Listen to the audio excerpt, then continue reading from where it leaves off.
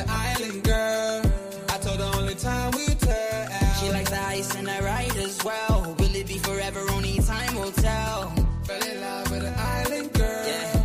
I told her only time we'll tell. She likes the ride and the ice as well. Will it be forever? Only time will tell. Man, I can't trust myself.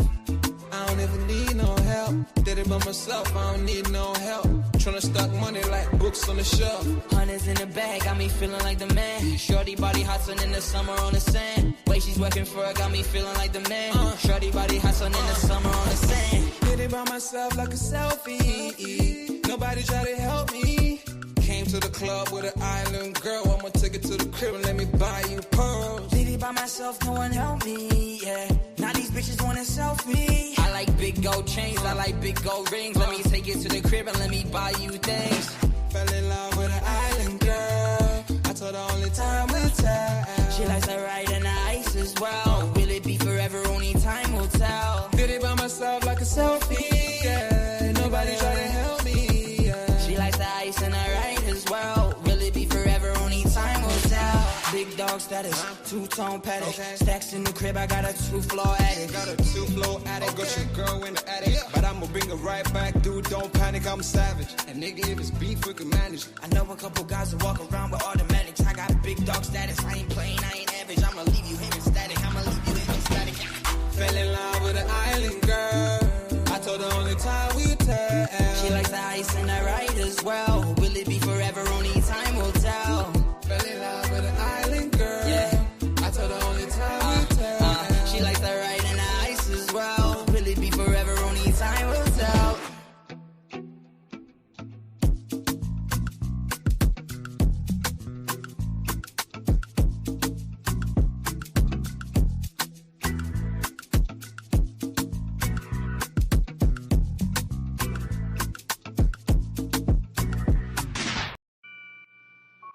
Take note.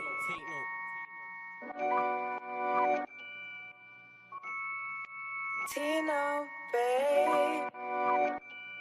Yo, Tino, he'll get his dome pop. Satin blue on his whip, but he ain't no cop. Don't stop, spray up his motor till it smokes up. Cause what I bought for insurance, I have it wrote off, you joker. Suck on your mum and take note, cause the foreign ring up in his grill. Like grandma stovetop, don't flop. Fuck up the game like this was Roblox. Oh gunner, running this field, I'm for your walk up. Drum roll, load up a cannon and give her more shots. I put your face on a beam, now you're Zordon. Treat you like an old sketchbook, you'll get drawn on. I lead your girl from the back, I'm that raw blood. Wait, who the fuck feels they could do me something? I'll roll up in your ends with a toolie busting. 32 ugly as shit, like Miss Rooney's husband. Somebody cut me a deal, I'm just too disgusting. Niggas think they next in line, but they ain't doing nothing. Mask on, metal in hand, Freddy Krueger's coming. Tools all up in your home, I'm here to fix the plumbing. House blown, toaster run, leak gas from your oven. Dior on your girlfriend's face, and she best get to sucking. Head game resemble my dad, cause it was good for nothing. Yeah, I'm still vegan, but I'm down for beef. Niggas think they slick with a dialect, but talk is cheap. Watch your mouth, little nigga, because I roll with heat. Top said there's no returns, and I see no receipt. I put your boy in the back like he was groceries. Riding round with the burner boy in case I find a leak. Extendo, licking off shots until it overheats. No mask, did it barefaced, just so they know it's me. Eyes closed, chest wide open, heart surgery. Usher said just let it burn, let's make it third degree. Niggas think everything's jokes until you shoot his queen. Shot was funny as shit, it barely missed the bean. Wax on, then wax off to leave the burner clean. Then open up the Uber app to flee the murder scene.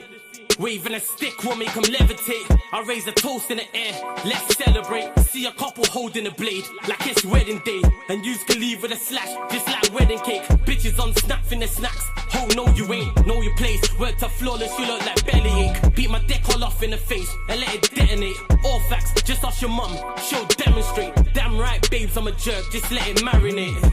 I gave it a beat like I was Penfold. And some retarded head, my tongue's mental. Babes, if you die then you die, cause you was meant to. Nigga, all I do is draw, I'm a pencil.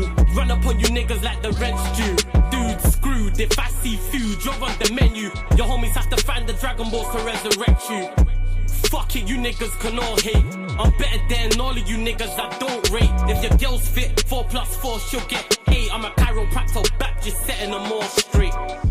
Scorps, take note.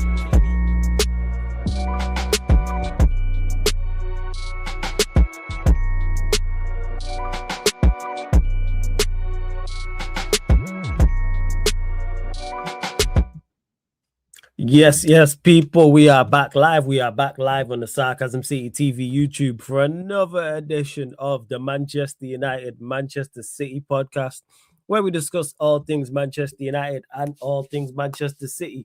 And disappointing results tonight, or technically yesterday now, because it just hit midnight, for both Manchester clubs. Manchester United losing late at Newcastle, first defeat for Michael Carrick. Asula late stoppage time goal. 2-1 loss there, against 10 men for Manchester United. And in regards to Manchester City, they drew at home to Nottingham Forest. Arsenal won against Brighton away. So is it now advantage Arsenal in the title race? Is it all over? So we're going to be discussing those two things. So please keep all your comments, all your questions, Manchester United or Manchester City related. Of course, we ain't spoke to Veta since the Champions League draw as well, so we'll probably get to that. And I'm sure Veta's got plenty to say as well. But big up, as I always state, first and foremost, actually, make sure you check out my match reaction. That's what I need everyone to do. Make sure you go check out my match reaction after this. So if you're watching live, check it out after. If you're watching back after, watch the show. Make sure you put my match reaction on your watch later list and go watch that. Go run up the likes, comment, hype, all that good stuff on there. Well, big up everyone supporting Sarcasm City TV. I appreciate each and every one of you lot who do support the channel. Make sure, though, you hit the like button on the video. You got to pay the tax when you enter the city of sarcasm. So I need everybody, make sure you hit the like button on the video, whether you're watching this live or watching this back after. Make sure you following and share across all of the socials. Follow and share across all of the socials. Yes, it's flawless. At Sarcasm City TV. At Sarcasm City TV. Yes, it's flawless on Twitter, Instagram, all that good stuff, people. Retweet, like, share. And just as important, make sure you hit the subscribe button and hit the notification bell as well. Road to 17,000 subscribers. So I need everybody to make sure they're hitting that subscribe button because, yeah, we just got one new subscriber there, people. But make sure you are doing so. Big up to everyone in the chat. Like I said, I'm going to give my thoughts on the game. Big up Stippo. Big up Andre. Big up Prick Will in the building as well. Absolute idiot guy. You know what I'm saying? But someone actually I'm looking forward to having a conversation with because I feel like we ain't doing a show in time. It was literally last week. I don't know why, but we moved. But like I said, definitely one of Canada's greatest ever exports, you know, behind maple syrup and Trish Stratus. My Life Veta Games TV is in the building. What are you telling me, Veta? You good? Yo, am I good? That's a tough question. That's a tough question. That's why I asked it. Man's hitting the heavy questions early. You know what? I don't know how you're feeling. That's why I didn't watch your games. I don't know how it went. I don't know your thoughts, etc. So that's why we'll discuss it. I've been better, is what I'll say. I've been better, but anytime I can do this show, anytime we can link up, you know what? It's a good day. So, people, if you haven't done it already, subscribe to the damn channel. If you haven't done it, showing manners, like the video already. And if you think you have what it takes to be a part of the show with a good comment or question, drop it in the chat. Flawless obviously reads everything. He'll put it on screen. If it's good enough, if it's of quality, he will put it on screen. If you doubt the quality, if you want to ensure that you see it, super chat it. But without further ado, allow me to reintroduce myself. My name is Vader Games.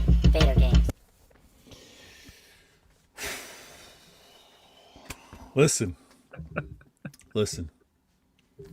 Tough day, I'm not going to lie. Tough day of football. Tough week of football, to be honest with you. It's been a tough week of football, just trying to entertain myself, watching other games. It's been a struggle as of late. But this result, Manchester City-wise, we didn't do enough to win it.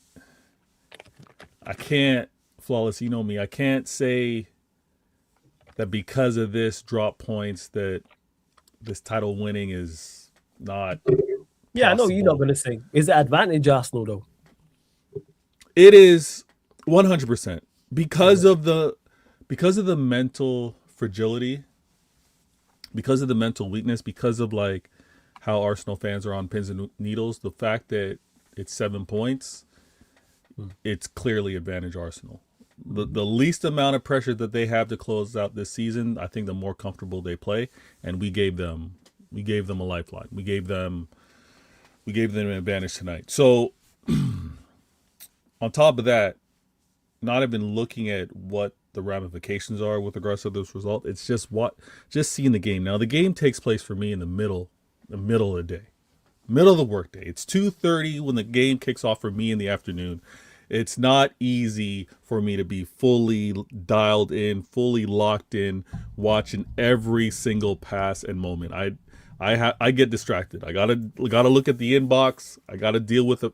So that's one. But we did more than enough again for that to have been a win at home.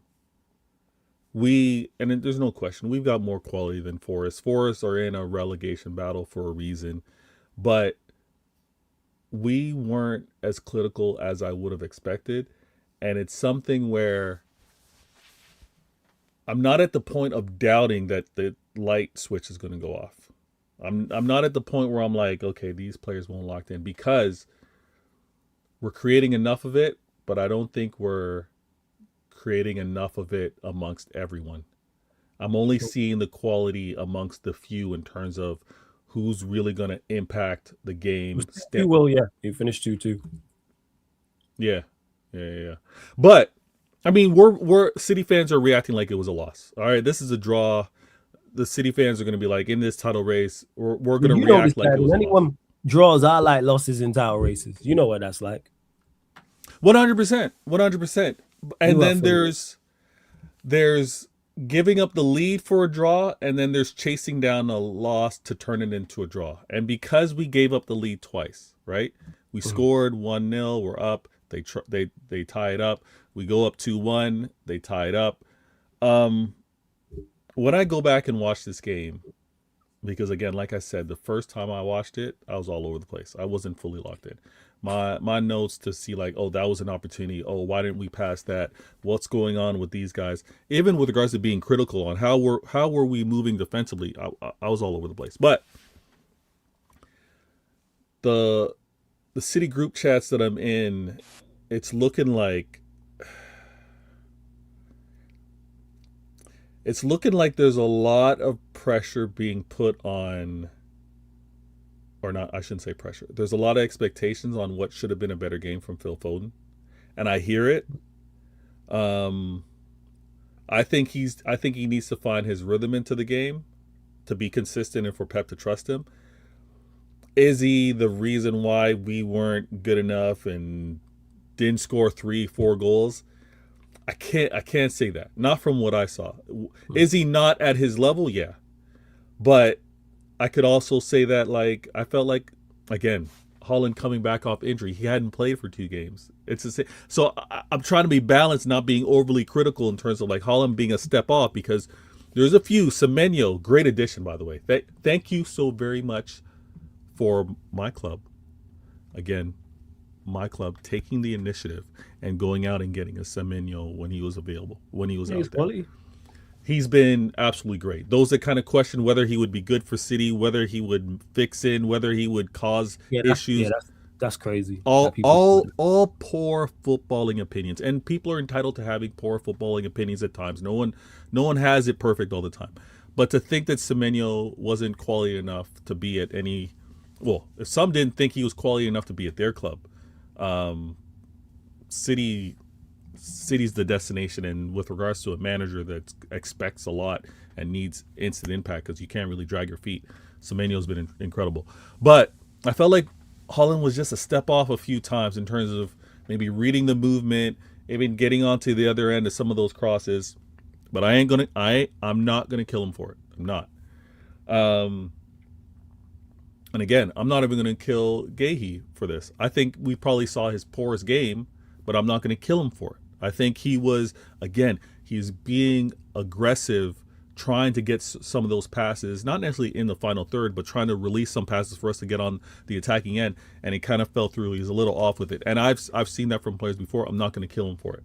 Defensively, I thought he was also good, but this is where I'm at with regards to, I didn't want City to be the first to drop points. There were going to be drop points between me and Arsenal. I'm not deluded. I knew points were going to be dropped. It was either going to be us, then Arsenal, or Arsenal, then. But I was hoping it for I was hoping for it to be Arsenal first. And even with Arsenal dropping points, I still would have expected City to drop points, but I was hoping for them to do it. They didn't. And again, like you said, you didn't see my game. I didn't see the Arsenal game. I didn't see your game. All these games taking place at the same time didn't have the fortunate. But result-wise, it's 1-0 for Arsenal. I don't know how difficult it was. I don't know how stressful that game was. But again, they got the result done in a 1-0. If I had seen at the end of my result, Arsenal destroyed Brighton, like Arsenal 2-3 goals scored, I would have been, oh damn, I'm stressing out here. I'd be stressing out here if I was like, oh, they're locked in. They know how to score their goals. They're going on game after game. But again, this Arsenal still has a lot to prove for me. So them getting that 1-0, I'm calm. I'm calm with it. And apparently, because I haven't seen the game, I didn't even think that the goal wasn't even anything to write home about. The goal wasn't anything to be bragging about. So I'm gonna watch it, go back and see things. But in typical fashion, why I'm confident, why I'm calm, is because, not my words, this is what I'm hearing. And you know, Flawless, you know me. I gotta listen. I know you be listening everywhere. I know, man. You know what I'm saying? gotta listen. You got I ears was everywhere told. that your own. I know you be paying attention. I know. I was told a smart man hears more and says less. That's what I was told. I was told a smart man observes more instead of dictates more. That's all it is. So I want to observe, but my early observations is it was like they scored and kind of locked up. They scored and said, you know what, we're going to defend. Let's see you break us down. I think that approach, and I don't know if that approach changes. I don't know if Arteta changes that approach as there becomes less and less games in the season. I think that's in his nature. And that's why I'm like, you know what, we're going to get more than one opportunity here. If his approach is going to be like, I'm going to lean on the defense. I can get one goal up. I'm going to lean on my defense. I think there's more opportunities here for it to be a lot more stressful for Arsenal and us to get it. But again, if I score 2 goals, I should be winning games. I should be winning games if I score 2 goals. So I'm going to go back and watch it. The result was crazy. It was a weird week. It was a weird week because of the number of drop points like in the league. And so the title race is strictly City and Arsenal. We've known that for a long time.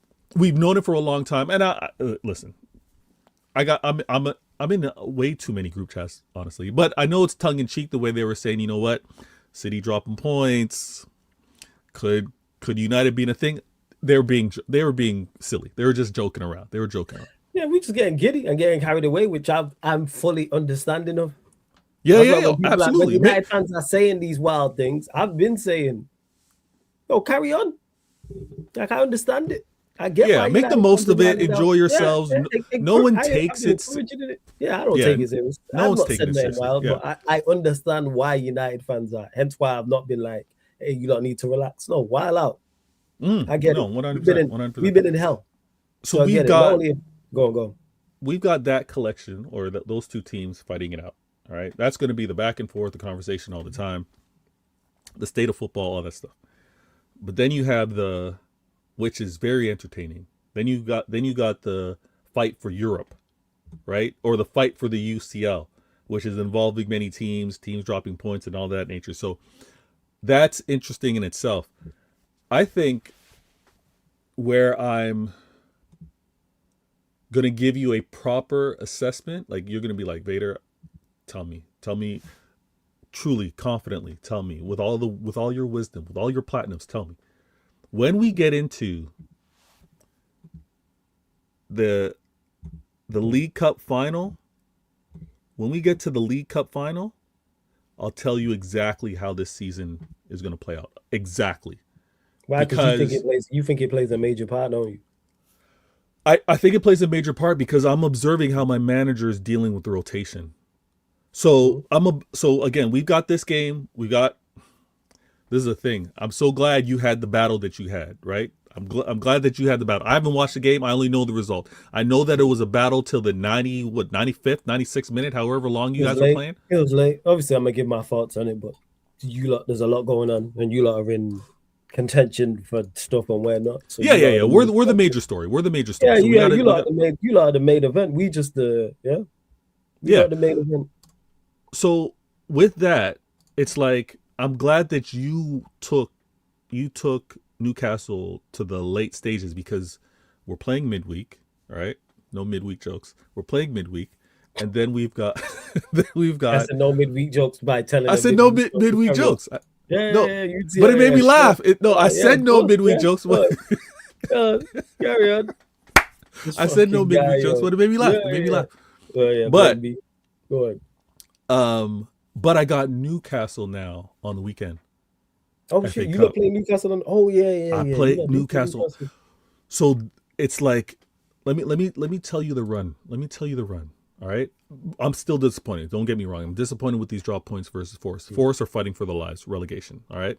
Disappointed. But I got Newcastle on Saturday, Real Madrid on Wednesday, Oh yeah, we're gonna talk about that.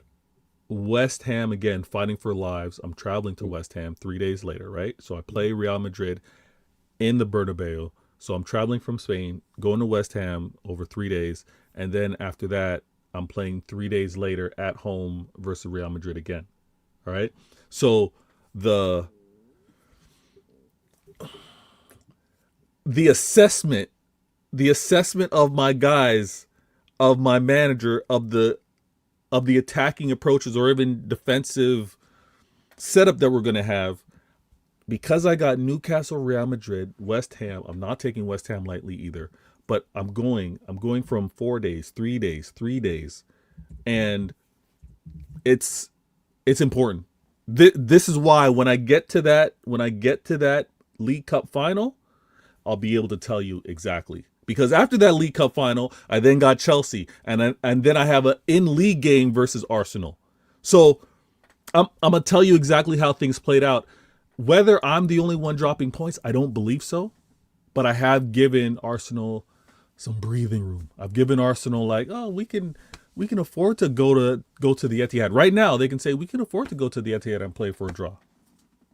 They can have that approach. So we'll see. We'll see. It is.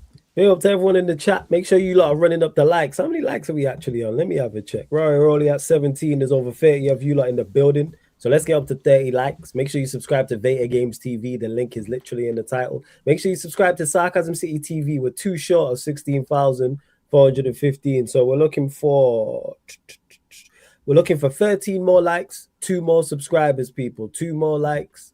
And no, sorry, 2 more subscribers, 13 more likes. And yes, Will, I did see this, and you put some good questions. And don't worry, I'm gonna get to the United. I know you lot got a lot of questions, especially you Chelsea lot who weren't here last weekend when Arsenal matched you lot up.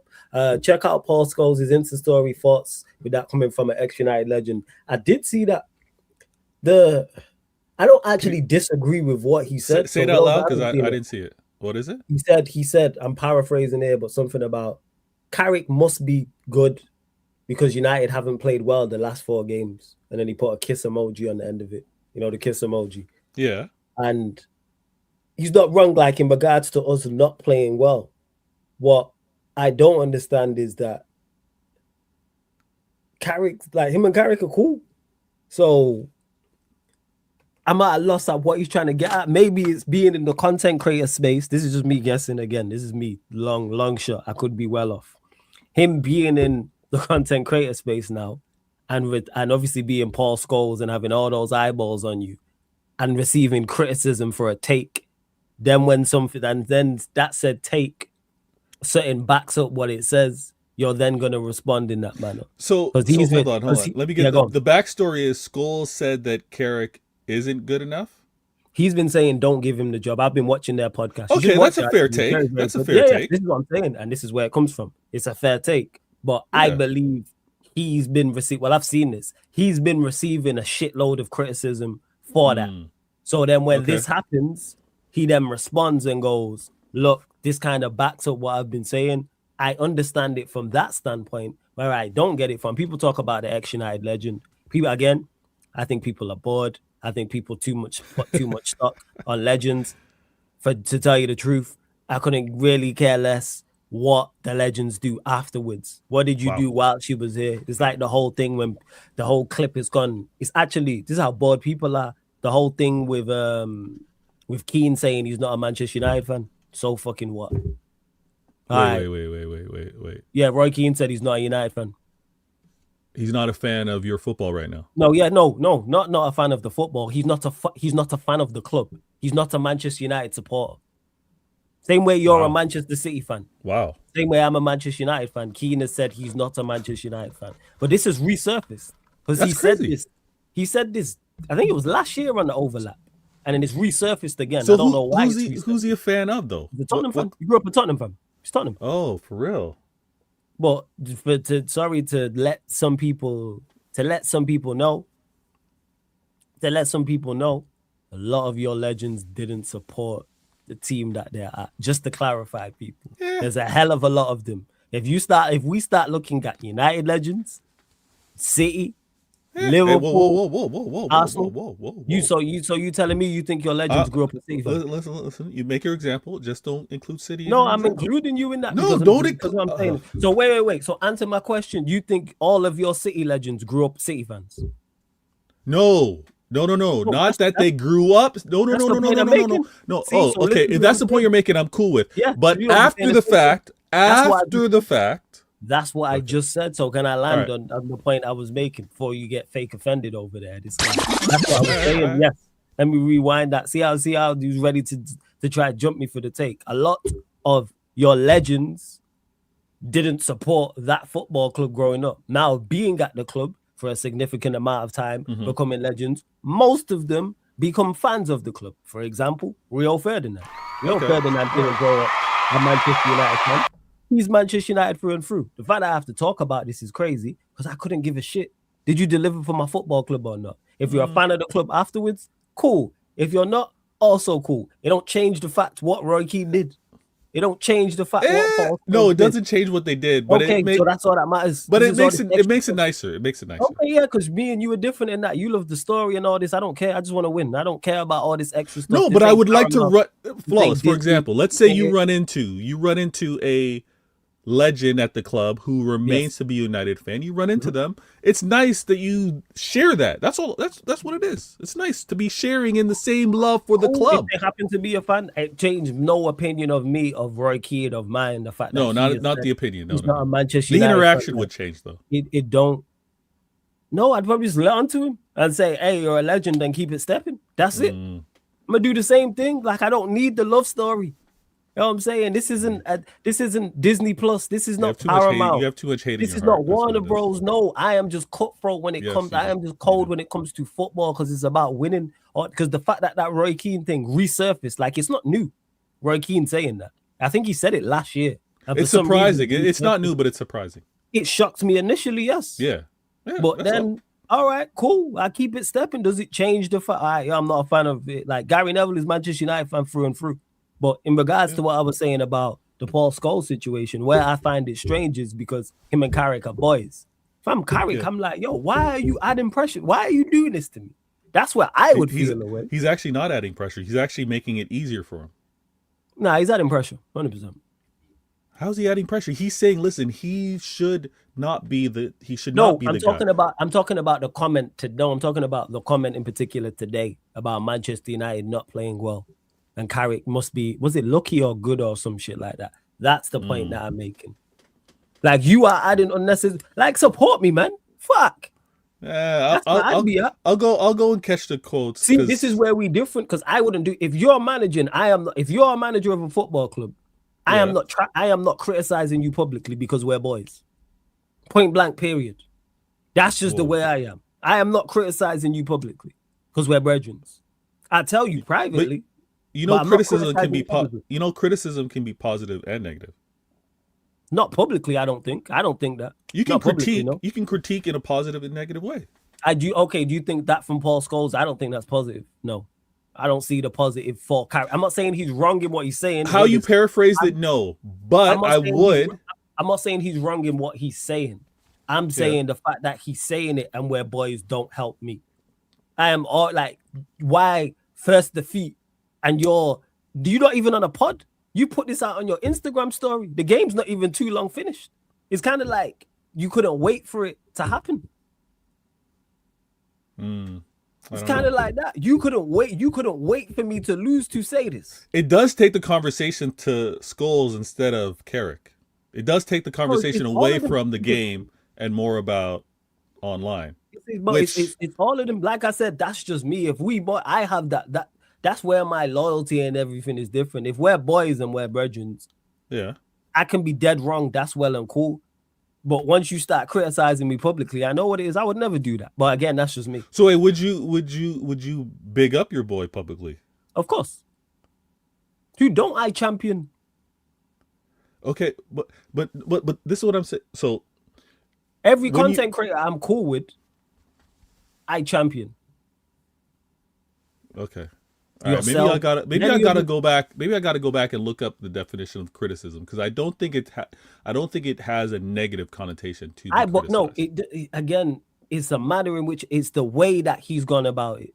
I hear it. What he's saying isn't actually. I understand what he's saying. United haven't really played well the past 4 games, but it's kind of like you couldn't wait to say it. You're not even. It's not even a show. It's not like United have played and he's on TV or he's done a podcast. He's put this on his end, and I'm like, if I am Carrick, again, this is just me looking at it from my perspective. If we are boys and I am Manchester United, you know the pressure I am under already. And for us to lose in that fashion, and and maybe Carrick don't care, which is cool. I'm not saying he did. Maybe Carrick's like, all right, whatever. But to me, you then put it on your Instagram story talking about, Carrick must be good. Because we've been poor the past 4 games, night, and that's it. Like that's where I'm at with it. It's it's not what he said. It's Flawless. I gotta say this though, and this is where you and I are very different, right? This is why I'm. As we are on these type of things, yes. Yeah, but a couple shows you've done this routinely. I don't know if the chat will remember you saying this. They probably heard you say it multiple times, but misery loves company, right? Like I don't. Like I'm miserable for my draw today, not a loss. But I'm not enjoying the fact that you lost today. Like, you know what I mean? Like it's not helping me. There's no there's none. Like misery does not love company in terms of you know what, poor day today, but at least flawless loss. It ain't happening. It's not happening over here. So we are very different that way. We are very different. We are, but and in regards to that, that's where it is, because obviously we'll ask the question, and that's where I got from it with the Scholes one. Forget the United legend stuff. Forget that. Criticize, when he criticized Martinez, him and Nicky Butt, because I watched that podcast religiously. It's very, very good. The Good, the Bad, the Football. And obviously they're 2 of my favorite players as well. I thought the criticism of Martinez was fair. They didn't say anything that was bad. Lisandro Martinez I'm talking about. And obviously they didn't play in the same team, so that closeness isn't there. I don't expect Manchester United, ex-players, ex-legends, to be biased towards the football club. That's what a lot of people want. I'm not with that. I'm saying they have a relationship. They are cool. They played in the same team. They are brethren. They've said this countless times. Carrick's a good guy, man. Did and all this. So for us to lose my first one in 8, and you put out that post on your Instagram story straight away, I'm sorry, I'm looking at you funny. That's just me, though. That's what it is. It's like you couldn't wait for me to lose for you to say something. Yo, Flawless, my bad. I got to run and get some batteries for my keyboard. I'll be. Do you think, man? All good. No stress. But hey, big up everyone tapped in. Did we get a raid of some sort? Let me know, people. Run up the likes though, because we're only at 20 likes. So I need you lot to double up the likes, hit the subscribe button. I'm seeing people in the chat talking some nonsense. So let me get to this. Or maybe they're not talking to me, so I shouldn't say that they're talking nonsense actually. But all right, let's see what else you lot are saying. Is it Joe Van says stop crying, we are shit. Are you talking to me about crying, or is this someone in the chat? Before I respond, maybe you're talking to someone in the chat. Maybe it's someone in the chat you're talking about. I'm not sure. Free-minded, you ain't good. Are you talking to me, or is it all United is doing is going off adrenaline and resting the whole week before every game? Again, free-minded, is this aimed at me? Like I'm lost at what the point is. Nah, no Q&A tonight. No Q&A tonight, Steve. Big up comment as well. Good to see you in the chat. Good to see you. Yo, Barrio, again, it's just me, just how I look at it from the outside looking, and I'm like, it's like you couldn't wait to say something. And we boys. And we're boys. Like, that's what it is. Like, it's not like we're not, but we are cool. And you go out and say that instantly after the game. All right, first. Genuinely, how do you think the top 5 race turns out? Not in order, United, Liverpool, Chelsea. I think they make it up, the rest with the other 2. Yeah. Where we at? RSV says, all right, so here we go. This is where we get into some good conversation. I'm not defending Amorim, but you should never back any player over the manager. Maynard was trash. He's way too overhyped, doesn't have pace, athleticism, mobility, and high-intensity games.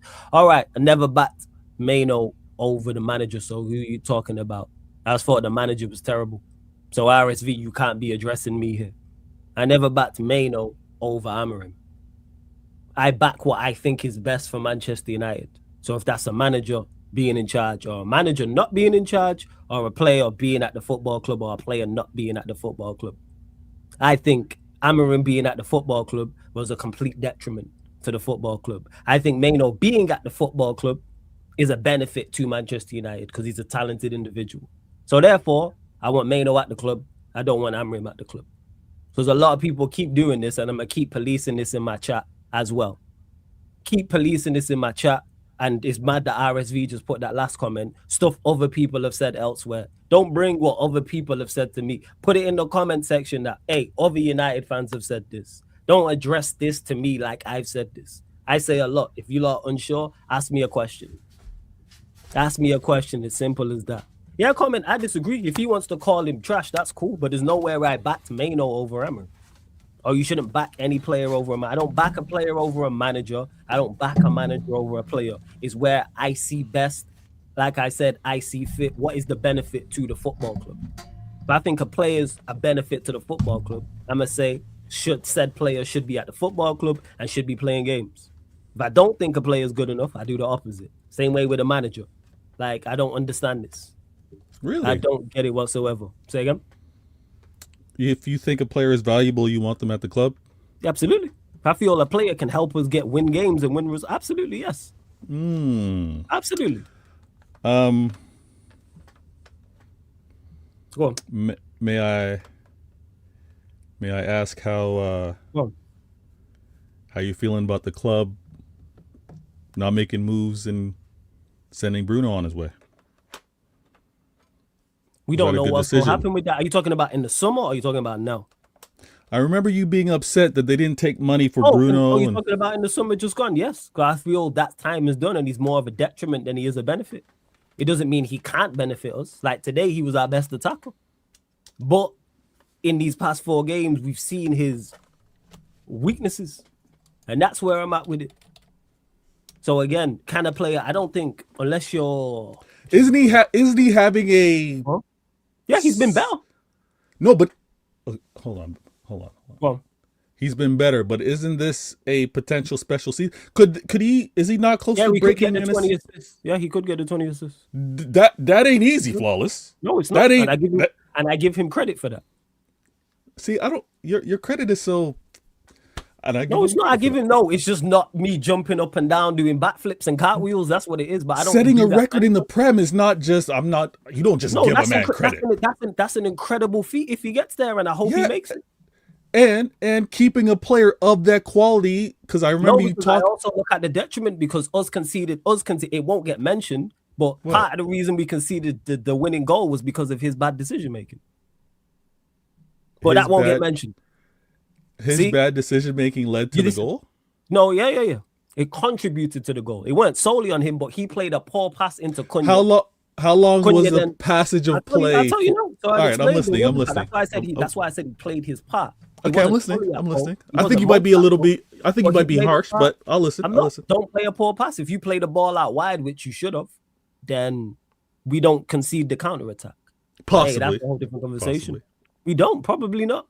But that's the whole point I'm making is he played a pass into Cunha. Cunha then lost it because he was on the stretch and where Cunha's not on. The pass isn't on. So it's a poor pass or poor control? It's a poor pass into Cunha. He's got 1 or 2 players on him at that point. Where if you've got a man free to your left, why are you forcing? All right, poor pass to Cunha. Give up possession? Yeah, Cunha then loses out. Then they get the ball. It goes wide right. It then goes down the line. And then Asula cuts in. Malacia doesn't engage. And then Asula scores a banger. Tired of scoring bangers. And yeah, and on top of that, the penalty was his fault too because he gave away the pen. So the 2 goals we conceded, he played a part in. Bruno caused the penalty? He made the challenge, Vito. Go watch the highlights. Okay. I'll wait. All right. Okay. Go watch the highlights. But that let's won't see. get mentioned. Let's see. But that won't get mentioned because he created so much. He was also our best attacker. Okay. All right. But here's what I'm talking about when I say it's a yin and a yang. For his good, he has his bad. That's where my issue lies. So in regards to the original conversation I was having with RSV, which he's conveniently trying to dodge, that's the conversation I'm talking about with it. So let's see where man are going. Where it is. Where we at? Again, RSV, I want to know about the Mano backing the manager. This is all well and good. Was you talking to me or was you talking to others? That's what we need to address first and foremost. That's what I want to know. Who was you talking to there? If it was directed at fans or someone in the chat or others, fairs, and we can move on. Because I don't know what you're talking about here. Because you say I'm not defending Amorim, which means I am defending Amorim, which is crazy. But here we are. But you should never back a player over a manager. So are you talking, is this aimed at me or is this aimed at others? Because I'm tired of people doing this in the chat. So you're just getting this secondhand where people will say this type of stuff and go, I'm not talking to you. So why bring it up then? Or address and say, hey, United fans have said this. Normally it's Twitter. So you know what? Go talk to these people on Twitter. When you see people putting out these tweets, go at them.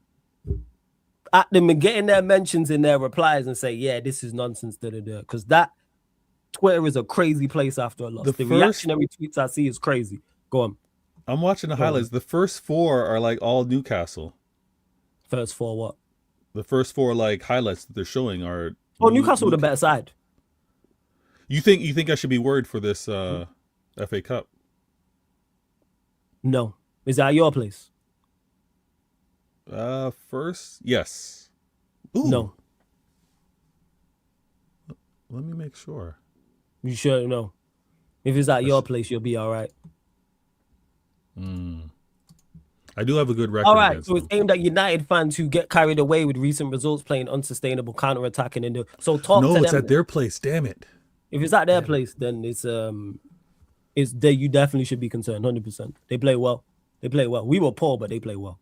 They did. Plus, their biggest strengths is our biggest weaknesses as well. Hence why we struggled against them for years.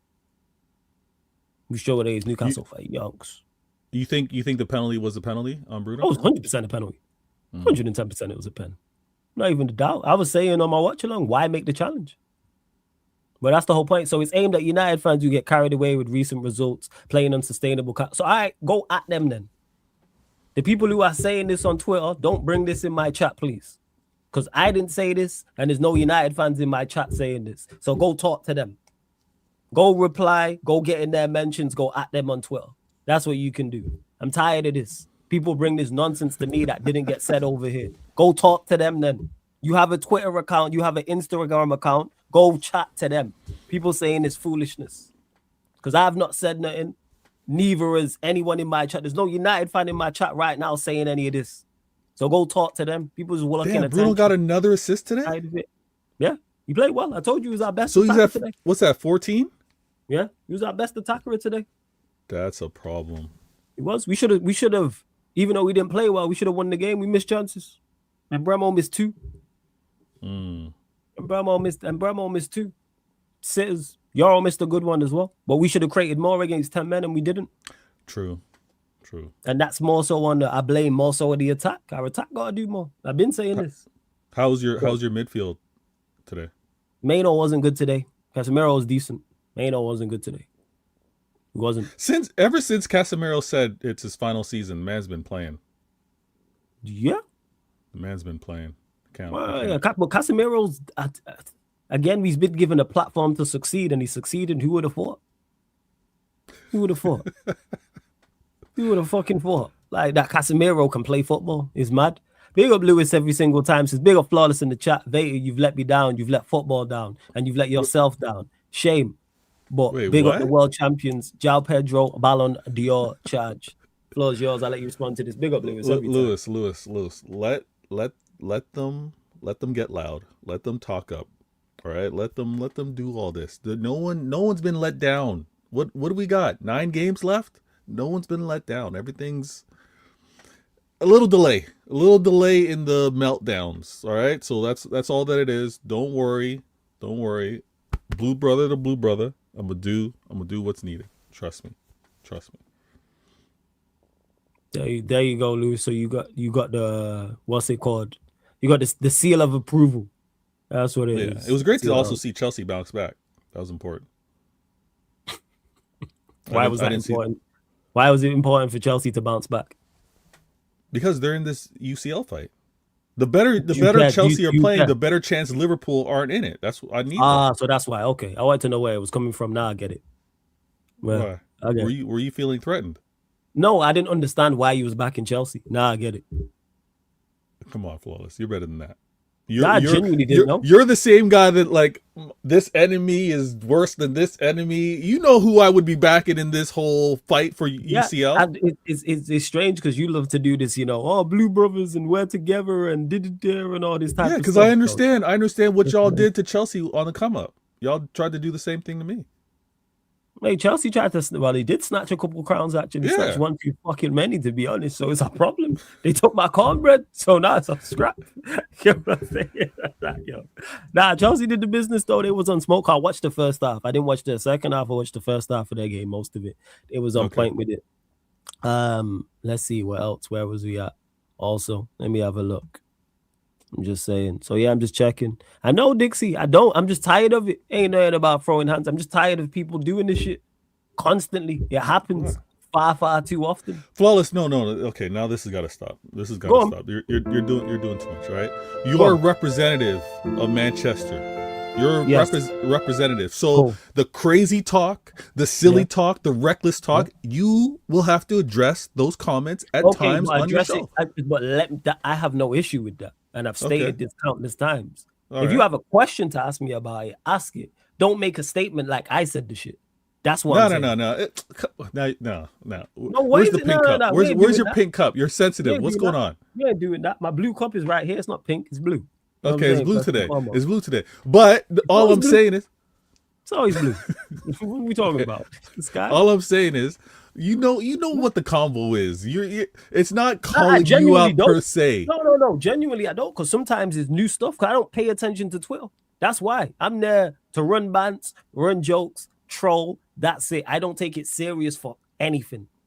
I hear especially football. That's why man are talking about Maino right now. But Maino, if he scores that banger, because Ramsdale made a good save, man are not talking about him. It's very much results-based analysis. If Bremo scores his 2 chances, or Yoro scores his chance, or the Xerxes strike goes in because Xerxes hit a banger from outside the box, or Maino, we're not having this. This is what I'm tired of. Because our performance today wasn't too far away from the performance against Everton. Wasn't too far away from the performance against Crystal Palace. But you know what happened against Everton and Crystal Palace? We won the game. So people ain't talking about it. True. It's like it's nothing new. I've been saying this. I know where this team is at. We are seeing it level out. We know where the deficiencies are in the team. Hence why I'm not even crashing out about the loss. I'm disappointed. Yes. Yeah, you got no stress about UCL. You're like, UCL's a lock. Oh, yeah. UCL a lock, 100%. Yeah, you're true. Because I trust the team over the next 10 games. Because we have enough goals, even though our attack wasn't on point today. Flawless. We have enough attackers going in. Go on. Flawless. Don't kill me, all right? Everybody in the chat. Go on, I'm about to, but go on. Watch Flawless's demeanor. Watch his body language. Yeah, this guy gonna say some bullshit. Go on. No, I'm just saying. When I first said it, again, it was jokes. It was jokes. When you first said what? I'm gonna say what I first said when I first said it. But I'm gonna say it right now. Go on. When it comes down to, I think what hurt you today, having not watched the game, but it is the fact that you had to turn this game around really quickly. I think you guys have enough. I think you guys have enough, more than enough quality to hit those Prem games. But if it's in succession, like within a 4-day span type thing, like, because I think you would probably agree, going into your pulling people off the bench to get the result, I don't think you trust that quality bench wise. I do trust the bench. Yeah, Xerxes and Ahmad off the bench are great options. That's who came off the bench. It was Xerxes and Ahmad. And here's why I'm going to dispel this myth Malacia started. No, Malacia didn't start. Malacia got off the bench. But that was after Delo came on. What was I going to say? Here's why I dispelled this myth about United 2 games a week, which is a whole heap of nonsense. I'll explain why. Yeah, it is nonsense. We had 2 weeks off against Everton and played just as bad. But you got the win. Okay. But we're talking performance. We're talking it's nothing to do. We're talking performance levels. What was Unless we're doing results. Did you say you had a similar performance versus Crystal Palace? Yes. And did we not have a week break? This has got to be worse though, because this is 10-man Newcastle. No, it wasn't. Again, no, it wasn't worse. What? No, it wasn't worse. It's what we've been moving the ball slow. We've been moving the ball slow. Our attack not doing enough. But again, at the moments that have gone for us in those games, didn't go for us tonight. You know what? I'll go one further. We actually created better. Wait. We actually created better chances in this game. Because we played Palace with 10 men and we played Newcastle with 10 men. And we created better chances against Newcastle than we did Palace. Okay. But people won't talk about that. Because I don't do the results-based analysis thing. All right. So you'd say you deserve to win today? No, because we fluffed our lines. So you don't deserve a draw. Would you say you don't take your chances? No, you don't take your chances and you make silly decisions on the other end. From a defensive standpoint, you cost yourself. I mean, I saw the highlights. Is it even worth me watching the game? Should I watch the game? Yeah, watch it. All right. Yeah, watch it. I'll take your word for it. Yeah. I think you'll find it interesting. Because I want to hear, even though you love gaslighting, I genuinely want to hear your thoughts because you're going to enlighten me to something that I didn't see. Probably, it's highly likely you're going to mention something to me that I didn't see. So yeah, I'm a realist. Like I said, we played against 10-man Palace, won the game, but created less. Played against 10-man Newcastle, wasn't good in the game, created more, but didn't win the game, and now everyone's crashing out. All right. Again, I hear the criticism of Carrick. Maybe you should have brought players on earlier. Yes. Team should have done better. Also, yes. But I also know where this team is at. Because if you ask a United fan, how many starters do we need? They'll say 4, maybe 5.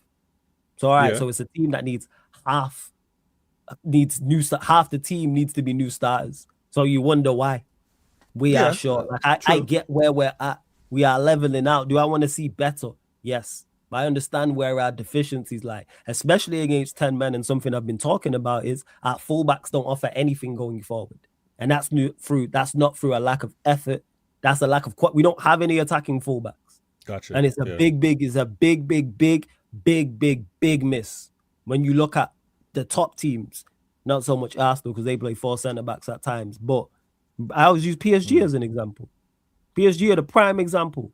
Look at what Mendes and Hakimi offer that side. As good as they are, they have one of the best midfields in Europe, arguably the best. They have one of the best attacks in Europe.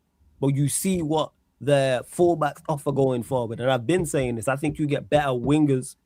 You get better winger options if you get better fullbacks. This is why we need a left back desperately. I've been saying this. So, what do you think you're going to be doing with what are you doing with your time off then? Because you don't play again until like next week Sunday. Yeah. Train. That's what it is. Relax, train, bounce back, get ready for Villa. Okay.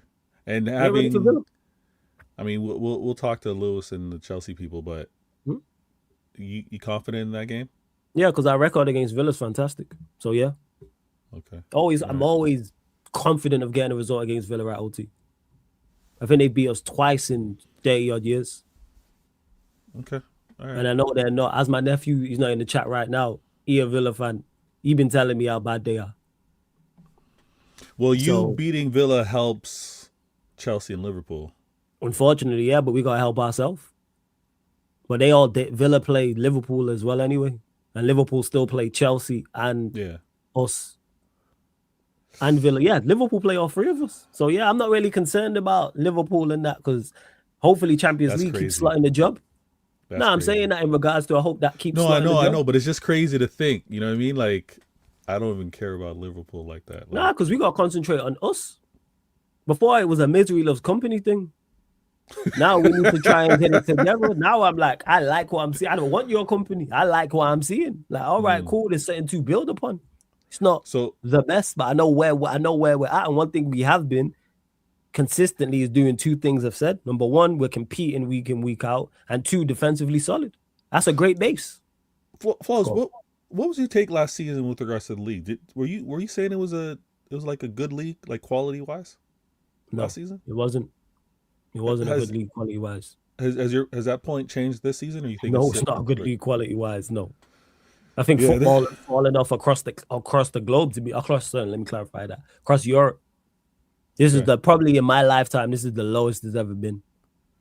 Because normally there's one league or a couple teams in a league where you go, oh yeah, they're of a certain quality. Nah. I think it's one of those where it's like the quality has changed. I'll put it this way. I'm gonna use an analogy. If you can go back and see, let's say one of your favorite cookies, right? Chips Ahoy or whatever it may be, or what you got in the UK. If you go back, how it used to be made, like how quality ingredients, less refined, less constructed chemicals. It's the same cookie today, same name, but the quality is very different. I think we're witnessing, yes, it's the same league, same clubs you're seeing, but the quality is so bad. And I feel like it's, oh, this is kind of twisted, but there's kind of like the experiment of, this is gonna sound messed up, but there's an experiment where you can slowly increase the heat on boiling water with a frog in it gradually, and the frogs won't know that they're being boiled to death, right? They won't know because the temperature is so gradual. I think the change in football has been so gradual, and it's gone to the point where like we're not recognizing, we're kind of like accepting it. I'm seeing so many, and again, when I come on this platform, I gotta speak based off what I've been observing. And again, I say this all the time.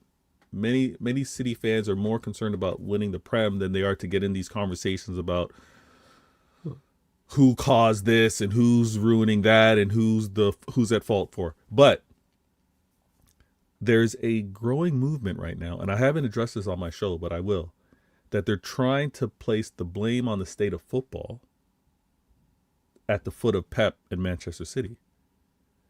And I don't know how I hear what they're trying to do. I don't quite get it, because yes, Pep came here and there was a system of play. There was playing out from the back. There was possession based. There was the usage of defenders in terms of with regards to the attack, with regards to the build-up, intricate passing. They're trying to now flip it and say this boring football, this overly defensive football falls at the foot of Pep because of Pep's style of play, because of Pep's incorporation of defenders. I mean, it's not personal. It's people's poor imitations of what's best. But we know this, man. Everything goes in, especially elite level sport, team sport, goes in follow fashion. Yeah. So what's successful for the person at the top, other people would try and implement. And that's where the issue lies. That's where the issue lies. Which is not Pep's fault, because he implements it the best. But when you have managers managers who are not Pep and not of the players of the caliber that Pep has trying to implement, it looks bad. It does look bad, but it's non-league trying to play out from the back. It's gone the other way, though. It's gone the other way, because now, and again, if you know what, if you catch me on some of these, you're not going to catch me, because that's a long day, and I'm not even going to bother, because I'm going to get rude. I know I'm going to get rude on the show, so I'm not even going to bother.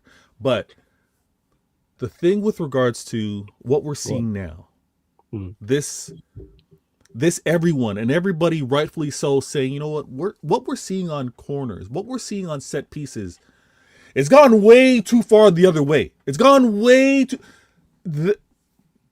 I'm hearing, and again, because of the size of the platform, it travels. So I got to do my part. But I heard that the claim is Pep was the first to put a little shove, a little contact with Vicario for Spurs. Pep was the first to kind of like suggest, hey, you know, bump the keeper a little bit and you can get some joy with regards to corners or set pieces. They're trying to do the big bang. They're trying to do the spark. They're trying to do the first butterfly effect and say, because of what Pep did in that game, that's why we're here now with what we're seeing in terms of crowding the keeper and the grappling and holding of players as they're trying to get. It's so dishonest. It's so low IQ. I'm embarrassed by it. What we're seeing right now, and again, you'll hear Arsenal fans themselves say that they're mirroring, that they've taken a page out of the Brentford book. They have said for the specialty that they were, but this is where I'm like, guys, I gotta call BS. I gotta say that y'all are faking the funk here, because they did it not having the quality of what you have, Arsenal. They did it because they realized that's their advantage because of who they can recruit, the type of talent and quality that they have. This is their way of having an impact in the game.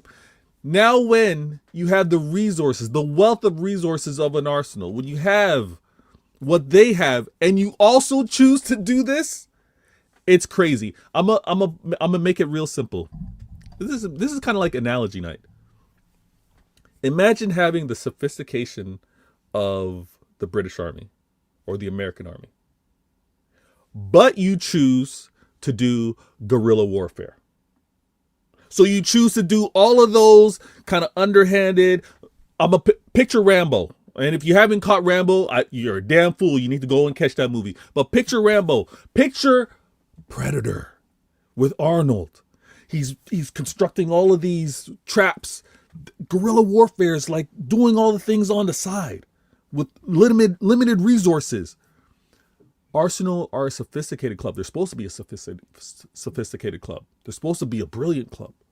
They're supposed to be carrying on of the heritage of an Arsene Wenger. What they're doing, if they win it, I get it. Win it. And this is what you and I kind of go back and forth a little bit on this, Flawless. I get it. Win at all means, or win at the end of the day is truly all that matters. However, there is you know what? The way I went about it also matters. And I think it's going to come to a part where, and I really hope that the football gods, Flawless, reward the true nature of the game. I hope they reward the players, the club, the manager that play with the true intention of the beautiful game that we know to be football. But it's nasty out there. It's absolutely disgusting. It's nasty, but I blame most of it's on the officials. Got to do something about it. Actually, you know what? Clubs can do something about it. I've said this. Chelsea shown it when they played Arsenal at the last game, the Carabao Cup. That's only one portion of it, though, Flawless. That's only one portion. What's the other portion? So if we take out some corners and crowding the goalkeeper, what's the other because part? you can limit the number of people in the box, because you're gonna make sure that they have to deal with your threat, because you're gonna have people outside the box ready to counter. I get all that. But what I'm truly seeing in terms of the inconsistency, the fact that they have an eye in the sky, the fact that VAR reviews the goal. Oh, so you're talking about referees? So when you talked about the officiating, like there's ways to calm this down or change it. Like, at the end of the day, you know what players won't do? Players won't grapple if the goal's disallowed. They won't. They will defend. You know what? If you shove a keeper, you know what they're not gonna. Just by nature, if a goal gets disallowed, they're going to stop doing it. This is the thing. And when we talk about where the state of the game, where it's going, I don't want to be a contributor to that. Again, this AI, this is jokes. But this progression, because we've all seen Terminator 2. This evolution, this walking towards the future in terms of the T-1000 or D-Day or what, guys, I'm not going to be a contributor to it.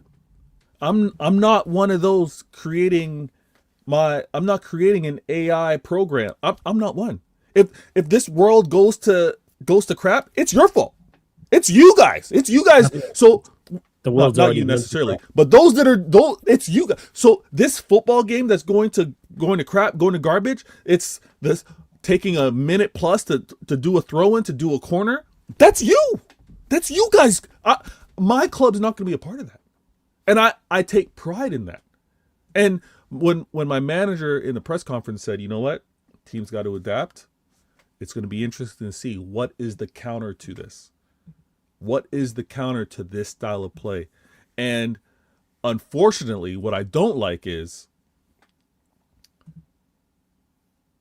it's only going to get worse because, and hear me out, Flawless. Go on, yeah, you go on. For those that are traditionalists, right?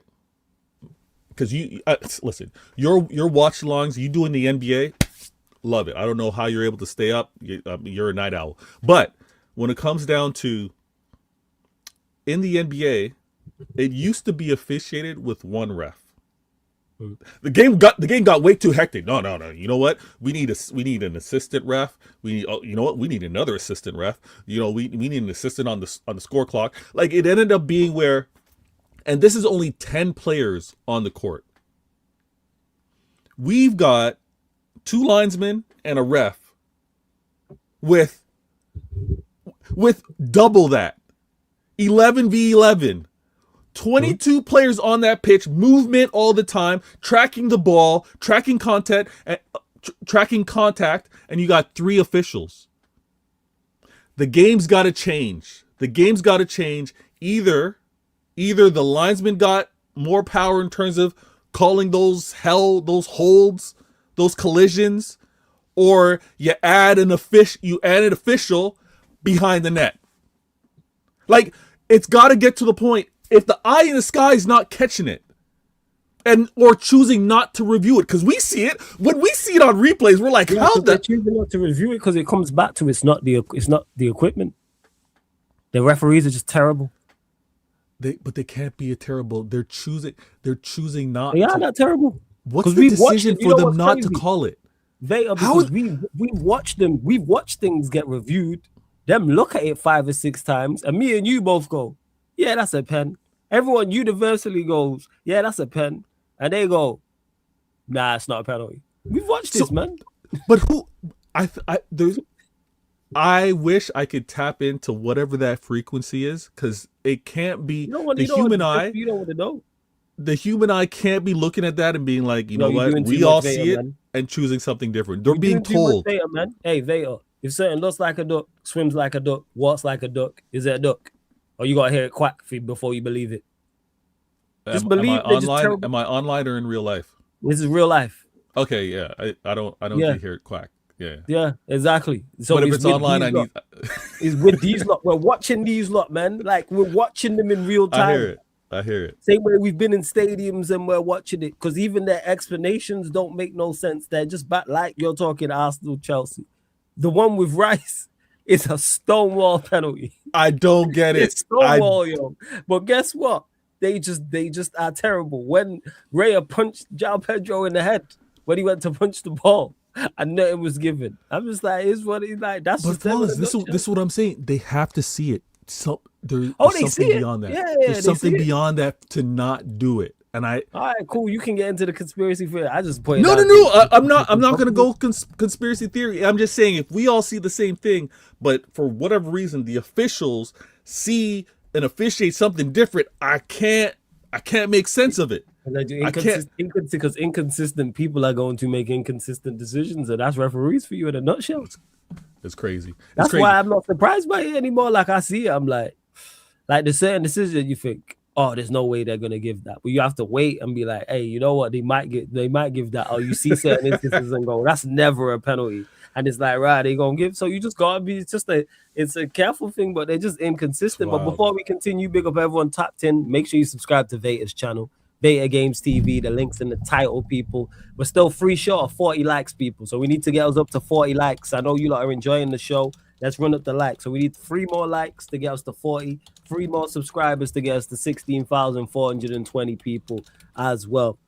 But that being said, Veta, you may be disappointed about, the result today and dropping points to Nottingham Forest, but I know you very, very well. So I know you're doubly happily about this. One, because you drew Real Madrid, number one, and number two, you're on the tough side of the draw. So I know you're over the moon about that because you want the toughest possible competition. So you're on the dark side of the draw. You're not on the more favorable side. You're on the dark side of the draw when you look at the potential gauntlet you have to run in the Champions League.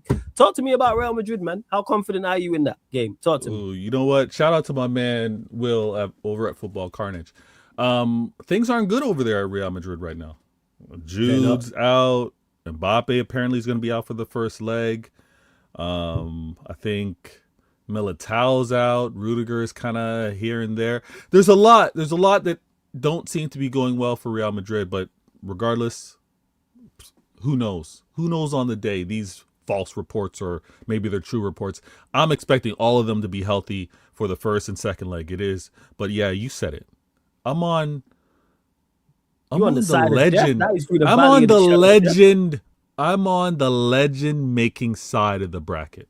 Facts. You are. There's no you come out of that side playing into the final, there is no question whether you belong or not. There's no question whether you are one of the best. Running that gauntlet. I hear it. Go on, carry on. What? Oh, don't do that. I said you're like United in 99 running that gauntlet. I get it. No. Actually, it's not the same. We play better sides, but go on, carry on. See, this is how I catch flawless. This is how I catch flawless, right? Listen, everybody in the chat.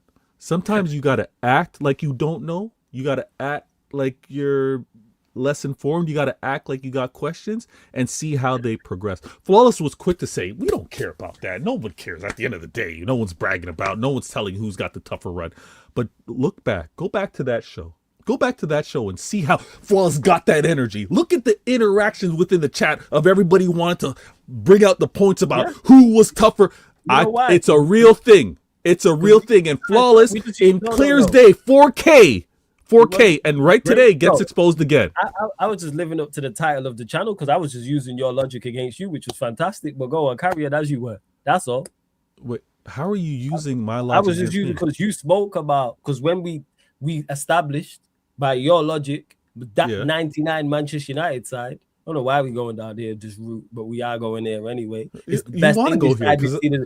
This is we established on that show by using your logic. United 99 side is the best English side we've seen. No, whoa. No, we did not establish a damn thing. You gave out your point. I didn't concede. Yeah, you did concede. It was I didn't. Your logic on it. No. You said undefeated and faced the best competition. That 99 side, as we established, because I forgot we was undefeated. I thought we had lost one of the games. We was undefeated. And we no. Wait. I didn't. So where was wrong? We was undefeated. That's been clarified. That's been checked. I got undefeated. I got to scoop up, Mike. I got to scoop up. We're gonna talk about this when I get. Veta a family man, yo, but this is why Veta talking about, oh, you caught me out. No, that was his logic. Oh, Veta was talking about if you are undefeated, because City went undefeated when they won it, and you face the toughest competition. I was like, right, it's clearly United then. I said, I couldn't care, man. Couldn't care less. But right, where we at? Hold up. Mario, I meant to get to this as well. Flawless, if physicality is United's weakness, what areas of the pitch need to be improved immediately based off the attribute? Central midfield and that fullback area. When I speak about Newcastle and what we lack, it's the running power. Athletes. We don't have no athletes now. Granted, we improved that in the attacking areas. Hence why we can play counter-attacking the way we do. When you have Dorgu and you have Ahmad and you have Embremo and you have Sesko and you have Cunha, all those players can run off the ball. And there's power and there's purpose with it. our central midfield. That's why at points Joe Linton can just like sprint around, and that we don't have that. Newcastle are very good at it. Aston Villa are very good at it. They're in the, like when everybody's fit, and we lack that in those areas. Athletes, and then fullback areas as well. I rate Mazarawi, so but we don't have athletes there. Like we don't have, for example, a Nuno Mendes. We don't have a byline to byline demon at fullback. Obviously, you gotta add quality. So when I talk about that, I'm talking about it from an athletic standpoint. We don't have athletes. We don't have athletes. We don't have athletes. 99 not even better than 04, 05 Chelsea. Now we're talking Champions League, man. So Barrio, sorry, like you got to be included in that conversation we was talking about. We was talking about Champions League winners. You know, 04, 05 Chelsea didn't do that, so you can't. Like, if we're talking Prem winners, it's a whole different conversation. But Champions League winners is saying, who'd you not get knocked out by 04, 05? Who'd you not lose to? Who was it? Just asking our interest. But yeah, shout out Vea. Vea will be back shortly. What's this? Flawless or Walla? That's why I reminded everyone of the trophies we don't want to hear about. Nah, it was Veta. Like I said, you got to go back and watch that live stream. Veta started off that conversation. Because he talks about winning trophies the right way and all this type of stuff. Like, all right. That is it. Oh, was it the Liverpool goal? Oh, was it the Luis Garcia goal? All right, fairs, but back to it. Like I said, Veta will be back shortly. Where was I at? Manchester United as well, people. In regards, that's why I'm not crashing out. And you see it in the chat with some people. I'm sure you lot see it on your socials. I'm sure there's content creators who are like just overreacting in regards to it. Disappointing, yes. Should Manchester United have played better? Yes. Should we win the game against 10 men? Also, yes. Do I understand the criticism of some players, in particular our attackers? Yes. Could Carrick have made changes earlier? Also, yes. All of those things I agree with without doubt, but I know where our team is at. I know what we lack in terms of quality. Hence why this summer is big. I know we're not far from the finished article. I'm not going to crash on Carrick, the interim. Carrick still done, even with this loss, has done a phenomenal job. He's done a phenomenal job, Michael Carrick, and I give him credit to that. And now it's about bouncing back against Aston Villa. That's it. All right, let's see what else. I can't lie, this Carrick overreaction is really scummy from your fan base, but what to expect from United? I'm feeling on this. Yeah, man, that's just that fan base, man. It is.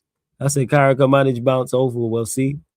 And Bremo's so stinky without GNA. Yeah, he needs to perform well. 100%. He needs to perform well. And people have called for him to be dropped. I understand. I'd probably start Ahmad against Aston Villa. But it's good to have options like that. But yeah, he needs to pattern up. I do like him, Bremo. I'm a fan, and he should have scored today. The fact that he still gets into situations to score goals and gets assists, I'm with it. I'm with it. Fully with it. It's ironic that it came out with distancing from Nagelsmann this morning, and then Carrick gets his first defeat tonight. I'm glad Nagelsmann distanced himself from us. Cool. I ain't trying to see Nagelsmann here. That's absolutely fine. Nah, I think, but Mario, one, your midfield's much more mobile than ours, but two, I trust us against Villa anyway, just because of our record against them. Worst Manchester United sides have beat Villa sides. So we just need to do the business. I wouldn't say Villa's complete. I wouldn't say Villa's completely washed. I wouldn't say all that. I wouldn't say they're completely washed. Just injuries have killed them. Like they're free. Ain't Kamara, Tillemans, and McGinn all missing. So you could argue that three best midfielders are missing. You take the three best midfielders out any side, it's a wrap.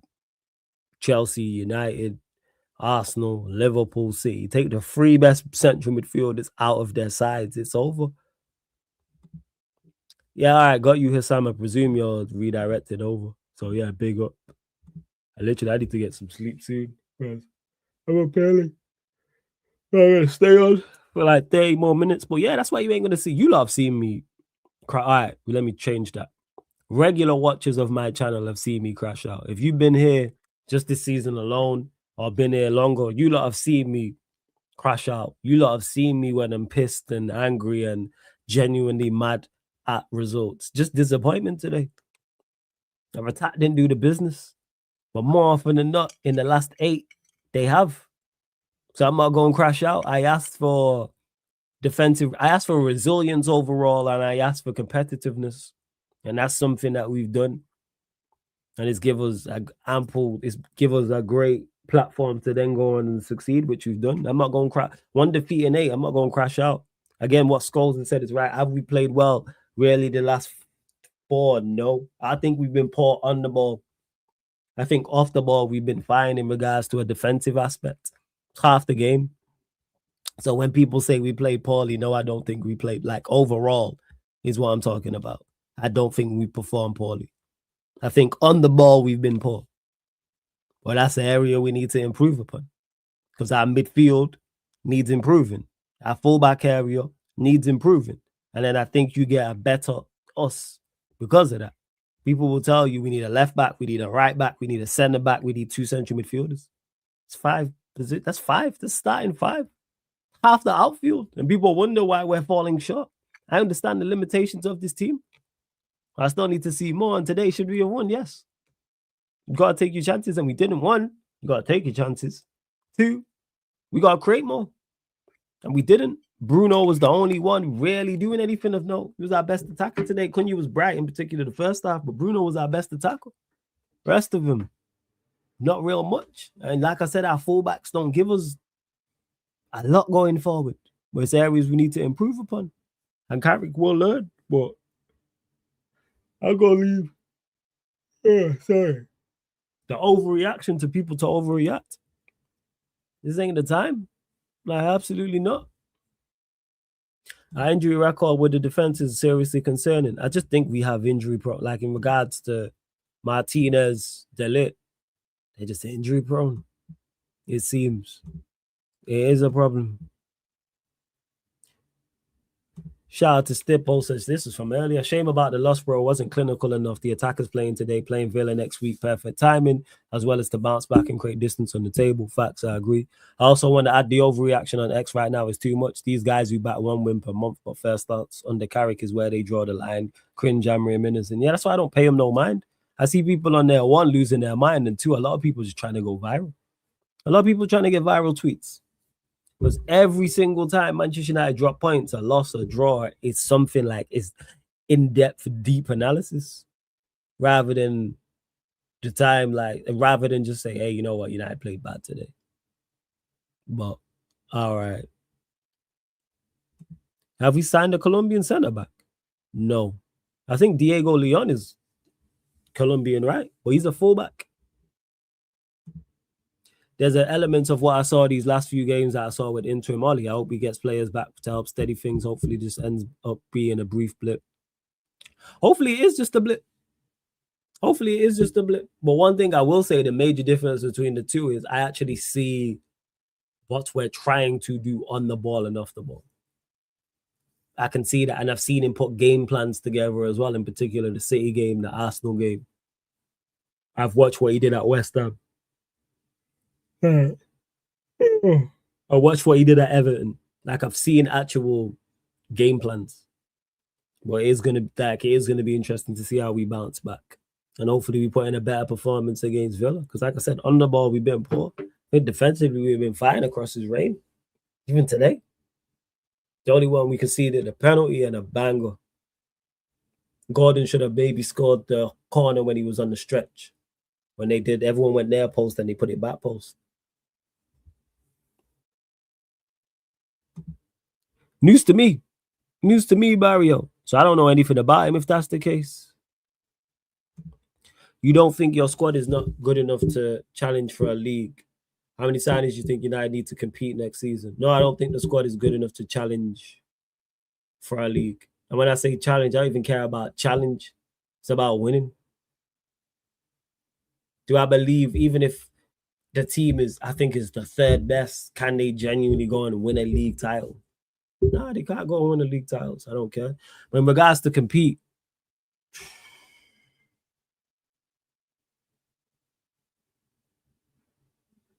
trying to have a think. Probably 4 signings, I would say. 4 signings. Need 3 central midfielders, left back. People have spoke about left wing. I hear it. I like the 6 we have. When I say the 6, Cunha, Dorgu, Sesko, Xerxes, Ahmad, and Bremo. That's our front six going forward. I'm cool with that next season. There's obviously other areas we need to improve, but you're not going to get all in one window. So yeah, I'd say 4. I mentioned there 3 central midfielders, 1 and a left back. That's what I would say. Yeah, send that, please. Please send that, Barrio. Thank you. Shout out to Hassan for the raid as well. Everyone joining over from the raid. Veta will be back shortly. Make sure you run up the likes. Run up the likes. We're at 48 likes. There's now over 400 of you lot in the building. So we can do more than that. Let's get up to 80 likes. I'm only asking for 30 likes, people. Asking for 30 likes. And let's hit the subscribe button. Get us to 16,420. So all I'm asking for is 30 out 50. So 30 more likes, 2 more subscribers. That's just 2 more subscribers, 30 more likes. That's it. That's all I'm asking for. Who's that team we call United? Jokes aside, big up my CDM flawless. Big up Ginny Esther, man. My guy. Blessings every single time. Big up, big up. Oh, shit. Shout out casually for the raid as well, man.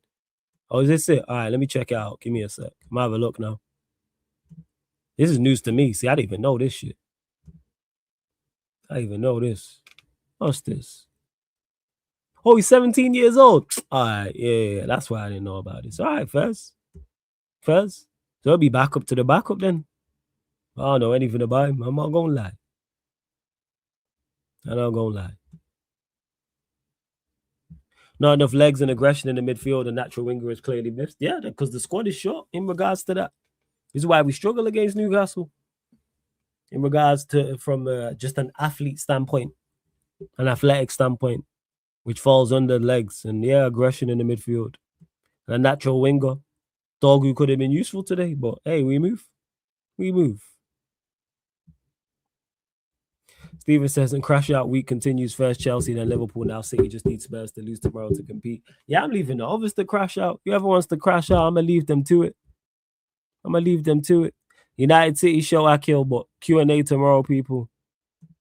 I can't lie, I don't know about this. Or is it, how do you even say his name? I don't even know how you say his name. I'm just calling him O.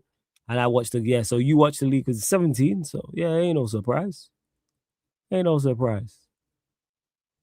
You lot continue to get your questions in. Please keep them Manchester United or Manchester City related. If it's City related, Veta will be back shortly. I'll star it and I'll wait for it. Any United questions you lot have for me, get in now, people. Any questions you lot have for me, get in now. And what's crazy is, a lot of the time I'd be chatting, and when me and Veta was talking and people was talking the most absolute nonsense in the comment section. And when I go to the comment section, no one got anything to say. Hey, it makes sense. Just chatting rubbish. Harry tried to target Trippier with those long balls from the men's, but haven't done their homework. 5'8" trips is really good in the air. Yeah, I don't know why we just didn't hit Sesko. I didn't really understand that part of it. I would have just went even stick Sesko on him. Switch it. Have Sesko go wide left. And then if they're going to drag out, maybe if a defender then drags over, you can then maybe go long ball through the middle. So, yeah. Yeah, members Q&A this Friday. It's already set up. I think I put it for 10. I think it's 10. What do I think about City's lack of mentality? I don't think City lack mentality, Ash. I don't think it's a lack of mentality from City. I think it's a lack of quality. I don't think it's a mentality issue. When will Rodri get suspended? What? Should he have been sent off or something today? I didn't watch the City game. I was watching the United game. Thoughts on Scholes' comment? Very strange, Wills. I spoke about this before. And not what he said. The timing in which he said it. And him and Carrick are cool. So I'm just I don't get it. That's where I'm at with it. I'm just, I'm at a loss. It's not like you and Carrick are boys. Ain't you man friends? And he loses a game and you instantly go to your Instagram story to crash on him. It didn't make no sense. It don't make no sense. I have an idea again. He'll clear it up on his podcast because I watch their podcast because it's a good podcast, a good debate of football. Paddy McGuinness, Nicky Butt, Paul Scholes. But it don't make no he'll explain on Monday why he said what he said. I just don't get it right now. Yeah, Will, that's where I'm at with it. Now I gotta look good for the media over back your boy Shane. I get he's probably receiving criticism for saying Carrick shouldn't get the job.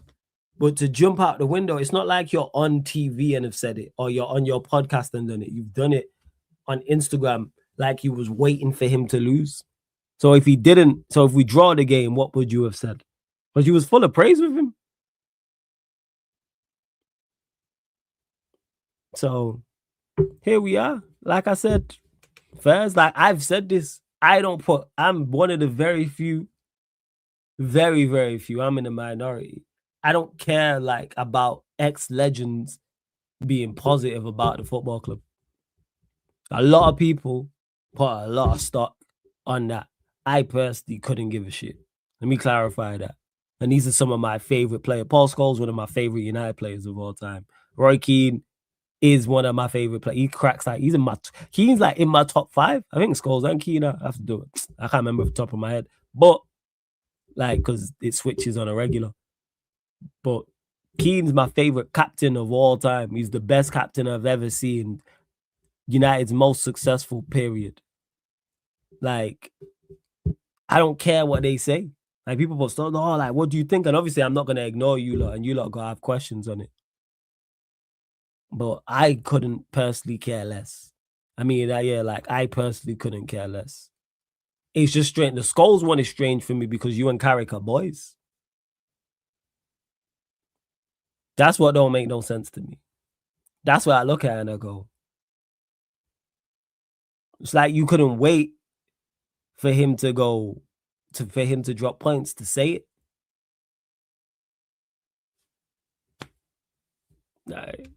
I just make it make sense. Make it make sense. I don't know, man.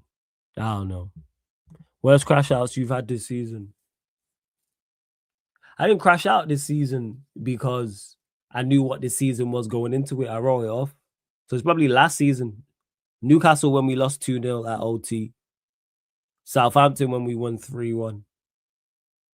They're probably the two. If you go back and check them match reactions, I was livid. I was livid. Southampton, and bear in mind, people, Southampton, we won 3-1. So Southampton and Newcastle. When Newcastle beat us 2-0 at OT, this is last season. And I think there's another one in there, but I can't remember. They're the worst crash outs. I didn't crash out this season because I wrote it off from before a ball was kicked. I wrote off this season because I knew we weren't doing shit on that room. So I was like, we ain't doing nothing. Losing to 10 men again. Is this the Carrick magic running out flawless? Nah, we just didn't take our chances. That's what happened. You don't take your chances, this is what's going to happen. But yeah, very unnecessary. That's what it seemed like, Wills. It was very, very unnecessary from him. But this is me. What else you like? Big up 10 as well. Congrats on the win, my guy. Yeah, I was fuming after that Southampton game. I said it's only 1,461 of your world champs. Flawless probably kind of. You know why? Because hearing Lewis say that shit is hilarious, yo. I love that his what's the word I'm looking for? What would you call it? Catchphrase. I'm a fan, first and foremost. I'm a fan. Yeah, we had our chances. We gotta take them. We don't take your chances. Guess what? That's what's gonna happen. And Bremo's missed 2. He's missed 2 sitters. Have to. Yoro's missed a good chance. But in particular, the 2 and Bremo ones is the ones I'm looking at. They're the 2. Gotta take your chances. Big up Justin says, very disappointing from our attack and Carrick subs tonight. We move and we're still third. I'm expecting a response against Villa. This is a huge, huge game. I agreed. That's where I'm at with it. Like, our attack. I wrote in my match reaction. Make sure you lot check out my match reaction as well. But, yeah. I'm looking at my attack. Carrick could have maybe made the subs earlier. I hear that critique as well. But we're playing against 10 man, new man deliver. But we move. Fortunately enough for us, the only team that won around us was Chelsea. Liverpool lost, Villa lost. So we didn't lose any ground on them. Chelsea gained some ground on us. But now we have to go and regain ground Make sure we beat Villa next week Sunday. Make sure. You seen the Brian Gaffer said F football calling it out. I did see that. I did see it. I always know we're a team that turns up against bigger teams. If you were called Southampton United, we probably don't beat you. I knew you'd always give us a fucking game there, man. I said 1-1 before the game. You'd always give us a game, man. Always. All the time, but we got to do better. Blame us. In particular, yes, Carrick can be critiqued for not making the sub sooner. You're playing against 10 men, 45 minutes. Even the first goal we gave away was so... Yeah. It's bad. If you could only take one player from Newcastle, who would you choose? Sorry about the yarding people. Tonali. Play Tonali. 100% Tonali. I would. Bit up though, man. Vader's in the building. Back to it, Vader, man. Hope you're blessed. Everything good, yeah? You're on mute, man. Well, Princess, good. Yeah. All's calm. All's calm. All right, love that. Just making sure all good. But yeah, back to you lot, man. Running the gauntlet. Power to the people and all that. Real Madrid, you are not in there, but you are definitely favorites for the game. Even though I think you're going out, but you are favorites for the game. But thoughts on drawing Real Madrid? I don't know why he's laughing. They are favorites for the game. But Real Madrid have individuals that can knock them out. But they are favorites for the game, 100%. I'm favorites. You're favorites for the game. Yeah, I'm favorites given the season. Yeah, you're favorites for the given game. Given UCL history, heritage. This is going up against 14. Is it 14 UCL winners in Real Madrid? Or is it 15? You should know. They're your rivals, so you should know. Once I believe it's 14. 14 UCL winners. They're your rivals, remember. You know. Tough game. Yes, I wasn't surprised. I wasn't surprised. Flawless. Listen. Like clockwork. Real Madrid, UCL, UEFA, trying to make money, trying to print money. Hey, we need that button, that randomizer. We need that randomizer to have City and Real Madrid play. Whatever you guys program it, just make it seem random. It's what the world wanted. It's what you wanted. It's what I wanted. Everyone happy. We all wanted City Madrid. Yes, but we all wanted it, but they need to do a better way of disguising it. Nah, they don't. It's supposed to be. We all go enjoy the game. We don't care. We don't care. You got what you wanted. That's all that matters, man. We don't care. You got what you wanted. You wanted Real Madrid. You wanted the toughest side of the draw. I wanted City to get Real Madrid. I wanted you to be on the toughest side of the draw. We both happy. Yeah, but you're not completely happy. Yes. I'm very happy. Why am I not completely happy? Because you would want all English teams on one side. Hey, I got most. Arsenal will fuck it out. That's themselves. why I said you're not. That's what I said. Yeah, I'm like 99.9% happy. Barcelona got something for Arsenal, so I don't worry about that. Well, you got nothing to worry about watching. They got the best player in Europe. I don't worry about that. I'll roll with him. I think we'll be all right. You know what? This Arsenal defense, I think, can handle Barcelona. Yeah, cool, man. Same way they handled Wolves. I hear it. But go on, carry on as you was. Well, they can afford to get a draw on the first leg. All right, cool, man. Listen, when it comes down to being on this side of the draw, yes, I am one of the rare ones. I am one of the few that want this. And it's because I understand. To make things great things need to happen. Iron doesn't sharpen versus wood. Iron doesn't sharpen versus plastic. It doesn't. Now, those fans out there that want to, hey, I want the plastic route. I want the wood route. I want the easy route. Yeah, do that. Yeah, cool. When the stories are told, when history is then shared with the next generation, one has more value. One has more weight. One has more gravitas. Yeah. And that's why I'm on the side of the gravitas. Yeah. I'm on the side that I make it out of here, nothing's gonna be said about me. The United 99 side. Why do you? No, I'm just clarifying that the United 99 side did exactly what you said. That's why, by your logic, we established they're the best English side ever in the Champions League. According to my logic, I said that City had the best. How was it when our competition was better than yours? What would make your competition better? Just compare the teams you faced and compare. No, so okay, so you know what? In the heat of the moment, this is probably where I wasn't clear. Who did you face in the semifinals and the quarters again? Who was it? I went through UCL greats flawless. I'm just asking. I forgot who it was. Who did you face again? Who was it? Was it Madrid in the semifinals? Real Madrid. Okay, and a Real Madrid that had won it 13 times. There's no greater. Hold on. Don't say cool. Don't say cool. Please don't say cool. There is greater because it's not one of the best Real Madrid sides. But go on. Who did you face in the quarterfinals? Bayern. Okay, cool. We faced a better Bayern than you did. What are we talking about? No. Listen. Yeah, we did. We faced a better Bayern than you did. And the Juventus side we faced it. Wait. If you start talking it. No, what you mean? We did face a better. Let me talk. Chat. See how flawless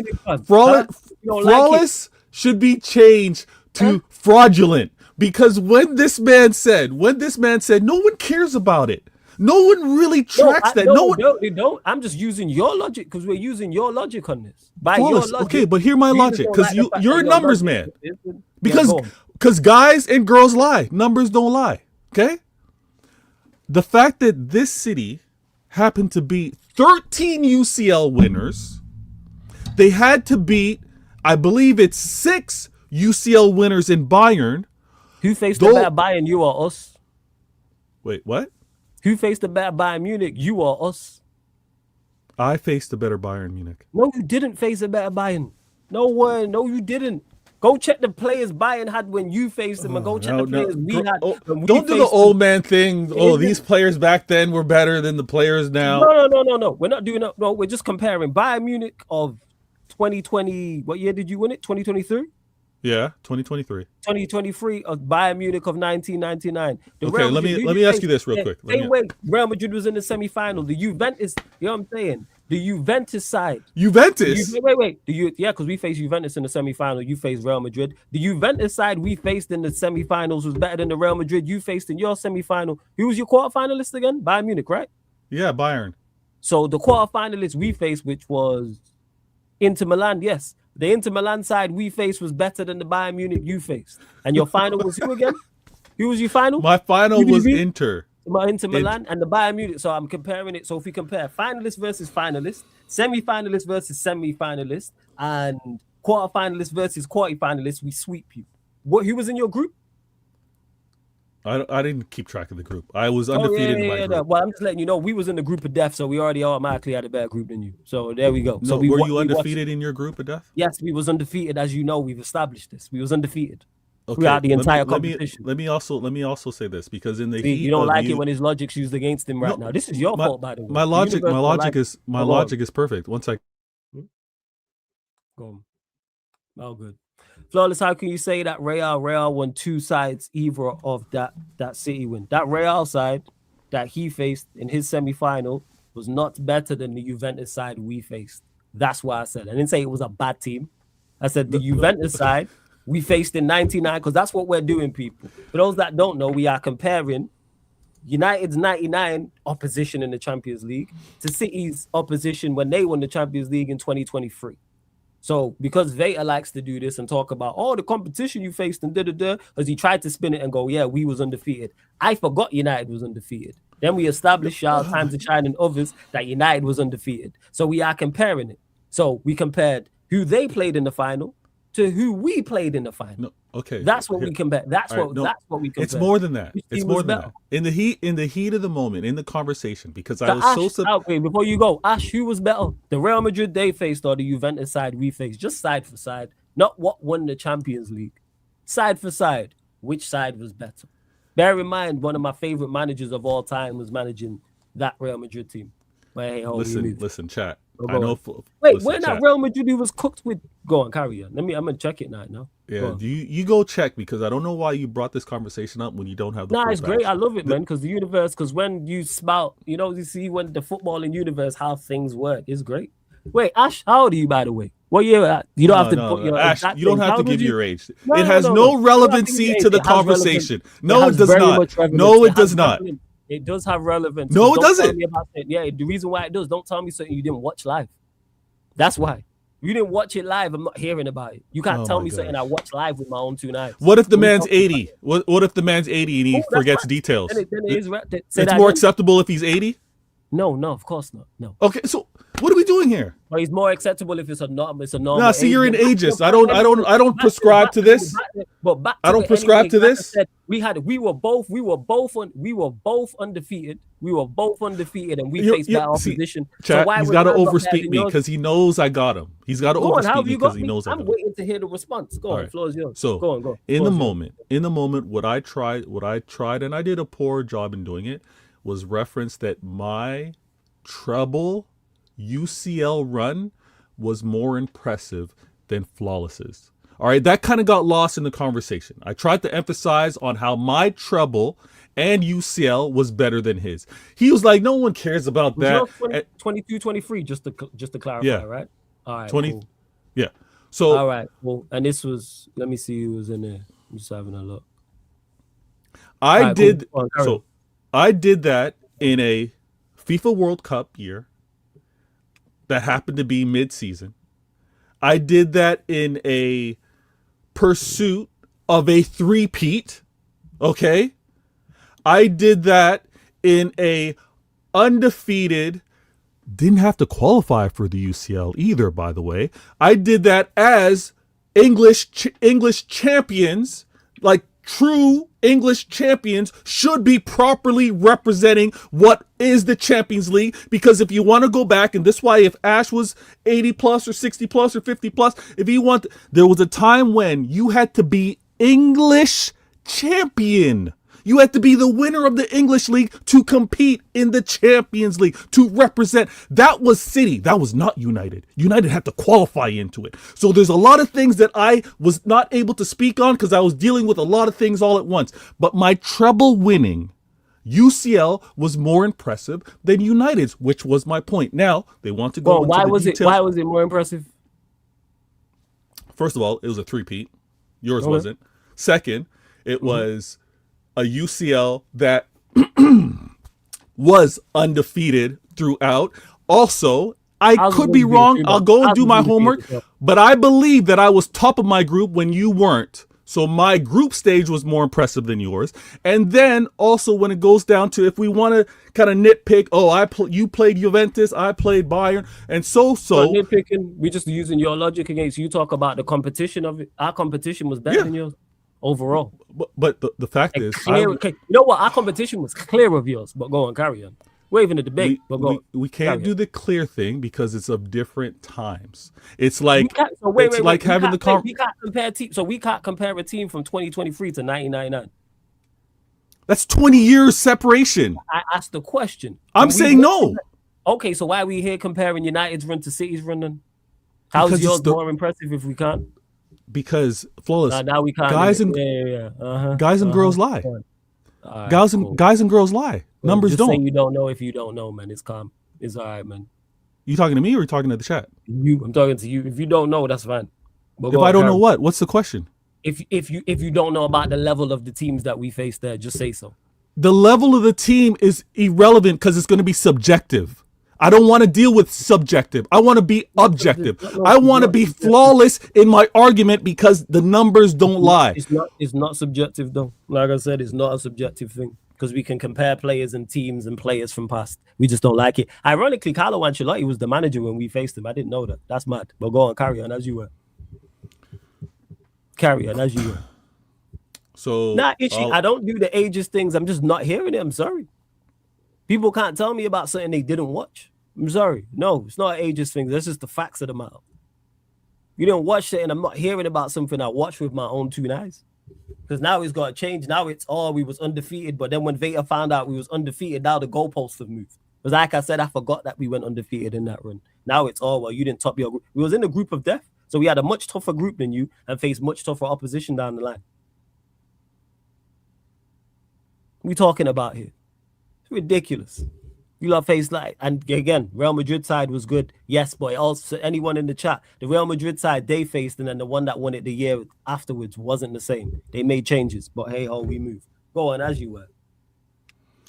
So when we bring it back full circle, and I talk about being on the right side of history, I want to be on the side of going through this gauntlet, because without this, we don't have this conversation, which Flawless at the time wanted to dismiss. He wanted to say no one cares about that. No one flexes it. No one does the comparison. But we're here, and again, he's trying to say my logic, but we're here because he's looking at the comparison of teams and is making the point for me. That's what I don't want. I don't want to be on the weak side of the draw. I don't want to be on all those other clubs that you would say would not be rated, would not compare to the teams that you played, and then be in a conversation to not even compare. Because if I was playing against a Villarreal, if I was playing against an Atleti or whoever you want to mention that are weaker, this is not... I wouldn't bring it. I only brought it up because of you. I wouldn't bring it up. I only bring it up because of you. I don't bring this up to anybody else. Flawless. You may not bring it up, but the fact that you can... Okay, but hear me out. The fact that you can argue it is because you can see a difference in quality. Is because you are looking and seeing that there's a comparison that you can make on one being better than the other. Which I understand that, but you can make the point because you see a difference. Oh my gosh. It's because of you. So when you say Flawless, I've already said, I understand that you're using my logic. But in my logic, you see that one is tougher than the other. So when you have the comparison, it is clear as day. But it don't make it any. But just because I'm not arguing that, Flawless, don't take it back there. I'm not arguing that. I fully understand in regards to what you are saying. I'm saying I solely use it solely because of you. I don't look at that. I don't give that as a reason as to why that 99 side is better than that City side. You utilize that. I don't say that. Okay. I forgot we went undefeated. Take my logic out of there. Take my logic out of there. That's what we're based. What's your logic on who's better? In regards to what? United or your City side? You make the decision. How do you compare your treble being better than mine? Go. I just think we have better individuals. That's why. That's why I think it is. I think we have a better manager and better individuals. Again, that's subjective, but yes, I think we do. I think that's why. I don't look at the competition like you do. I don't look at all this. Okay, so I look at it from an individual, because I've said this to you before and I say this to you again. The 99 United side, I don't even think is the best Manchester United side I've seen before, even though it won the treble. Plus, I don't care about that. It's about the treble. No. And no, because we were talking trebles. You don't think the City treble winning side is the best City side you've seen? It has nothing to do with that. We're comparing trebles. No, I'm not comparing best team versus best team. I'm not doing that. If you start comparing trebles, yes, I think we have better individuals than you. Yes. Okay, and I don't use the competition aspect, even though I understand your logic. So, chat, Flawless. No, let me finish this point. Let me finish this point. Flawless's logic is comparing treble, not using Vader's logic, his logic. No. He's going to look at his squad to my squad and say, you know what? United's better because of their squad. That's why they have the better treble winning team. That's your logic. Cool. My logic is I'm not just going to look at squad for squad. I'm going to see how this squad performed against the others in the world at the time. And the others in the world at the time, this city established a higher winning level than yours. And that's where I'm at.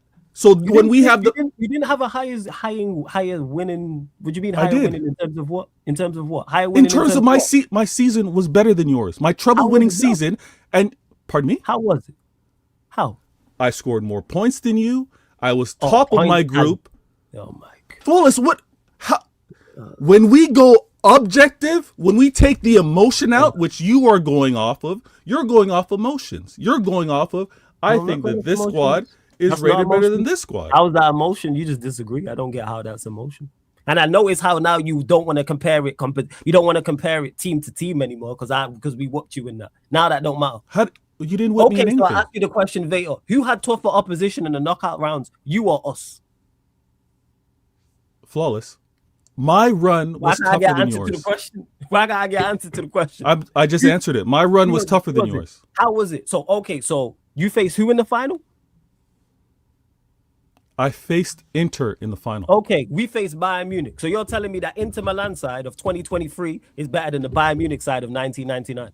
Because we can go pull these up right now. I'll pull up both 11s and we'll see which one watches which. So now I'm saying, do you want to stand on this? You're telling me right now the Inter Milan side that you faced in 2023 is better than the Bayern Munich side of 1999. That's what you're saying. Because I'm gonna go pull both teams right now. I'm gonna pull up both teams right now. Pull up both teams. I'm literally gonna pull up both. Pull up both teams. Do the nostalgia. Do the comparison. Don't do the nostalgia. No. We gonna pull up both. Right, 1 second. Where was it? Bayern Munich 19. Why is it nostalgia? Why is it a nostalgia thing? They're either better or they're not. Don't hit me with that. That's lazy. Because we're comparing something that happened 20 years ago. Flawless.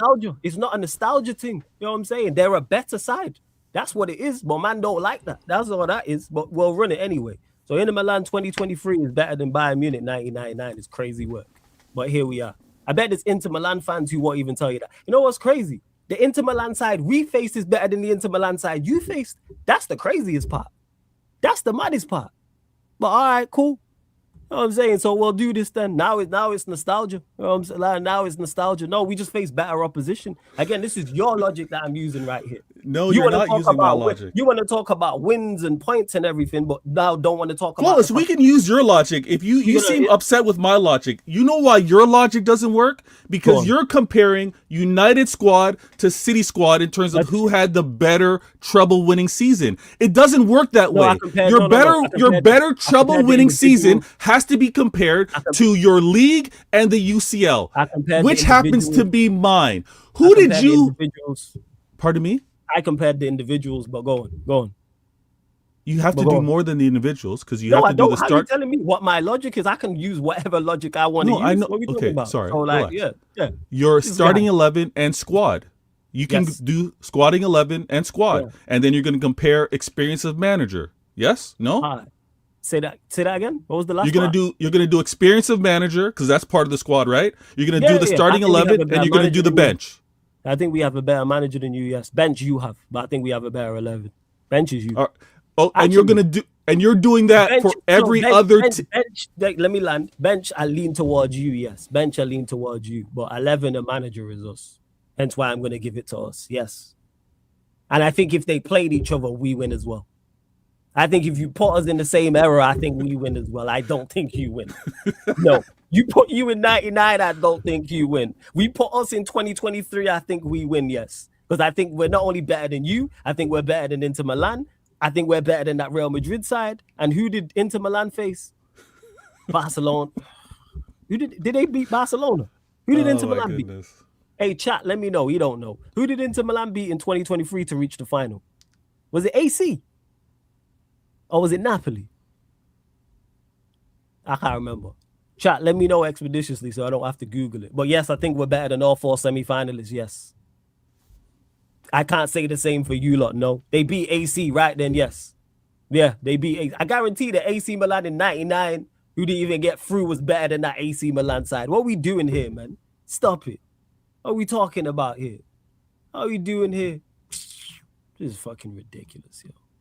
Inter Milan 2023. That's what I was looking for, right? 1 second. Let's see this. I want to see the lineup you lot faced, and I want to see the lineup we faced. That's what it is. I can't wait. I can't wait for this. This is great. We're at Inter Milan 2023. I can't even remember the team they had still. So the Inter Milan lineup, this was it. Onana in goal, Damian, Acerbi, Bastoni, Dumfries, DeMarco, Canalogu, Brozovic, Barella, Dzeko, Sandro Martinez. Bayern Munich, we face Khan, Babu, Kufor, Mateus, Effenberg, Basler, Jeremies, Tanat, Yanko, Zeklo, and I can't even pronounce his surname, Link. So, like I say, people in the chat, just go do your Googles in regards to those. And you know which 11 is better. It's not no debate. It's not a dispute whatsoever. Stefan Effenberg alone by himself. Oliver Kahn, one of the best goalkeepers we've ever seen. He's right up there. And I'm not even I kept a clean sheet in my final. Did you? No. You didn't. You faced worse opposition, so you should. If we would have faced that Inter Milan side, we would have whopped them. We would have walloped them too. We would have had your run. We would have won it too. You would have had our run. You would have went out. You would have went out. Oh, Zay. Chat, I hope you realize how this guy keeps proving my point. Zay, what it is, no, Zay, what we're talking about is you got Veta here trying to tell us that the Inter Milan side he faced in 2023 is better than the Bayern Munich side of 1999. I apologize here, but blame him. I know it's painful, but you got your get back. You lot knocked us out 2 years later, so you got your get back, or a year later, whenever it was. So yeah, that's what he's saying. Go back and check people. Just do your Googles on the likes of Effenberg, Kufor, Khan, Zickler, Zanko, and just go do your Googles. Yeah, guys. Football was better back then, guys. Players were better back then. They're not good now. Definitely. No, that's not the case. You know what I'm saying? That's not the case. Don't dismiss it like that. That's not the case. Flawless. You had a very good side. Inter didn't know. That Inter side is not a good team. I'm sorry. Your own self said everyone you faced was better than who I faced in my UCL run. Yes, that doesn't mean yours. Yes, that doesn't mean yours was bad. Mine was just better. So don't try and. That's all I said. I said the players were better back in the day. That's what I said. It's the manner in which it is. All of them are better. No, there's quality players now. What we talking about here? I'm repeating what you said. The teams you faced were all better than the teams that I faced. If football was better back then. Football was, yes, it was. Yes, football was better back then. Yeah. Bad, but it doesn't mean it was bad. Everything innovates to be better except football. Not necessarily. It's just some of the teams, it goes in cycles. That's all it is. Your team was exceptional. I had a bad cycle. You had the good cycle. No, your team was exceptional. You had some greats. It's just that the teams you faced weren't great. I'm sorry. That Inter Milan side isn't great. No. This state of football, wait. Is that Inter Milan side great in your opinion? This current state of football. And I got answer to my question. Yes. Is that Inter Milan side great? Okay. Yeah, they should have won more than they did. Okay, so it's great. Is your side? So what's your side? Can I ask a question after you ask a question? Yes. All right, go on. Or you just want to run off questions? You go on. You ask me. Go on. All right. And then I'm asking a question. This state of football is very system based. This state of football is a team playing as a team, not individual stars like it used to be. So when you rattle off names, it's very different. They weren't good teams, is what you're saying. That Bayern Munich side we faced wasn't a good side. It wasn't a good team. No, that's not what I'm saying. But when you want to compare teams, you want to compare teams based off of names. You're rattling off names. No, I'm not. No, don't put words in my mouth. I'm naming it off individuals and the team as well. They were an exceptional team. Yeah, you're rattling off individuals. Yes, the reason why I reeled off individuals is to show the quality. But where that Bayern Munich side, an exceptional side, yes, it was. Okay. And what you're seeing now, you're seeing exceptional sides now, but it's because of the system of play, not because of the names of quality that people are rattling off. That's very different. In 2026, with how all these coaches. But it's a 2023. We're not talking 2026. The same thing was 3 years ago. I'm not going back 20 years like you're doing. 3 years ago. So you think football's better now than it was 3 years ago? Yes, everything evolves. I don't think it's bad now. I think it's gotten worse. The level of team. Okay.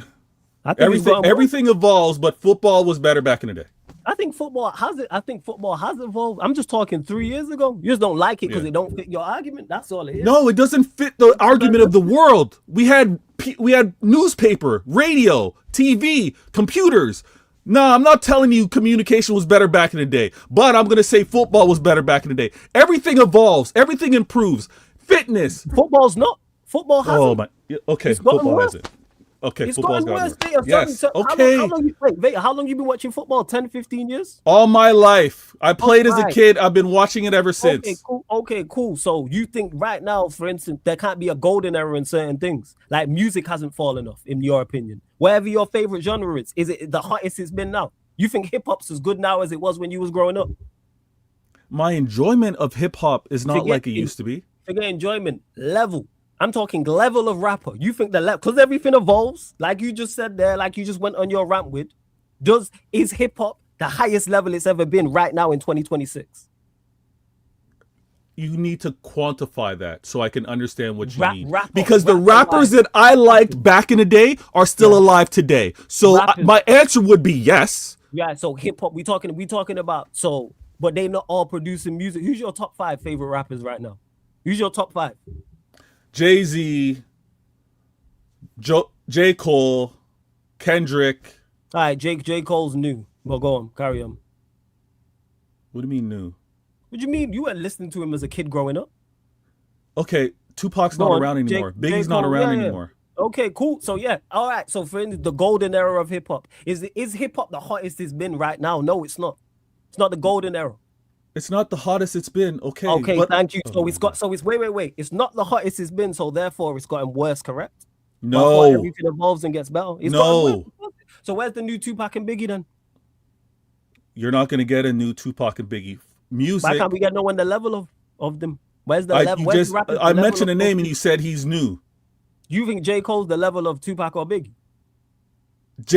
J. Cole, in terms of how he is as an artist, yeah, he's up there. Does he think pull he's a- people in? Does he have the You think he's a emotional better- connection? He's a better artist than His lyricism is up there. Yes. It's cold, but you think J. Cole's a better artist than Tupac?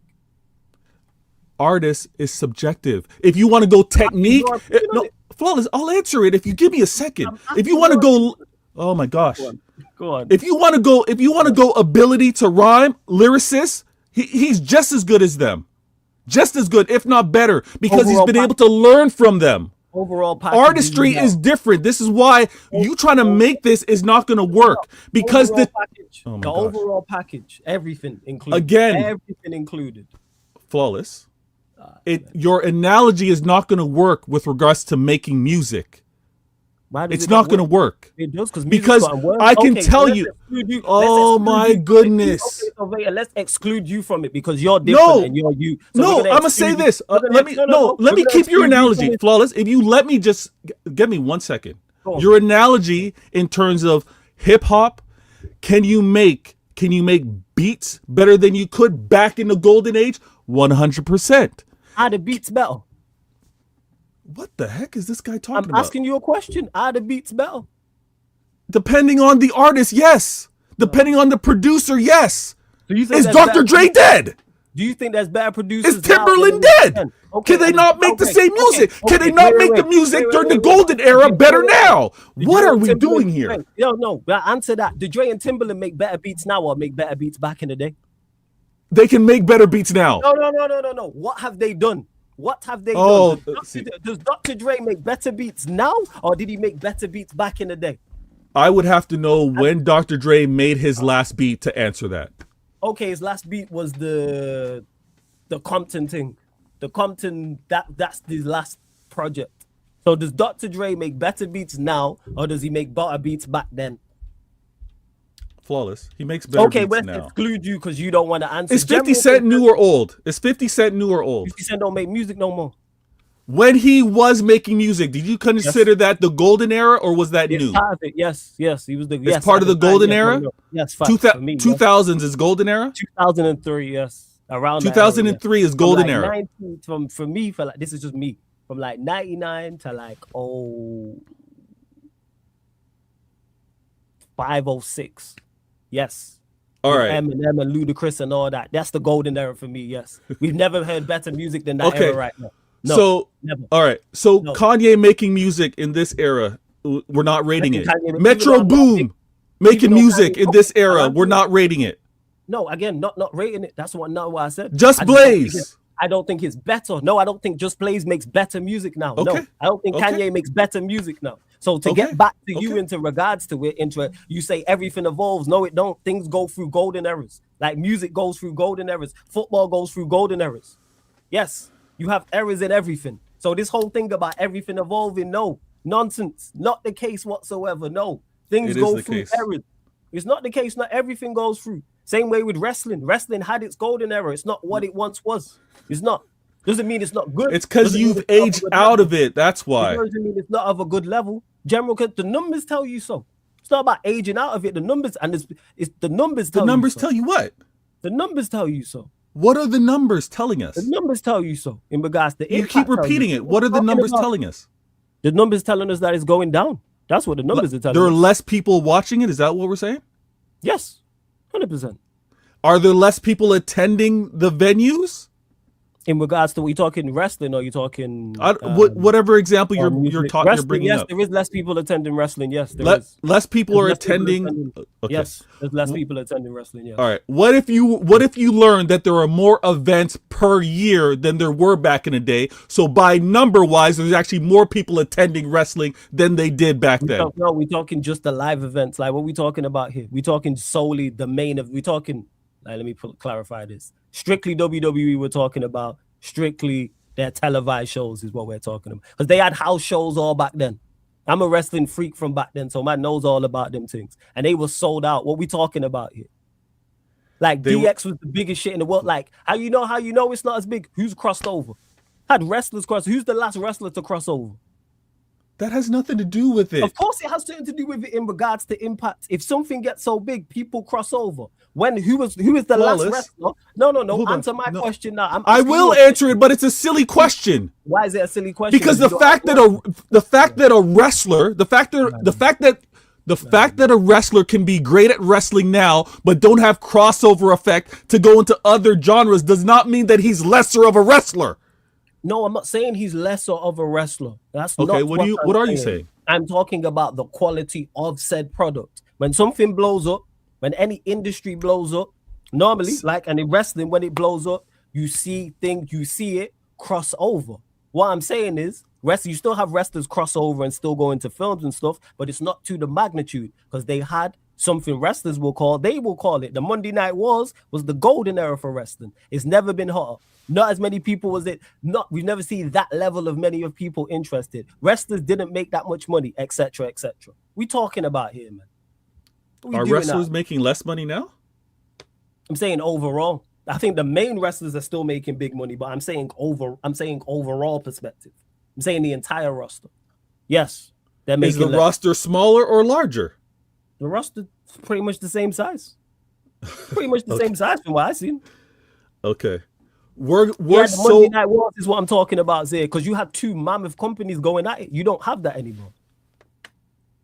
What are we talking about here? Yes, they're making big breads because Zay, you still watch, so you'll know better than me. Everyone's still making bread, yes. I'm talking about the crossover appeal of it. Is the roster bigger? I stand corrected. Zero, no. The roster is bigger, yes.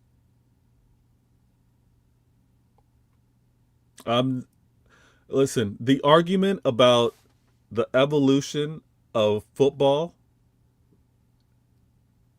you can have your take. I don't have that take. Yeah, we know you don't have your take now, because it suits your argument. No, it's not about suiting my argument. It's about humanity. Because you said everything evolves and gets better, and I disagree with that. I don't think everything evolves and gets better. No, I disagree with that. I think that's fundamentally wrong. I don't think everything evolves and gets better. What is? Can you give me two examples of things that don't evolve and get better? Yeah. Football. I even know football evolved. Can we not use football? Football's the one thing we're arguing. Give me two other examples in the world that we live in where things don't evolve to. No, what is evolving in football? What is the evolvement of football? Can you please explain that to me? I don't even know what that is. So how are you? Okay, what it is you saying that today's football is worse than the football back in the day. So my point is, time has progressed. We've gone 2 decades, and you're trying to tell me football 2 decades ago is better than the football now. And I'm trying to say... In terms of quality, yes. I think the individuals was better, yes. Which then produced better teams also, yes. Yeah. Okay. Well, back in the day... So what's evolved? What are they doing now that they wasn't doing back then? Back in the day, players didn't have anywhere near the nutrition understanding of today. Back in the day, excuse me? Go on. Yeah, they're better. Okay, if you're better athletes, do you run faster, jump higher, run longer? Yeah. But that's to translate that you're not going to be able to kick the ball further or harder. You can kick the ball further, but it doesn't mean your technique's better. Because that's what's fallen off. All right. That's the major. The teaching of technique has fallen off because those teachers of techniques 20 years ago did not pass the knowledge on for whoever's playing football today. Pass the knowledge on. I think football's just gone the way where it's gone more physicality than actual footballing ability. It's more based off physicality now than it was the technical ability it's in. That's why when you look at the better players in the game, you see that. That's why. Yes.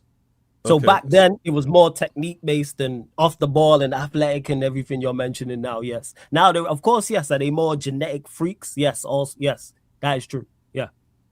All right, so there's more Like in regards genetically better athletes today than there's there more were back in the from day. an athlete's standpoint. Yeah, like so in an athleticism athletic in football, sport, in what is considered athletic, well, it's what's called being football. played now isn't as good as back then. The most important thing is it's called football. So what you do with the ball at your feet.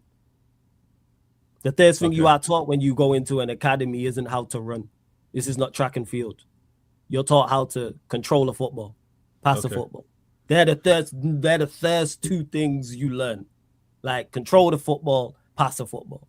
It's not track and field where you like run. Now, of course, so everyone that learned the first few things back when they learned it, the fact that they're doing it today in 2026, or what we're arguing 2023, they weren't as good as those in 1999. Not overall, no. The vast majority of players in 1999 could kick a ball and control a ball better than the vast majority of players in 2023. The technical ceiling was very much higher, yes. Yeah. The technical ability was higher, yes. Yes. Okay. I think it was. I think the technical, yes. The technical ability was much higher, yes. Okay. I believe so.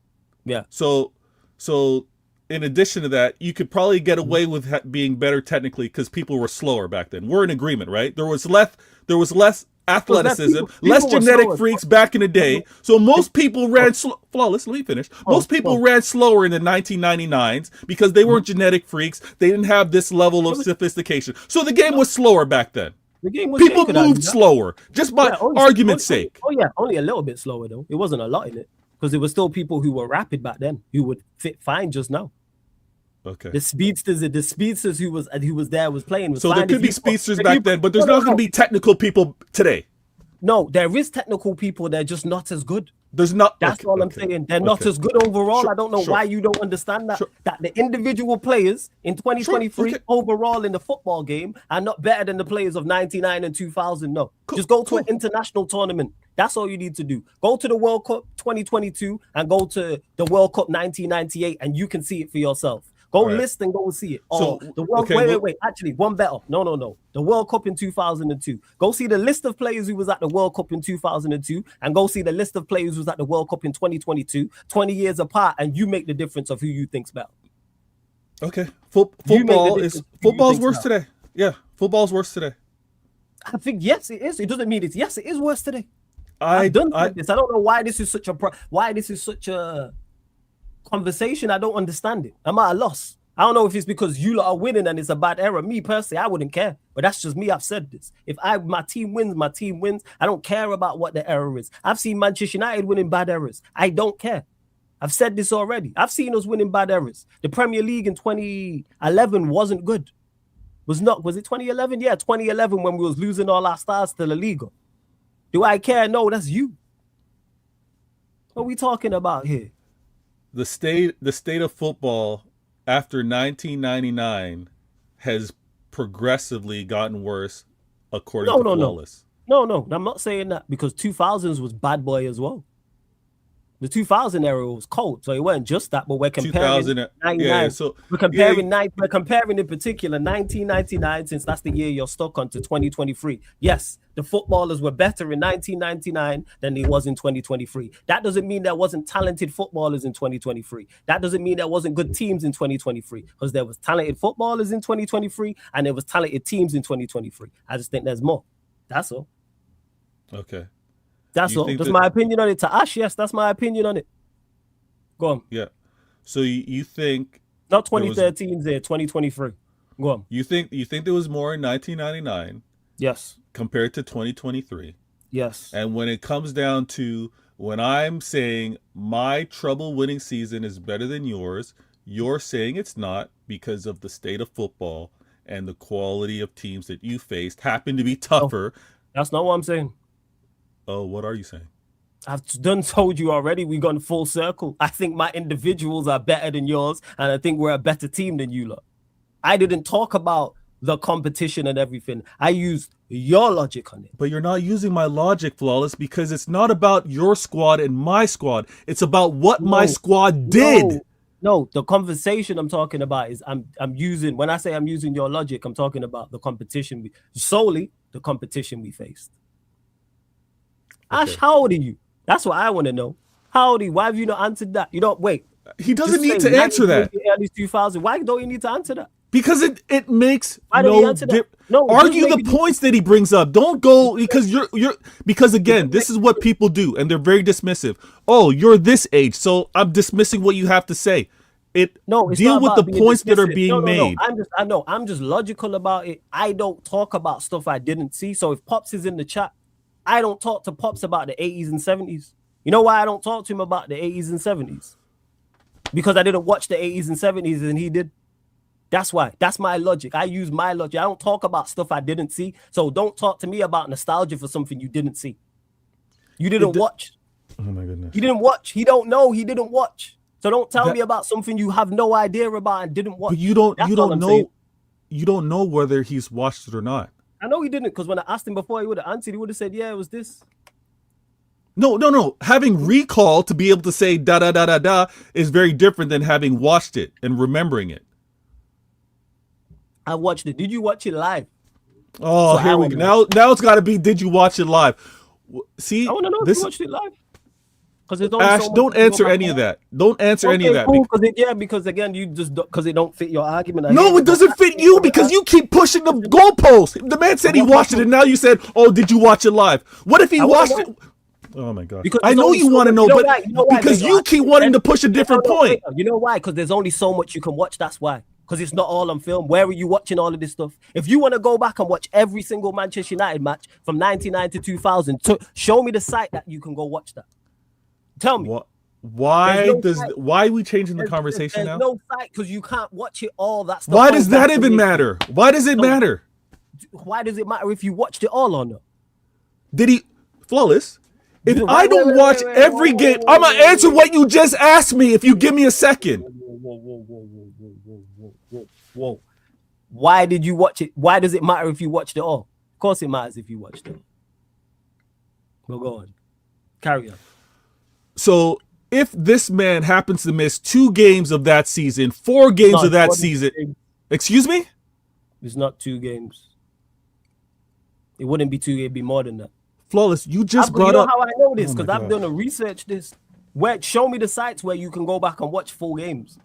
Like all of in a 38 game season, if a man misses 10 games, if a man misses 5 games, his point is then no longer valid? 10 games is a lot of games. Yeah, because you don't know what was that 10 games you missed? Okay. What are we talking about? Ash, the reason why I say don't answer is because every time we're going back and forth, the vast majority, I've seen most of them from the main teams, yes. The vast majority. Because they used to show Serie A over here in the 90s, for those that know. Actually, you might be in the UK, so you'll know this. They used to show it on Channel 4, Channel 5, yes. The vast majority of games, yes. I used to watch, yes. The vast majority. And Champions League was on regular TV as well, and I watched that, yes. Religiously. Also, yes.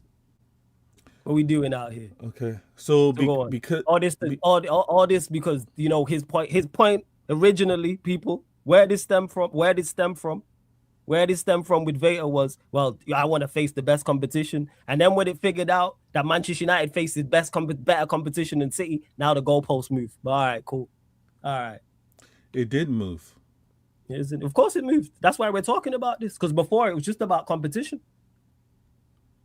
Before it was just about, it went about points, totals, and all this stuff. It was so. Go back and watch the show, Flawless. Go back and watch the show.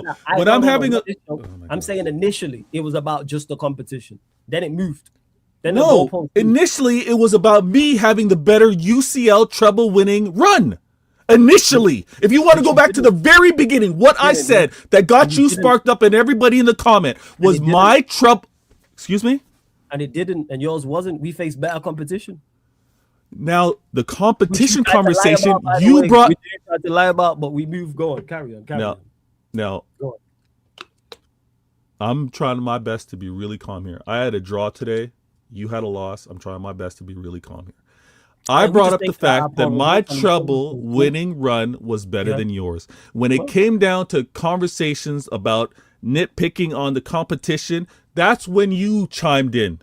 To be real with it. That's when, how are you going to justify all this? And that's how we got here. And then you want to say that this was my logic. My conversation was my treble winning run was better than yours. How we tried to then qualify it is where we got here. But I'm saying this.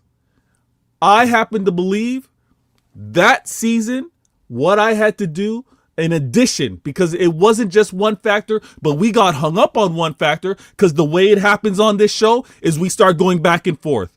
But my point is that entire season, the fact that I won a three-peat, did you happen to win a three-peat on that trouble winning year? No. So I had many factors into it. Did we get into it at the time? Don't lie on my name and say, oh, because I caught him, now he wants to bring up all these other factors. That was never it. That's when we got locked in. Your main thing is competition. Now all of a sudden your main thing's not competition. Your main point with everything is competition. Because of how I performed against the competition, which you're ignoring. No, it's not. But we face better competition is the point that I'm making. We face better competition than you. But you did flawless. Yes. Because we didn't perform better than you against said competition, but we faced better competition than you and still did just as well as you lot, but still undefeated. You didn't do just as well. First of all, you had to qualify for the UCL. Stop it.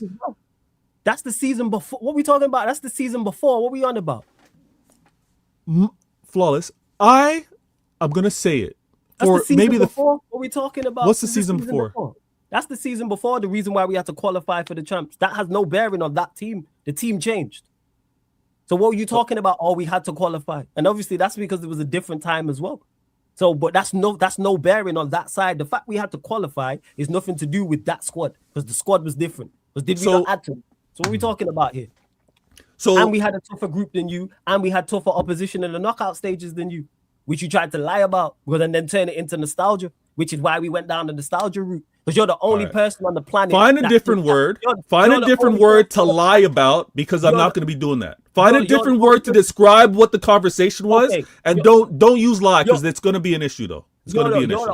You're the only person on the planet that watches football that thinks that Inter Milan side that you faced is better than the Bayern Munich side in 1999. No one else. So everyone else is wrong and you're right. Okay, make it make sense. Make that make sense. No, it wasn't better. I kept a clean sheet in my UCL final. No, we're not talking. Again, don't move the goalposts. We're not talking about the clean sheets. We're talking about... It's not moving the goalposts because you're ignoring what I said. Listen to my words instead of just responding. My treble UCL run was more impressive than yours. No, it wasn't. We faced better opposition, so ours was more impressive because we faced better opposition than you. We faced better opposition, so that's why ours is more impressive. It is not more impressive. It was more impressive. That's my opinion on it. You can disagree. That's fine. Mine was that I think it was. We faced better opposition than you. Therefore, ours was more impressive. Yes. Okay. Competition-wise, I don't understand why that's hard to fathom. Now, flawless. You understand that? You understand that? Chat. You see how my competition was tougher than yours? See how he's able to understand that. Now, we're going to rewind this because this is where he's caught and he doesn't even realize it. When I make the point about wanting to play against the Goliaths, do you understand it now? No, I don't. How does Flawless argue that my competition was tougher than yours and all this, and then when I say I want to be on the tougher side of the draw, he doesn't get it? I don't get it because I just. How does he still not get it, chat? Because I don't. Because I'll explain why. Because I just want to win the competition. That's why. I don't care about it. Stop changing the conversation now, Flawless. I'm not changing the conversation. You just asked me a question, Vato, so I'm responding. I'm asking the chat. I'm not talking to you because you're not catching it. Don't ask the chat to ask for me. I'll answer for me. The chat don't need to answer. I'm not asking the chat to answer for you. I'm explaining to the chat. No. You said why don't Flawless get it? So I'm explaining to you. The chat don't need to answer for me. I'll answer for me. The reason why is because I don't care. The only person I argue about with this Vato is you. That is it. I don't know how you're not understanding. I don't care about. Give me 1 minute and do not respond, please. Go on. I gave you more, but go on. When you're able to say, Vader, my trouble winning run is more impressive than yours because I had tougher competition. When you're able to tell me that, and now I say, listen, I want to be on the tougher side. Ignore what United did. Deal with 2026. When I say I want to be on the tougher side of the draw because you're in the UCL, hear me when I talk to everybody else. When I want to then talk to Arsenal If I win this UCL versus them winning the UCL, I'm on the tougher side of the draw. My run is more impressive than theirs. Can you understand the point of view? Okay, now that is my reason. That is my reason when I say I want to be on the Goliath side. Because when I have the flawless. Go on, land. When I have the conversation about tougher run, this is where we're at in terms of understanding the difference of sides. To be able to have this back and forth, I'm not even dealing with 1999, but you understand the concept. When it comes down to now, when it comes down to how you want to win it, I get it. You want to win it, who cares? That's fine. That's your point of view. I want to win it to be able to flex the conversation at the same time. Oh yeah, because you're an asshole. That's it. Yeah, that's it. This is where this stems down from, because you know what's crazy? Even if we faced easier competition than you in our 99 run, I would still say our team is better. Even if you had a tougher flawless run. Deal with 2026. All right? Okay, I understand. You're Man Museum. You're Man Museum, so you got to deal with 1999. In 2026. And you're brand new here, so we'll use the 2026 then. Even with the 2026 version then. And you compare that to 99. Even if you keep going to 99. Okay, give me a year then. Oh, wait. You want me to use 08? Deal with 2026. What about 2026? I got to use something for my example. No, you're not in it. This is why you're not understanding it. Remove yourself from this conversation. Okay. So, all right. So we're talking about Arsenal then we're talking about. So we'll use Arsenal, yeah? We're talking about... use Arsenal? Can I use Arsenal? Use anybody else on the other side of the draw. Okay, so I use Arsenal. So if Arsenal win it, they wouldn't, aside from, they are not going to care less. That's not the point. It's not about them caring. It's not about them caring. Stop bringing that up. Okay, I use Barcelona for example. For example, it's not if they win it because that's where it came from. Was I don't understand the concept of wanting the toughest possible opposition. No, I don't. It's foreign to me. It makes no sense. If you have an easier route to go, why would you not want the easier route to go and win the trophy? That's iron sharpens iron. You won't understand that. No, it don't. Why does it? Yes, it does. What? Based off of what? Based on how is that the case in football? How is that? How's the case in football? How is that the case in football? How does iron necessarily sharpen iron? When you play against better teams, you know you become better. Not necessarily, not all the time. No, you don't. Not all the time. And not if you lose. What happens to again? Myths. Like this ain't Dragon Ball Z. We ain't Saiyans out here where you lose a fight, you become stronger. No, that's a myth. Something you've just made up. Iron sharpens iron in football. No, not necessarily. No. Because Liverpool faced you lot week in, week out. How did that help them? Actually, they even faced you week in, week out, but you lot was battling for a long time. How was it? What are we talking about here? Where is this iron sharpens iron? So tell me, please. Flawless, I want to know. Flawless, you know when a club is winning at this level, oh Lord, you don't beat the club without getting better. You have to improve to be in the Champions League. No, not necessarily. No, you don't. Not in the Champions League because it's not a league format. The Champions League. No, you don't. Oh my gosh, you're not. How are you not understanding what's going down right now?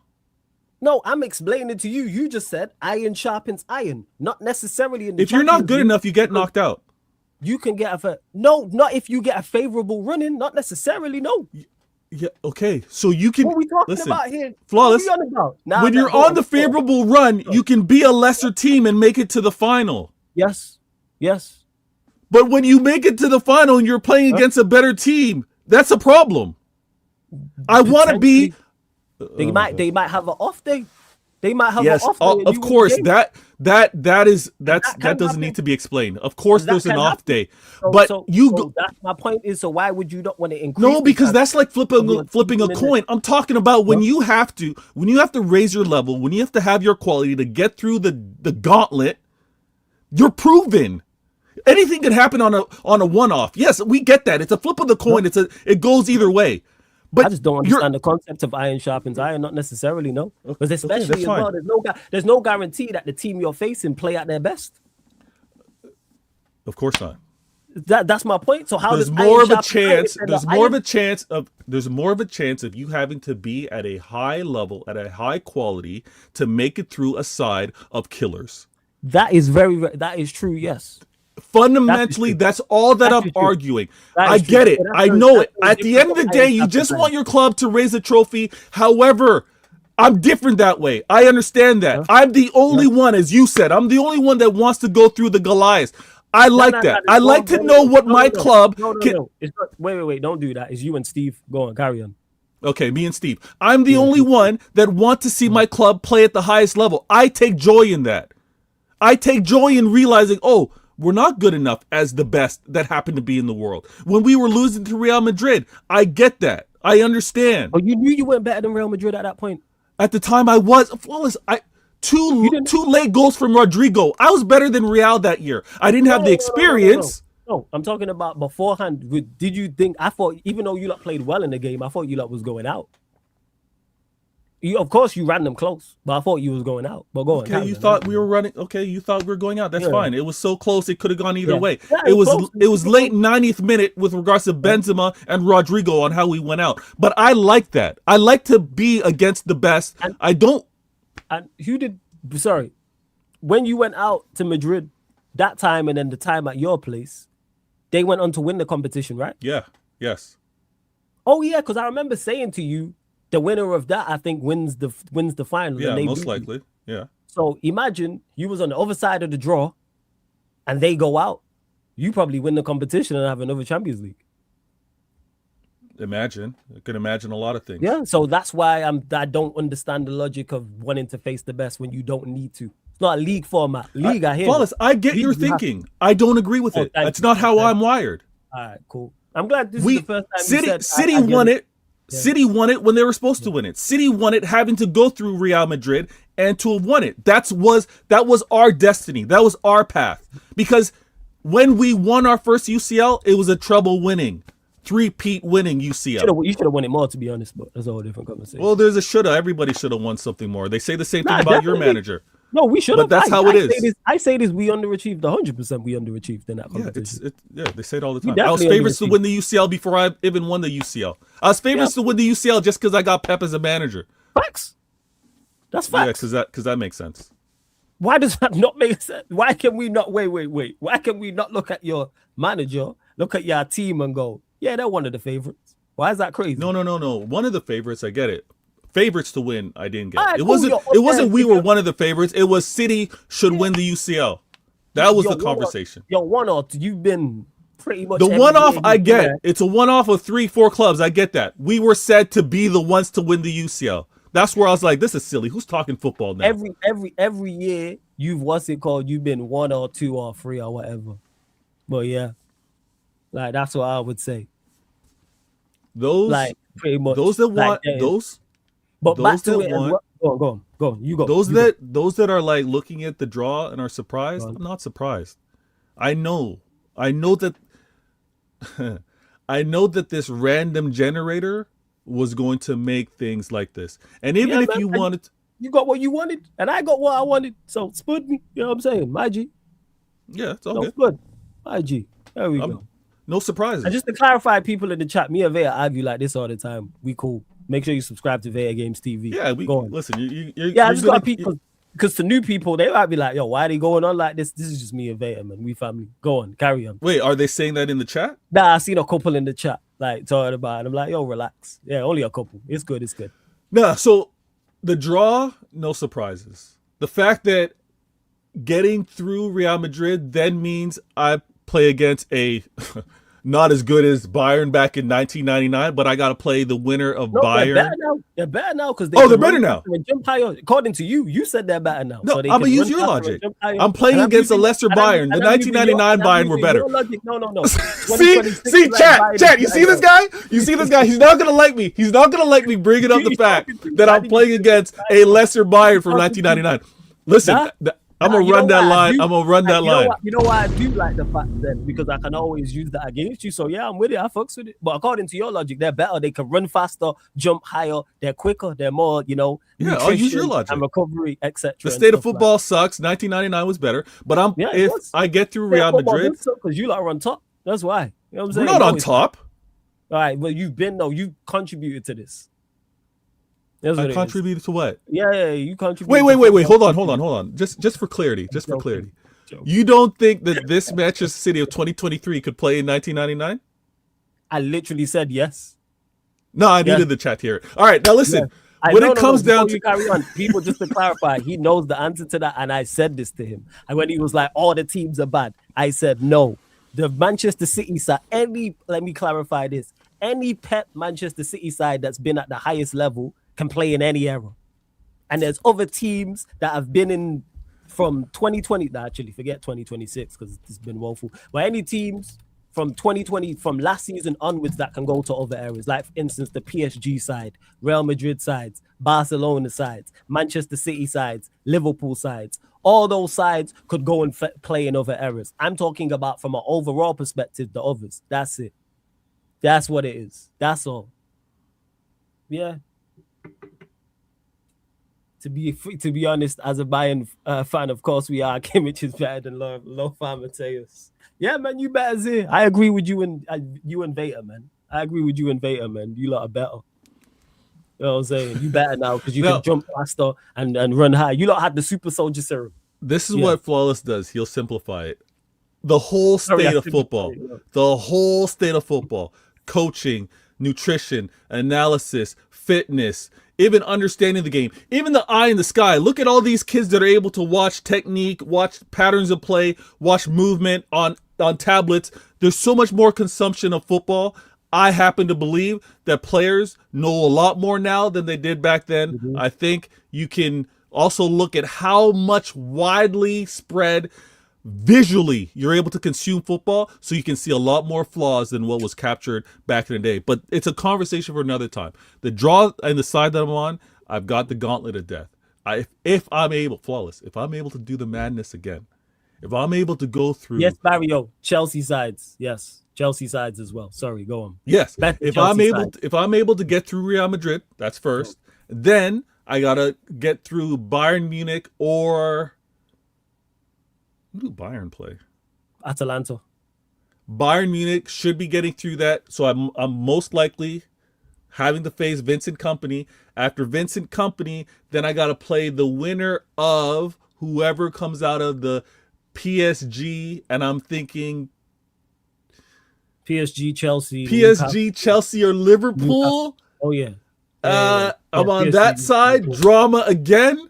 And then whoever comes out of the other side. Hopefully it's not, you know what I'm saying, the English side, but we'll see. Yeah, you're a hater. But listen, chat. Listen, chat. I got a message. I do have to drop real quick. Apologies on this one. I gotta go deal with some prayers with the kids. If you listen, I'm gonna remember this. I'm supposed to go bed early as well, man. Fuck it. Yeah, exactly. This guy getting caught up and having to revisit it. But listen, Flawless happens to believe that his treble-winning UCL was better than my treble-winning UCL. We happen to disagree. We've got different points to it. I encourage you guys, do your homework. See whether you agree with Flawless or agree with Vader. We can revisit this again at another time. Yeah, just to understand. Just to clarify, people, I think outside, even if our competition was worse, because like I said, Vader likes to use the competition side of things. I think our side was better than theirs. Not for the competition, by the way. I'm just saying individual for individual. Okay, so he's saying his 99 United team would beat my 2023 City team. So we can have that conversation. The great thing about it is a lot, and I know it's not true. But a lot of these computations, a lot of this AI, a lot of the stats in terms of kilometers ran, tackles and passes, accuracy, shots. We can kind of simulate this. You can ask AI, hey, AI, if 99 United play 2023 City, who would win, or who would win out of 10 times? You can do the probabilities. Hey, but again, that might be a little too logical, a little too objective. I don't just trust. I just don't. No, the game's not played that way. I agree with you. I don't buy it. I don't buy it either. But listen, Bless, Flawless, please, everybody, if you didn't like this, channel, man. Yeah, shout out. Listen, Vader Games TV. Look that up. I'm gonna do a show tomorrow. I got to do a show tomorrow. I got to talk about it. Why always me? I'm gonna do a show talk about the drop points. But yeah, I got to go catch up with the fam. Bless. Yo, Lovely, get man. some Every sleep, time, dog. man. Yeah, All right, man. I'm up early. This was only supposed to be a short show, and this guy drew me out. Shout out to my guy Veta. Make sure you subscribe to Veta Games TV. That's family right there. So shout out to my guy Veta. How many likes for you on? Are you lot not entertained? I didn't miss anything. I know Monts was in there earlier talking about clubs he might have gone. If I missed your comment, I apologize, people, as well. With some of that, I know I probably got some of that wrestling stuff wrong, but the music thing I know I was spot on about as well. But that's why Zay's in the chat in regards to it. But saying stuff evolves and gets better, no, it doesn't necessarily evolve. Everything doesn't evolve and gets better. No, it doesn't. And then I put football in that aspect as well, for real. But that's just me. Again, everyone's entitled to their opinions. If they think that it's better now, fairs. You're in the minority. I'll tell you that much. I don't think it's better now, but that's just me. I think like 2023, because we're talking about that, they was better. The teams then was better in 2023 than they are now. But hey, here we are. Things that rely on science does. So tell me, Ash, what's football evolving then? Tell me. What's the evolvement? What's the evolving? I don't think you necessarily get a better product. The films come under that. Is that science because it's cameras and stuff? Does that come under it? I'm just asking. Because like cameras and things of that nature, is that quote unquote science, or does that not fall under that? The older generation would have said that about what you might consider the golden era too. And that's fine, Pops. You know the difference between me and the others, though. I ain't going to argue that because I didn't watch it. That's why. I didn't watch it. That's what I would say. Y'all, Scarrick is better than SAF. You're a joke, man. Hey, Ash, what are you saying? I want to know. You said things that rely on science does. Is that the case? Let me know. Let me know. No, Ash, I asked you a particular question. You said things that rely on science does. The films come under that. Is that classed as science? Let me know.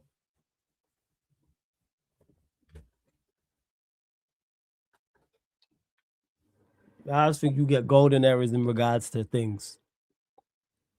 Despite involvement. If it evolves and there's no talent, you're screwed. And that's in anything. That's in anything. I don't think cricket's evolved. I don't think cricket's better. And that's the sport. I don't think cricket's better.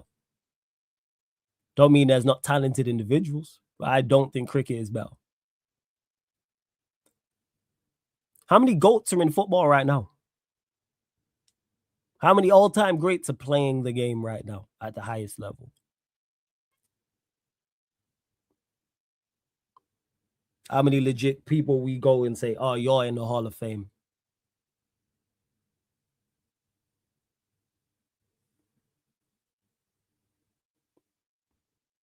That tells you all you need to know. Science is all well and good. But what are the greats? Someone tell me who are the Hall of Famers right now? Who are the future Hall of Famers?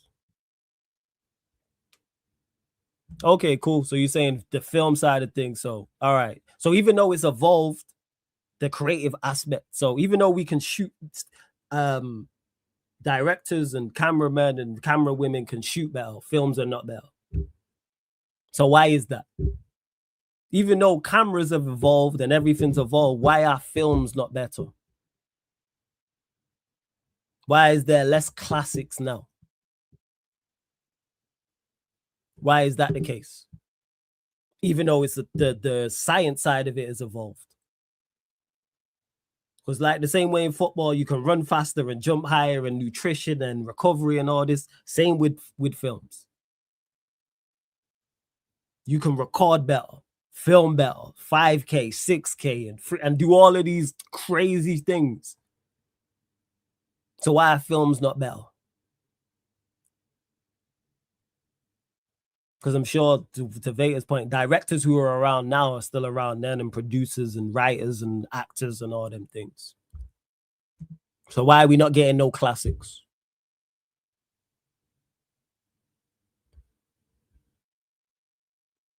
Okay, why is the priority of the industry changed? Is it changed to what exactly? What's it changed to? What's it changed to? Why is it changed? If they could produce better than ever, why is it changed?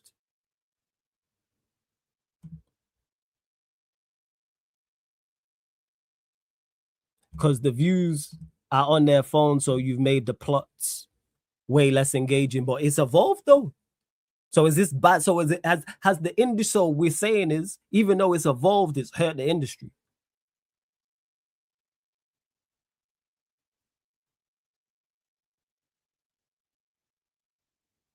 So Ash, the overall point we've got to is that it's gotten worse though. Filmmaking, for whatever reason, even though it's evolved, has gotten worse. Are we all in agreement with that?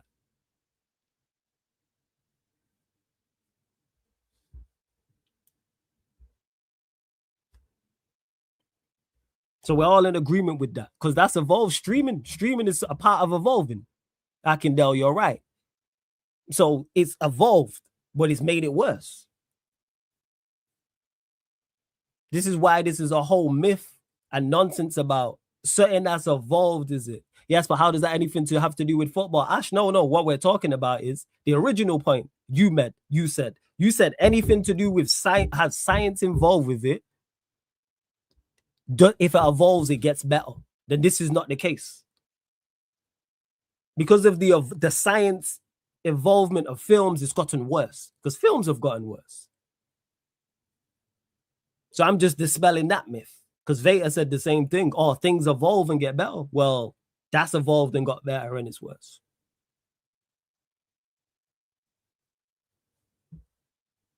I said things with science get better. The scientific part. Okay, so the scientific part of filmmaking has gotten better, but films have gotten worse. The scientific part of films we can shoot like never before. But films have gotten worse because of the evolvement, because of being able to stream, because of being able to watch it on your phone, etc. Films have gotten worse because script writing and stuff are worse because that's not a science. No, it isn't a science, but the evolvement has forced it to get worse. Because if you eliminate the evolving, we'd get better films now.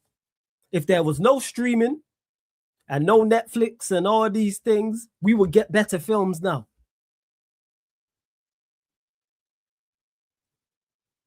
So the evolvement has hurt it. The science evolving has hurt it. Because a part of science is technology, correct? Phones, streaming, being able to watch stuff on your phones and YouTube shorts and TikTok and Instagram and all these things. So something's evolved but gotten worse. No, we're not talking football, Ash. We'll get back to the football in a second. Don't worry. We're talking solely about your original comment about if something has science in it, it evolves, it can't get worse. Well, we've just proven that it can. That the evolving of technology has made films worse. We're going to get back to the football inside of things. But I just wanted to establish that because you said that comment and Veta said that comment, we've now established is not the case because films are worse. Films are worse. Yes. All right. You lot run up the likes. We're going to get to the football inside of things and then we're going to move on. I didn't even expect to be here so long. Yo, we're only at 85 likes, man. Girls up to 100 likes. What are we doing? We're at 16,422. 3 more likes. Girls up to 16,425. Right now on the football inside of things. No, you didn't, because I said the science gets better. I never said with science they can't make the enjoyment less. No, forget the enjoyment, the quality. So since we're stuck on this, we'll stay on this here, Ash. Since we're stuck on this. Not the enjoyment, the quality of films has gone down. Why is that? Now, no clubs months. I got to get to bed shortly. I'm up early. But what was I saying? So yes, the science has evolved and it's taking the enjoyment away. It's the quality. You've used enjoyment where you can just take the quality less. We get the films are not as good anymore. Not solely, but partly because of the evolved of technology. Partly because of of that. Now I got some work to sort out. The science did make it worse, Ash. The science did make it worse. Of course it did. Because if you strip back the science and there's no streaming, we still get quality films. If we all had to go cinema to watch films, we would get better films. So the evolvement of technology, which is science, as you've said, has made films worse. Because they've had to change how they do it. More technology equals less work. Exactly. So the evolvement of something has made it worse. So let's just dispel that myth. Because if we all had to go cinema to watch films would be better. Films started falling off when technology, guess what, evolved.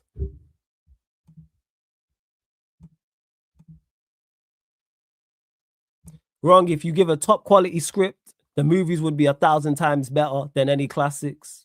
So where are these top quality scripts then? So all the writers who wrote all the classics all of a sudden can't write classics anymore. Never watched Star Wars or Lord of the Rings. Never watched either. So top quality scripts. So no one can write top quality scripts no more. So all these writers who wrote all these, bear in mind, I'm not a massive film watcher, but all these writers who wrote quality scripts can't write no more. All of a sudden it hit 20, whatever year you want to say, and it's like they can't write.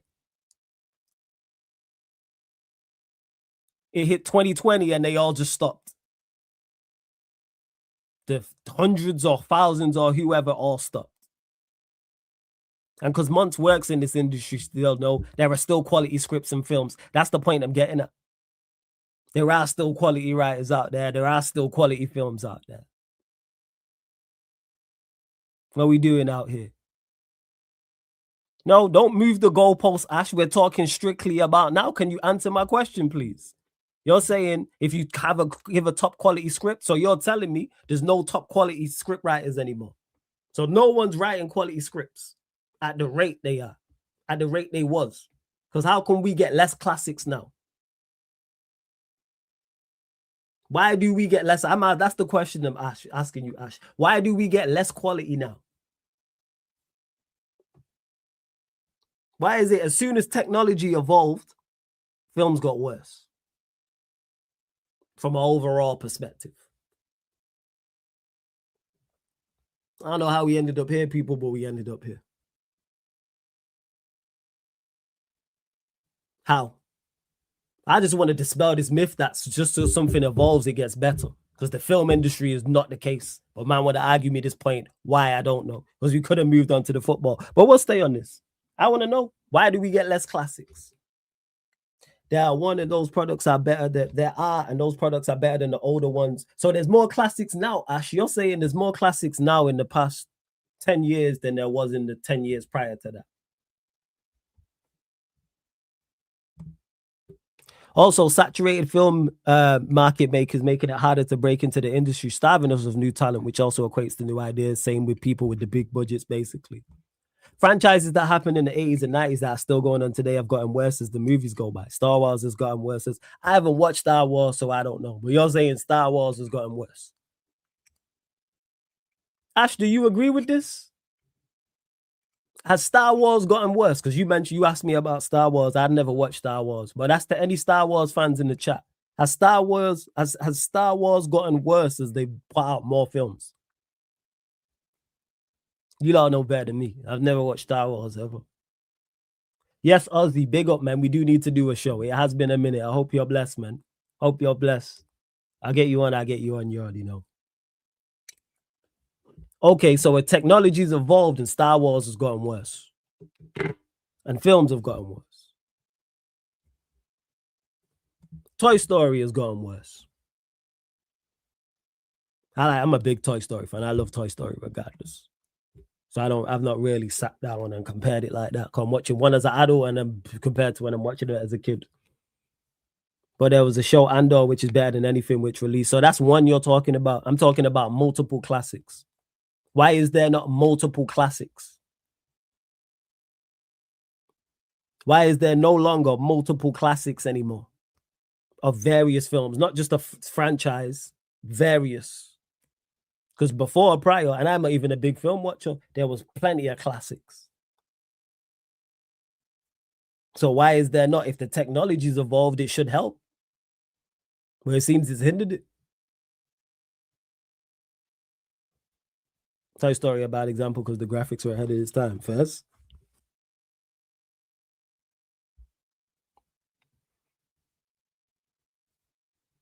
So clearly technology's hindered that.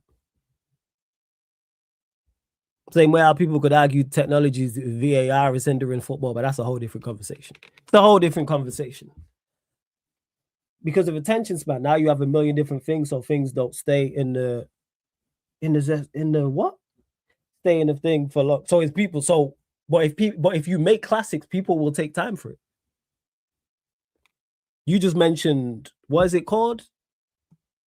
Is it, you said Eighth, or is it called? You said there's Eighth, but that's a classic. So if it's a classic, if someone makes a classic right now, people are gonna stop and watch it. People are gonna stop. If you make for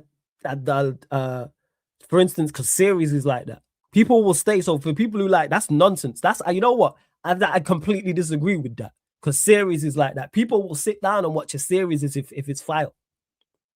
If a series is fire, people will sit down and watch it, and it will break all types of records. So that's nonsense that people don't have the attention span. No, people just want quality.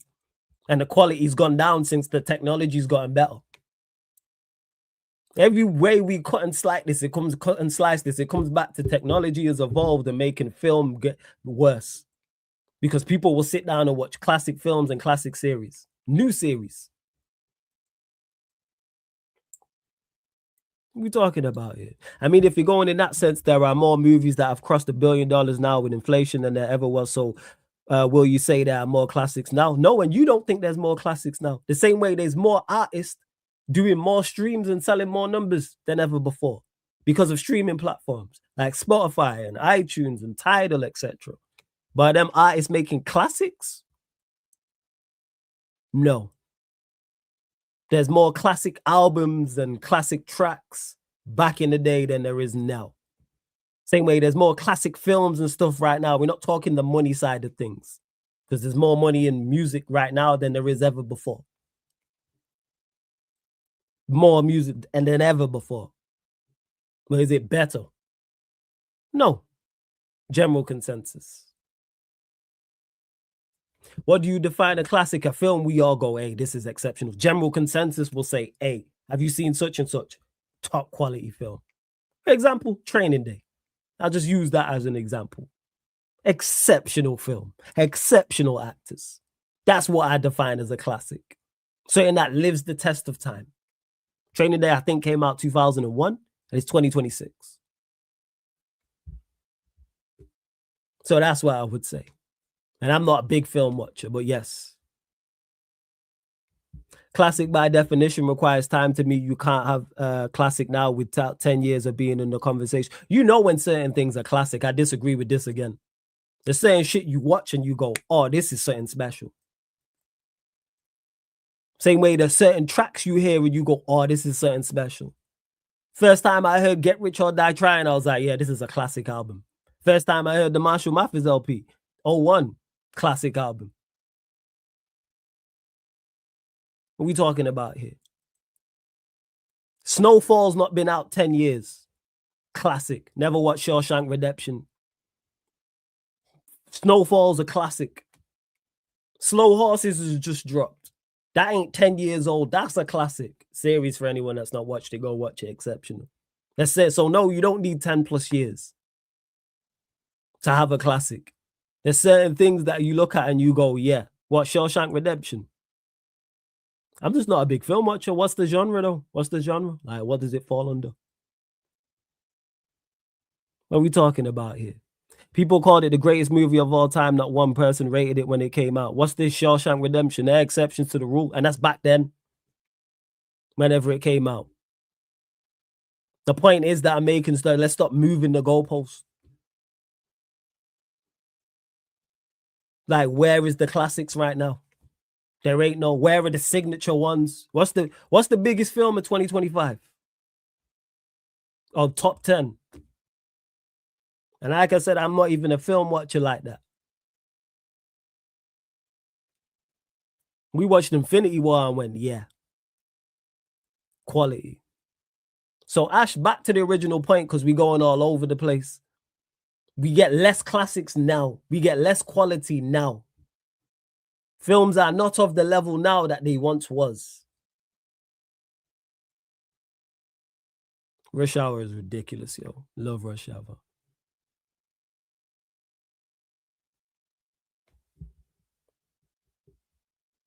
Cult classics typically rated as mid when they came out. Flawless, not gonna lie. Maybe when they came out, but I'm talking about years gone by.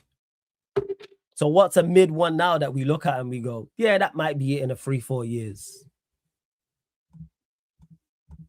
All I'm saying is, back to my original and bottom line point is, science evolved, technology evolved, and films gotten worse.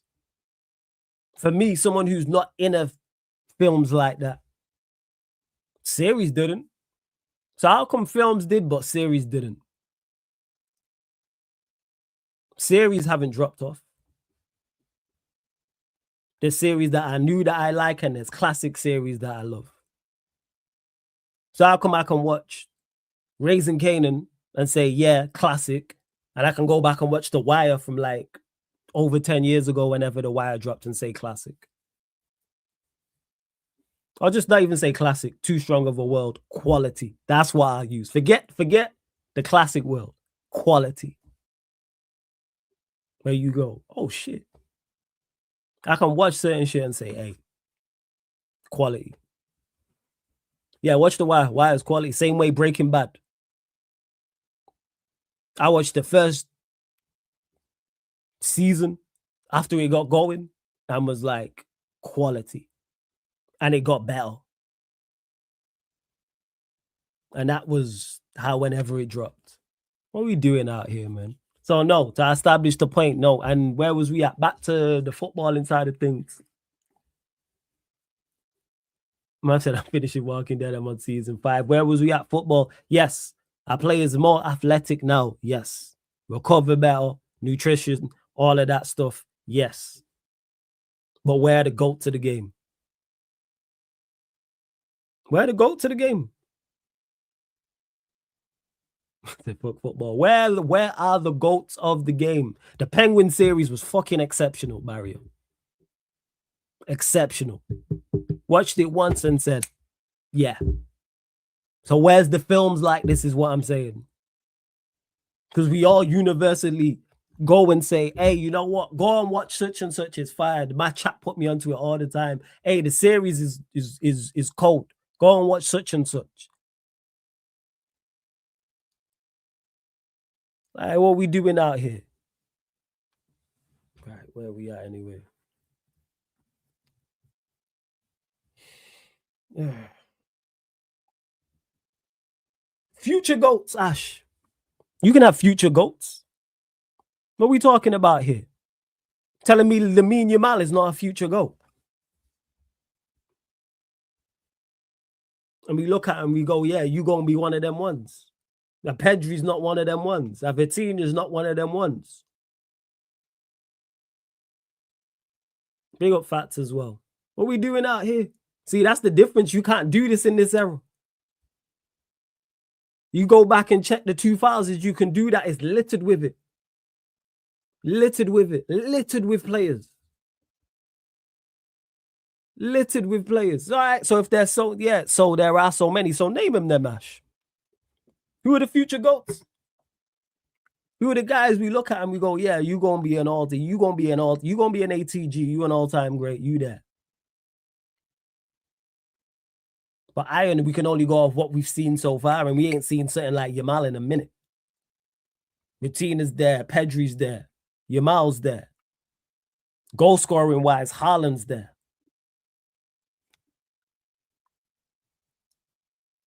If Mbappe picks up another World Cup, whole different conversation. But see, can't do that in this era. If you go back 10 years, you can do that. Go back to 2016. Go 2016, 2013, 2010, 2007, 2008. What you doing? Which Pedro? Months. Yamal Mbappe? Yeah, which Pedro? Are you saying Pedri? Was that I? Yeah, it's an I that. You meant Pedri. But see, man can't do that, but man are telling me it's better now. All right, but can't tell me who the future GOATs are. Who are the guys? Top 5. It's the weakest I've ever seen in regards to top 5 ever. All right, here we go. Yamal, Mbappe, Kane, Elise, Dembele, Ivan Neves, Vitina, Pedri, Haaland, Ekatike, Vinny, Bellingham, Rice, Saliba, Gabriel, Donnarumma. All right, so here we go, Kimi. Yamal, yes, I hear it. Mbappe, yes, I hear it. Kane, yes, I hear it. Elise, yes, I hear it. Dembele, I'll argue with that. Neves, I'm guessing that is Vitina, Pedri, Haaland, Ekatike, absolutely not. Haaland, Ekatike, absolutely not. Vinny, no. Bellingham, no. Rice, no. Saliba got a shot. Rate Gabriel highly. Same with Donnarumma. What are we doing out here? Musiala, yes. Hakimi and Mendy, yes. Exactly. Look at the list. Look at the list. Now go back to 2000 and compare that to the list of 2000. And tell me which list is better. If I Google the best football, give me any year. It's my opinion on it, Ash. Same way you're giving your opinion on it. But what I will do is, Ash, give me a year. And I'll go over, you writ 10 names there, yeah? You writ, 1 second. I'm going to start this. 1, 2, 3, 4, 5, 6, 7, 8, 9, 10, 11, 12, 13, 14, 15, 16. I think it's 20, 17, 18. So you give me 18. Give me any year, and I'll Google it right now. Give me the year, Ash. Pick any year. Pick any year, and I'll say the 20 best players, 20 best footballers of X year. And we'll compare it. Pick any year you want.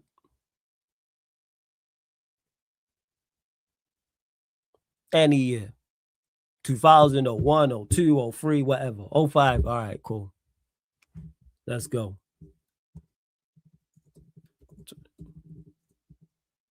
Let's 1 second. Let's go. Football players.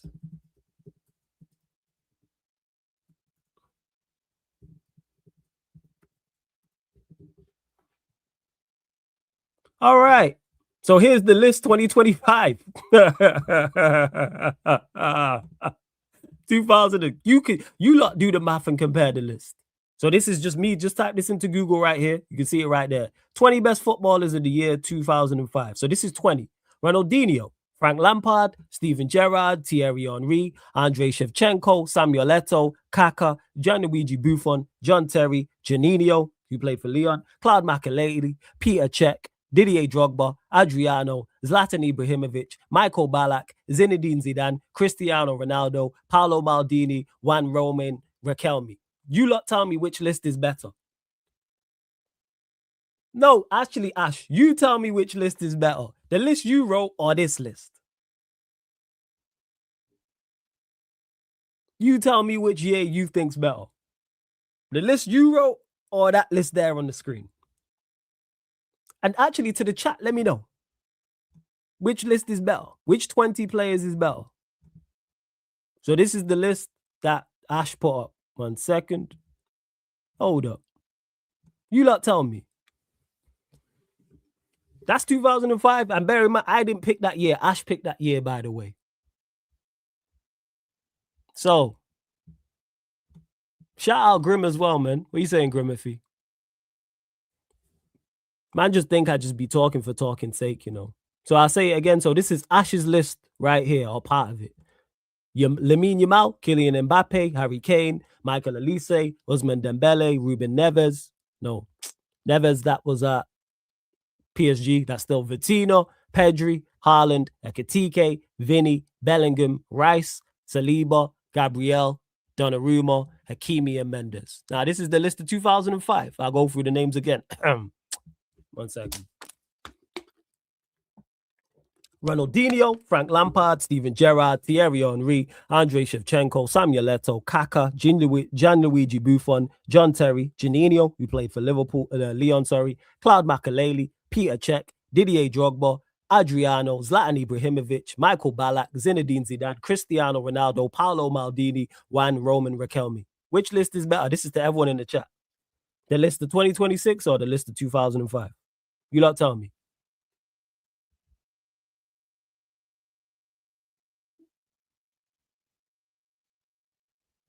Mine, because I can find a lot of faults in those 20 players. Find the faults, man.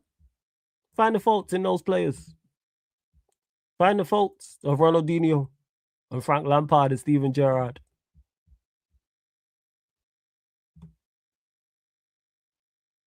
Let me know. It's fucked because enough of these players die in the Prem today flawless because the system ball. That plays a part. But I was told, according to Ash and according to Veta, that when something evolves, it automatically gets better. And I was saying, no, the individual players are better. So tell me. Hey, Sir Goofy, don't say, come on now, flawless, but it's not fair. He picked 2005. That's why I said you picked the year. I didn't even know what was going to come up. I just knew it'd be better than his list.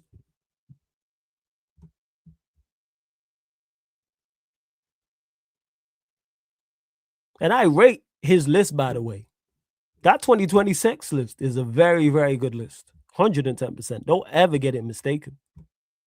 Like Yamal, Mbappe, Kane, like Dembele, Vitinho. Ballers. Ballers. Yes.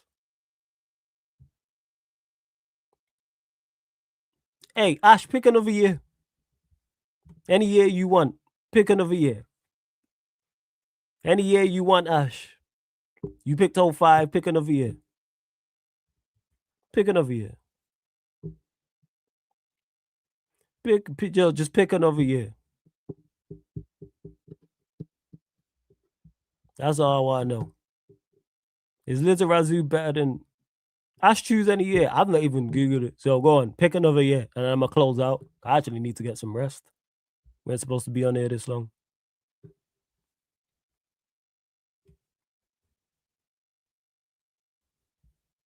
Nah, I'm not comparing competed years. I'm comparing them that year. That year.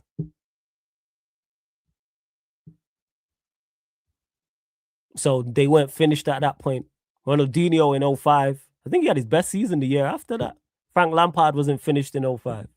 Gerrard wasn't finished in 05. Thierry Henry wasn't finished in 05. Shevchenko wasn't finished in 05.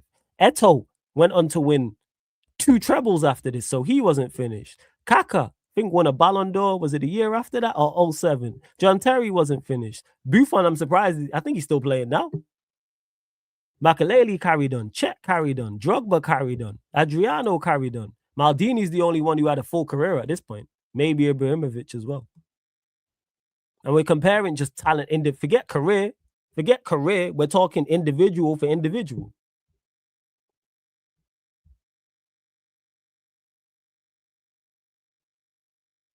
And this isn't me shitting on today's, because I think today's bet footballers, they're quality. Yamal and these men are ridiculous and Pedri in that. They're cold. I'm just saying overall.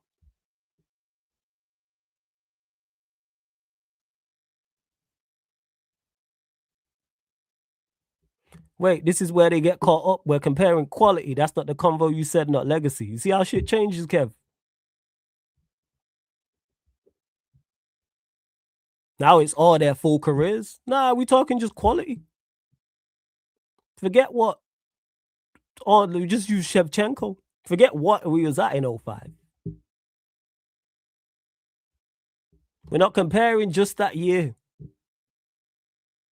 We're not comparing just that year. We're comparing individual for individual. Just quality.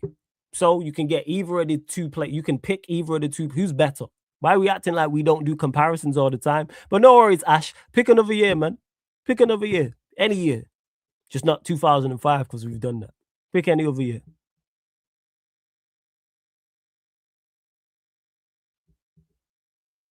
I haven't said anything about what they've achieved. I rate the players you picked highly. I ain't comparing them. That was me. I'm just saying they're not better. I just don't think they're better than them, no. Doesn't mean they're not quality, they're just not better. And I guarantee if you do the next 20 to 40 and if you pick 40 and I do 40, the gap increases. And that's my overall point about it. If you say Saliba's better than Terry, you can say Saliba's better than Terry. Cool. You can fight that battle with Chelsea fans. You think Saliba's better than Terry? Cool, man. Like, all right, man. Okay. Next, you go tell me Saka better than Ronaldinho, man. Like, fast. It is what it is, man. And Rice better than Vieira. Cool, man. Whatever, man. Like, yo, Raya better than Czech. Rice better than Makelele. Fast, man. Fair, man. Eze over Kaka. What's the year? Just give me another year, Ash. Give me another year.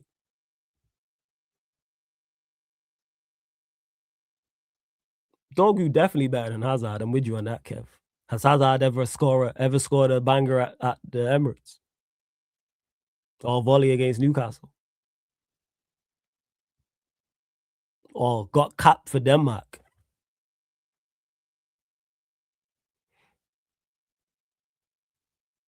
No, that's not how you decide quality. That's how you decide quality. That's not how I decide the quality. That's you, my fans. Well, Ash, just pick another year before we close out. Give me another year.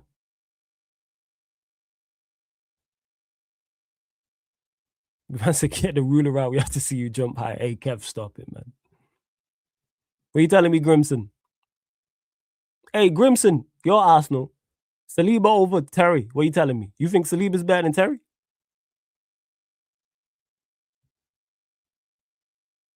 Because I can't detach the achievement because Terry in 05 was not better than Saliba now. Didn't Terry... Was 04, 05... Was that not their 15-goal season? Was that not their 15-goal season? We got a year. All right, 2008. Hey, Fats, was that your 15-goal season? 04, 05? Or was it 05, 06?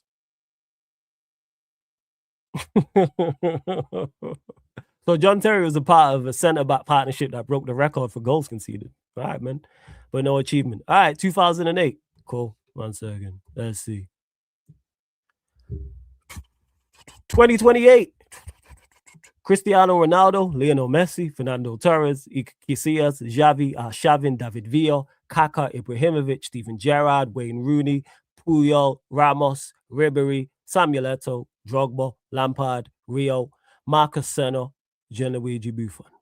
Spain dominated international tournaments by winning Euro 2008, led by Casillas, Xavi, and Torres. Senna was a part of that as well.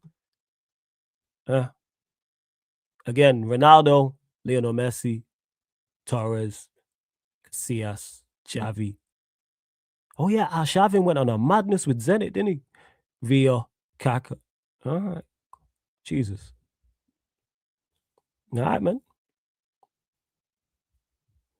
Yeah, that was John Terry's first season as a top centre-back. He'd never played at a high level before that for Chelsea.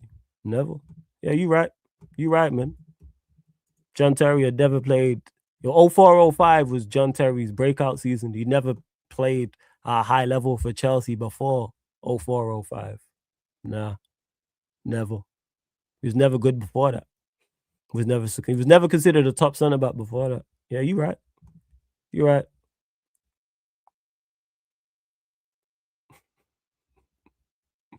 All right, man. This has been fun.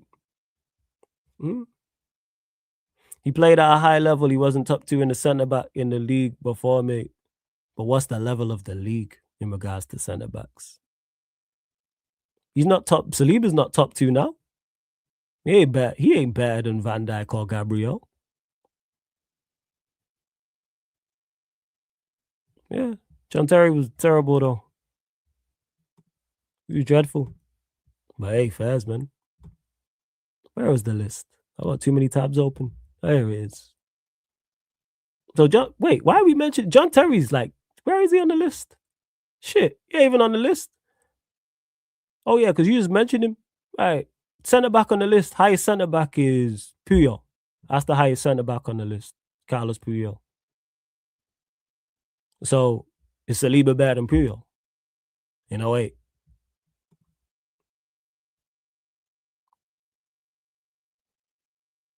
I don't think CB's. I don't know. I don't think CB's a shit now. No. I don't think all CB's a shit now. I think the overall level has dropped. Well, like you got Van Dijk, even though his level has dropped off his quality. I rate Gabriel highly as well. And Saliba and Pacho. But that's my overall point is behind them is when the big drop off is. I think you've got like the best 4 or 5, and then I think the drop off is massive. It's huge. Like you mentioned 05, that John Terry. No, sorry. Before 05, John Terry was not top 2 centre backs in the league. So let's say he was 6. He's better than the 6th centre back now. Whoever that is. Or if he's 10. Yeah, okay. Then it's your opinion, Ash. That's facts. But then again, you think Saliba's better than John Terry, and you're the only person in the world with that opinion. So here we are. But you're right, and everyone else is wrong, man. Yeah. Well, we move. And this is me as a United fan talking about JT. But it's cool. Now you got the likes of like Van Dijk, who would have survived in any era. Pacho I put in there. No, tell me the best centre back of that era. What year? What year?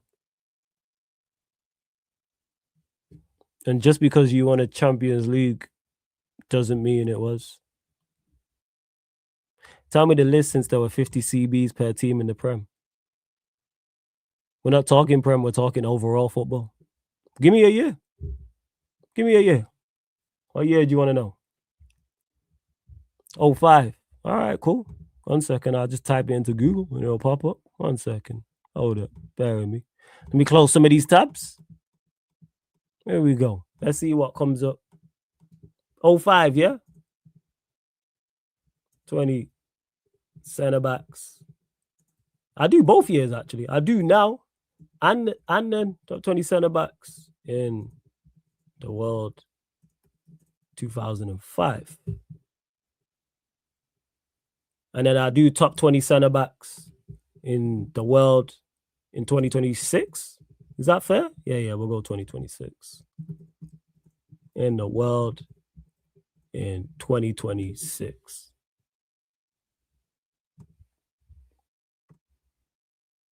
All right. So I got the 2 lists up.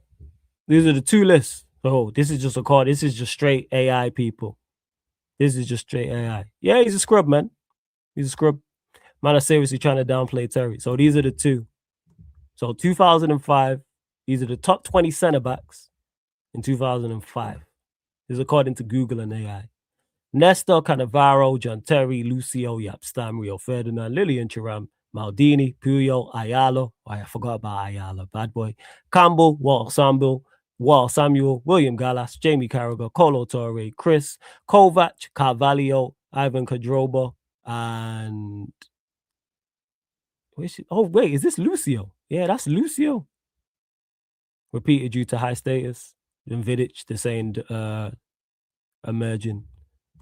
This is right now. Van Dijk, Saliba, Diaz, Bastoni, Gabriel, Vadio, Militao, Kabasi, Kanate, Van de Ven, Schlotterbeck, Martinez, Romero, Ta, Holson, Martinez, Rudiger, Araujo, Scalvini, and I even pronounce his name. You don't let me know what list is better. I ain't gonna lie. 2026, I think is better. The 2026 centre backs definitely better. Like Van Dijk's right there. You already know about Van Dijk. Van Dijk over Nesta. Saliba over Cannavaro. Diaz over Terry. Lucio I'm picking over Bastoni. Stam and Gabriel is a straight tie. Vardiol over Rio. Militao Kabasi and Maldini toss up. Puyol, Kanati over Puyol. Van de Ven over Ayala. Lisandro Martinez definitely better than Sol Campbell and Walter Samuel. And that's the rest of the list. Yeah, man. All right, we're going to close out. Yo, he got me there. He got me there. Yeah, man. Yeah, the list of 05 is meaty before. Did you mean after 5? Is meaty before what? Rio, Lillian, Thuram, Maldini, Puyol, Ayala. Scrubs? What are we talking about here? That's more. Don't do them a disservice. Rio Ferdinand, Lillian Thuram, Paolo Maldini, Carlos Puyol, Roberto Ayala. Scrubs. Those 5. That's awful. And then Sol Campbell and Walter Samuel and William Gallas. Dreadful. Dreadful. That takes you to 13. Carvalho. Overrated. I hear it. No, nah. No sarcasm, man. He's right, man. They mid after that. Who rates Rio, man? Or Lillian Thuram or Paolo Maldini or Carlos Puyol or Roberto Ayala? Like he said, after 5, mid, man. Mid. Yeah, mid. That's what it is. They're terrible. Awful. That's what it is, man. I'm in agreement with you. What are we talking about? Ash, I'm in agreement with you. I said 05. I said 2026 got it, man. They got better center backs. I'm in agreement, man. See, man just want to argue with me. I'm in agreement with him. And man want to argue me down. I said, you got that. I said 2026 is better. 100%. I could admit when I'm wrong.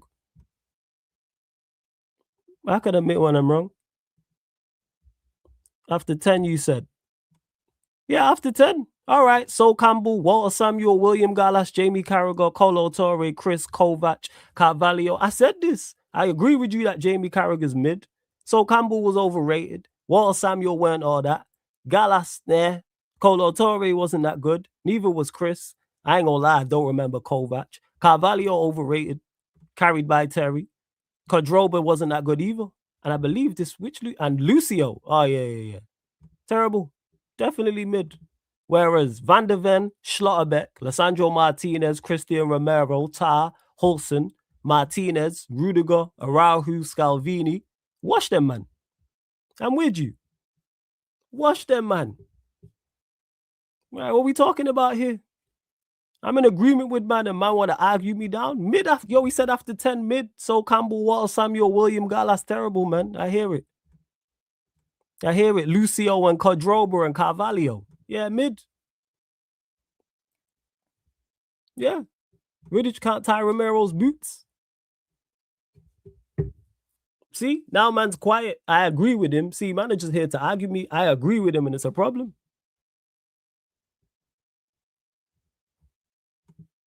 It is. Now you're saying Rudiger's mid on your list.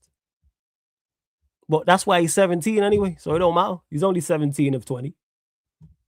But you're right, man. You're right, Ash. I agree with you on that. I think the 2026 center back list is better than the 2005 one.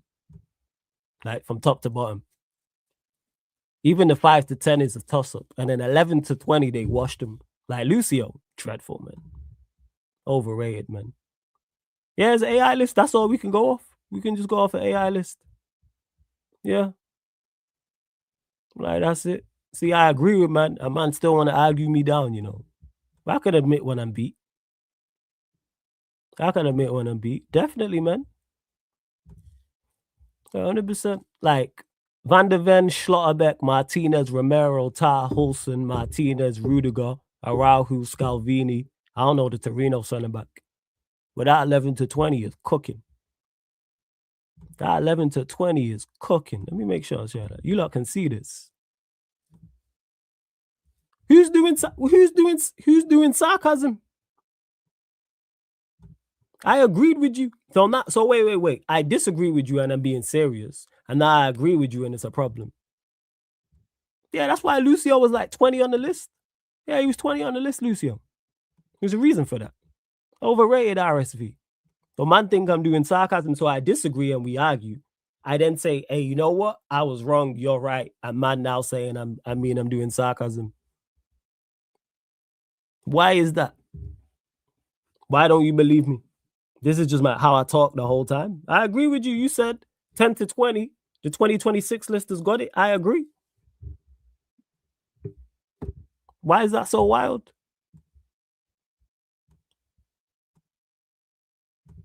Why is that so crazy? So this is the list in particular, 11 to 20 or 10 to 20. Van der Ven, Schlotterbeck, Martinez, Romero, Tar, Hulsen, Martinez, Rudiger, Araujo, Scalvini, and I don't know the Torino center back. I don't know him, so I can't comment. See, why am I being quiet now? Man was quick to argue. See, when I was saying I was saying, yo, I'm wrong. He's right. That the top 20 list of 2026 center backs is better than the 2005 list, in particular 10 to 20. It's not my fault AI picked the bad ones. From where? 05, or are you talking from 2026?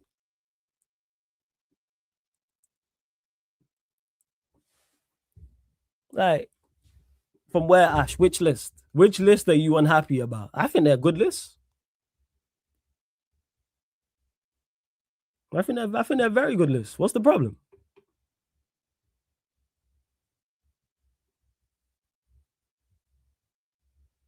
What's the problem with the list? The 2026 list. But we agree that the 2026 list is better, so what's the problem? We agree the 2026 list is the problem, so what's the issue? I mean, is better. Yeah, 2025, this is it. Here we go. See, look, even better. 10 to 20. Kabasi, Kanate, Vadio, Hulsen, Malik Chow, Schlotterbeck, Tar, Stones, Vucevic, Martinez. I don't know. Oh, this is women's football. I don't know why they put her in there. But yeah. And the list is the same. Van Dijk, Saliba, Gabriel, Diaz. Yeah, it's pretty much the same. They've just changed the list, but it's pretty much the same. I'm in agreement that this 2025 list is better than 2005. They can't pick VDV since he hasn't played in 2026. Who hasn't played in 2026? Oh, Van der Ven. Does Van der Ven not play? Well, he's right there. He's on the list. He was on the list both times. He's a good centre back. He was 10 on that and he was 8 on this one. So what's the problem? Hey, people, I was wrong on this. What can I say, man? The list of centre backs, top 20 centre backs on 2025. Nah. They're not all scrubs. They just don't compare to them. That's where it is. Don't get it mistaken. Like, if you hear me say, oh, scrub or bad, it's in comparison. They're not scrubs. They're just not of the level. That's all. Like, Sol Campbell to Kanate is not a contest, in my opinion. Like, Kanate is better than Sol Campbell. Walter Samuel, 12 to Vadio. Vadio easily. Gallas to Hulsen. Of course it's Hulsen. Carragher to Malik Chow. Definitely the Malik Chow. Bless me. Colo Torre to Schlotterbeck. You lot get the point. Schlotterbeck. Chris to Jonathan Tar. It's Tar. Kovac. I ain't watched Kovac. I can't remember Kovac, so skip him. Carvalho to Vucevic. Definitely. Kadroba to Martinez. Yo, Lissandro, my baller. And then they put a woman on the end of it in regards to the list. So I can't even say Lucio. But Lucio don't compare to anyone 10 to 19 anyway. So it don't really matter. It don't really matter. Like, I don't think there's anything to blame. Hey, Ash, there's no one that's missed out is there someone that's missed out? Let me know if there's someone that missed out. Because I'm in agreement. You might not agree with Ash, but I agree with Ash. I'm with you, Ash. I'm with you. I think the 2025 list is better than the 2005 list. Definitely. Definitely think it's better. 100%. I think the 05 list is better.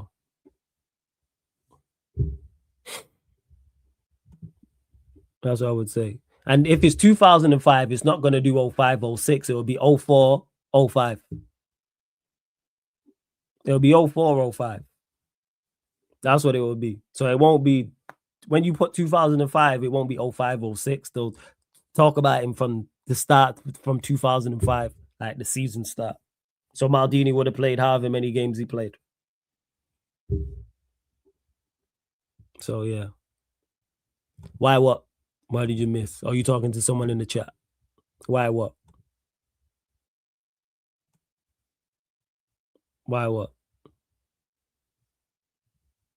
Right, I just realized some random 10-year-old down the street is going to be better than Puyol because he's going to evolve even more. Yeah, facts. Facts. 100%. 100%. Without doubt. Flawless, you telling me Saliba is better than Maldini? I gotta go to the list. 05, Maldini was 8. Saliba is 2. So yeah. I'm going off the list, yeah. Because Maldini's 8 and Saliba's 2 on the list. So yeah, I'm gonna go with Saliba. 100%. Because what was Maldini doing at Saliba's age? I don't think he was competing for titles in such a defensively sound side. I'd have to double check, but I don't think so. I have to go back and check what he was doing at 23. Yeah. It's mad. Yo, man said fuck the list. Yo, this is like Jericho's list. You don't say fuck the list. What's wrong with you? Yeah. All right, that's what we doing. Hey, I'm with Ash on this. Yeah. Yeah. He was, yeah, exactly that. Ash 05 Maldini also bottled the World Champions League final. But I guess he was some good. That was, yeah, clearly he wasn't some good. I'm in agreement with you, Ash, man. I'm in agreement with you. Give me another year, Ash, before we close out. Give me another year to compare the center backs. So we done 05. So 2025 washes 05. Give me another year, any year. Last one. I actually need to get some fucking rest. Yo, to your kid, why you feel like I'm trolling? I'm just in agreement, man. When you're beat, you're beat. And you're wrong, you're wrong. Simple as that. Yeah, we can do that. Yeah, it's up to Ash. You can either give us another year or another position in regards to on the pitch. It's up to him. Last one, I'm literally going to close out. I've been here almost 4 hours.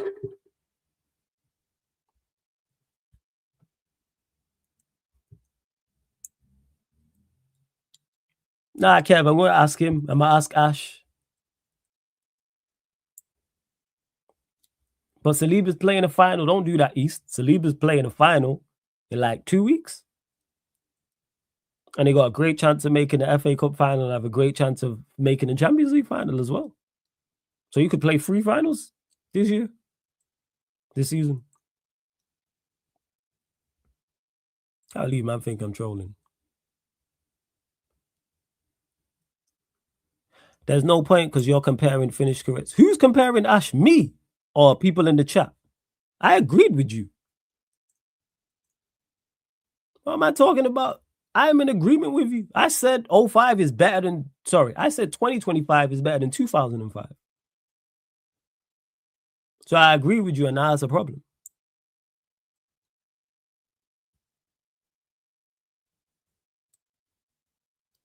Why is there a problem?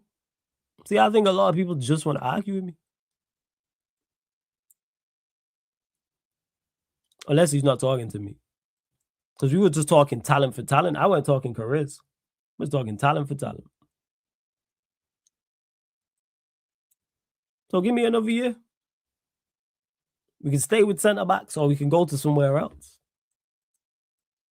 Shout out AI though. AI a real one still.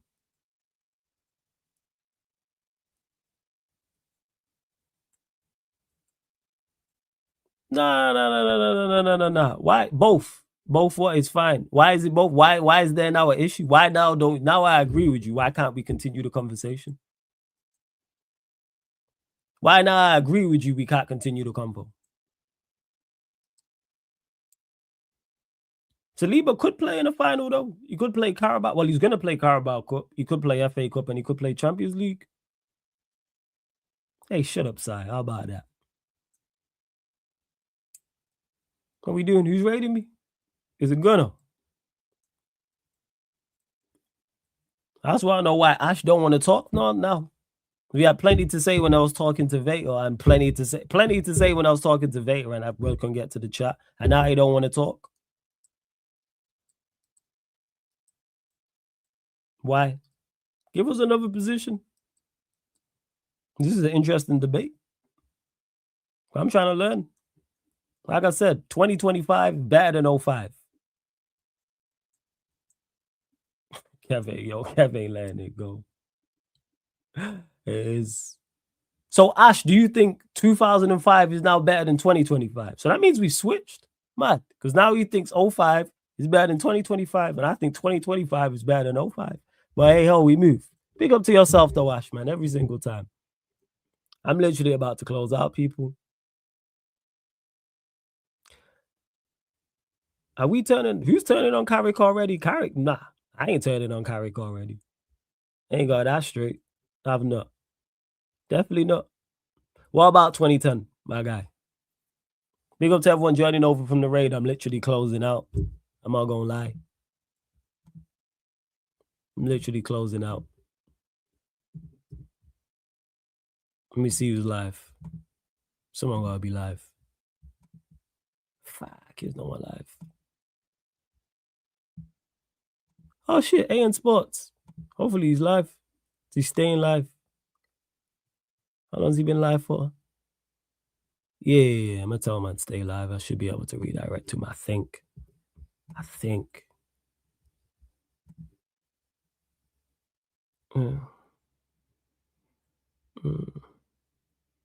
See, now he's doing too much. Now Saliba's a bozo we can't defend. It's crazy. I don't know who said that. Who said that? I don't know who said that. That he's a bozo we can't defend. I think Saliba like top 3 in the country. That's just me though. Flawless, what's the conversation? Been all over the place with the conversation. Me and Vay was having a debate about that, like football versus then versus back now, etc. Ash knows more. He's more than welcome to join the fan calling show, as many of anybody is. Anyone who's here right now, talk your ish every Friday, 10:30 p.m. as well.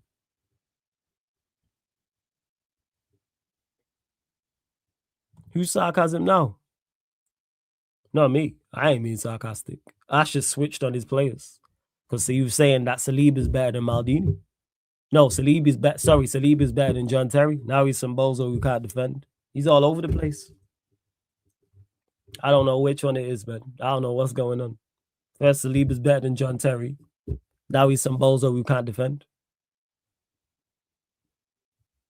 I don't know. Never. Close to becoming, who? Me? Close to becoming a pro footballer. Nowhere near. Nowhere near good enough. Nowhere near good enough to play professional ball. Nowhere near. I can't believe people think I'm trolling when I said the 2025 is better than 05. 2025 got some good defenders. Kanate and Gabriel and Saliba and that. And Bastoni's there. These are some quality defenders. But Ash is all over the place. Because he had Saliba over John Terry. But now John Terry's some bozo who can't defend. I don't know what's going on, man. I don't know what's happening. I'm lost. I'm completely lost. And you lot made it worse, man. Because you done made man think that I was being sarcastic and I'm not. See, look, because man said in one instance, what if I say Saliba is better than Terry? But then he said Saliba's some bozo who can't defend. So which one is it, Ash? Is he better than John Terry or is he a bozo who can't defend?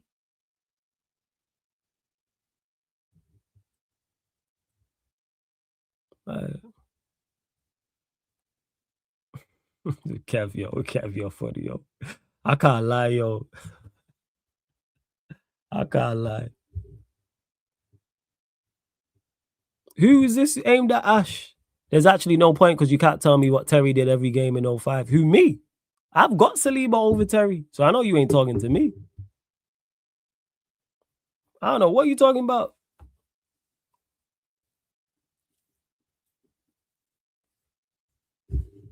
Like, Saliba's quality. I'm a big fan of Saliba. I don't think he's better than Gabriel.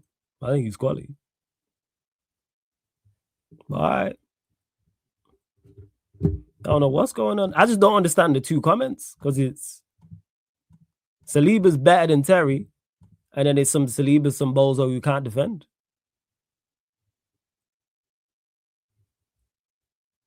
Hey, Barrio, too fucking far, mate. Keep your hands off Sydney Sweeney, yo. All right? Watch your mouth, all right? You going too fucking far. This is beyond the judge. Too far, man. Too far. I should time you out for 24 hours. Too damn far, Barrio. Too, not a joke, mate. Don't be laughing. Too far. Flawless, genuine question. Hit me with the genuine question. Bro, you know, and I know I'm not being sarcastic. I agree with you.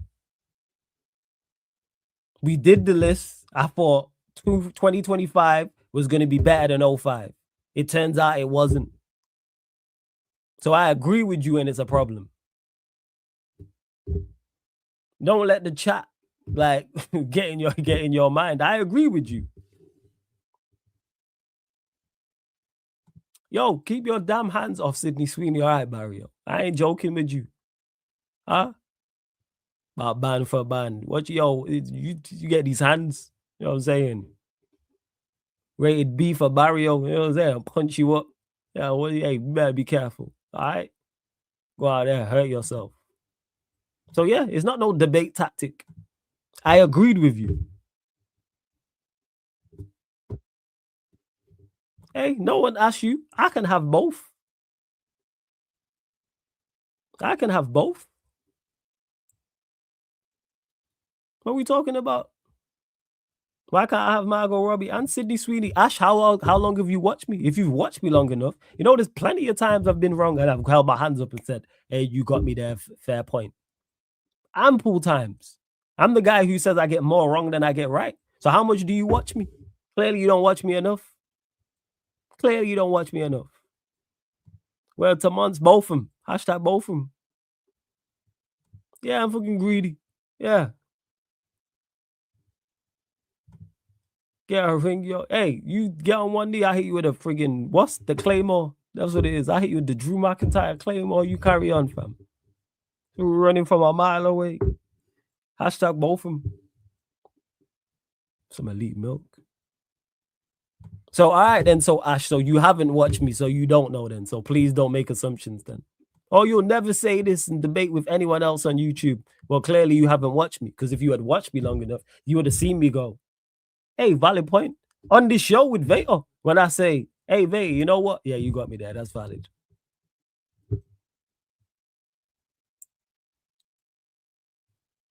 See, I can say this.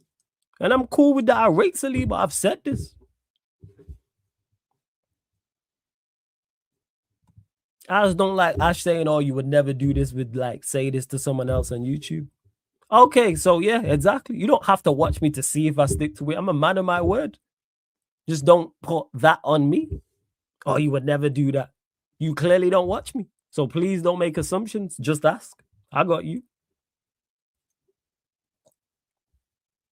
Flawless, this conversation, I need to calm down. It was definitely trouble for me. That's how I feel about Barrio talking about Sydney Sweeney. I've almost blacked out.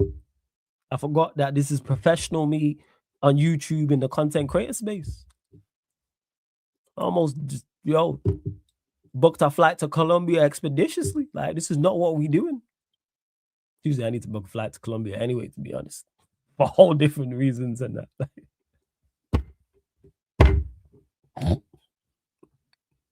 I get what Sheik's saying, man. I understand it. I'm like, Sheik, I get it. I understand.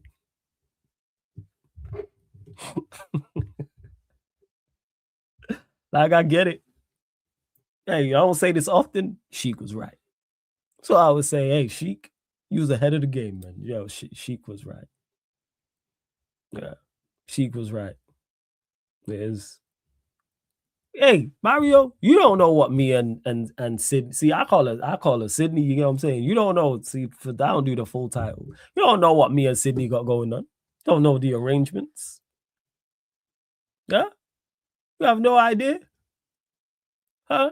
So mind your business. All right. Make sure I touch down in Colombia or there, so man's good. You feel me? This guy.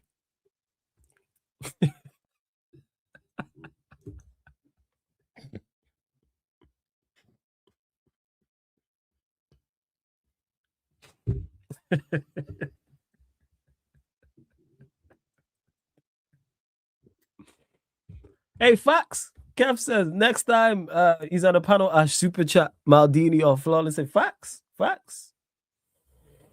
Oh shit. See, man, here you go again talking like you know me like that. When you don't, this is it. Please don't do that. Because if I do that to you, you ain't gonna like it. So please don't do that. Please don't. Just ask me. Don't assume with me. I'm very, very honest. To say this, so I know you ain't being any truth, is just straight lies. This is what this is. This is a bad face. This is a bold face lie. There's many debates where I go, hey, you know what? Yeah, you got me. Vader being one of them. Even his prick side in the chat and his absolute asshole Mario, they're two others. I'm like, yeah, you lot got points still.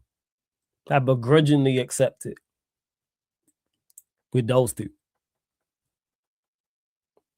Yo, Flawless Chelsea rubbing United ain't nothing new. I'm a rub your this guy, yo, innit?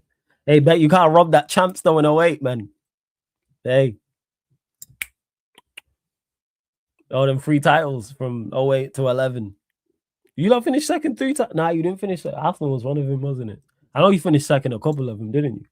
Was it 08? No, 08, 09, and then 010.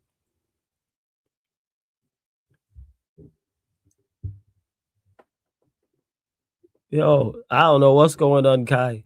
I don't know what's happening. Why is that whoa. Why is that unnecessary?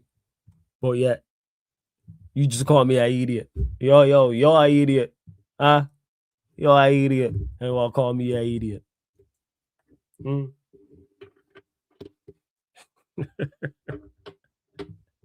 Hey, just no more Sydney. Like I said, I will time you out. Don't be chatting about Sydney, all right? You don't even do all that. Okay. Watch your mouth. Huh?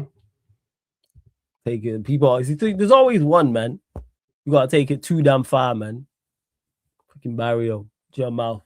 Always gotta hit below the belt with the low blow. Huh? Always steel chair to the back and all them things there. Put me in a bad. This is a great show. Now I'm in a bad mood. Ridiculous. Sorry, you like in the chat crap me up, man, in my life, yo. Yes? What you telling me to the thinker? What you telling me, man? You good?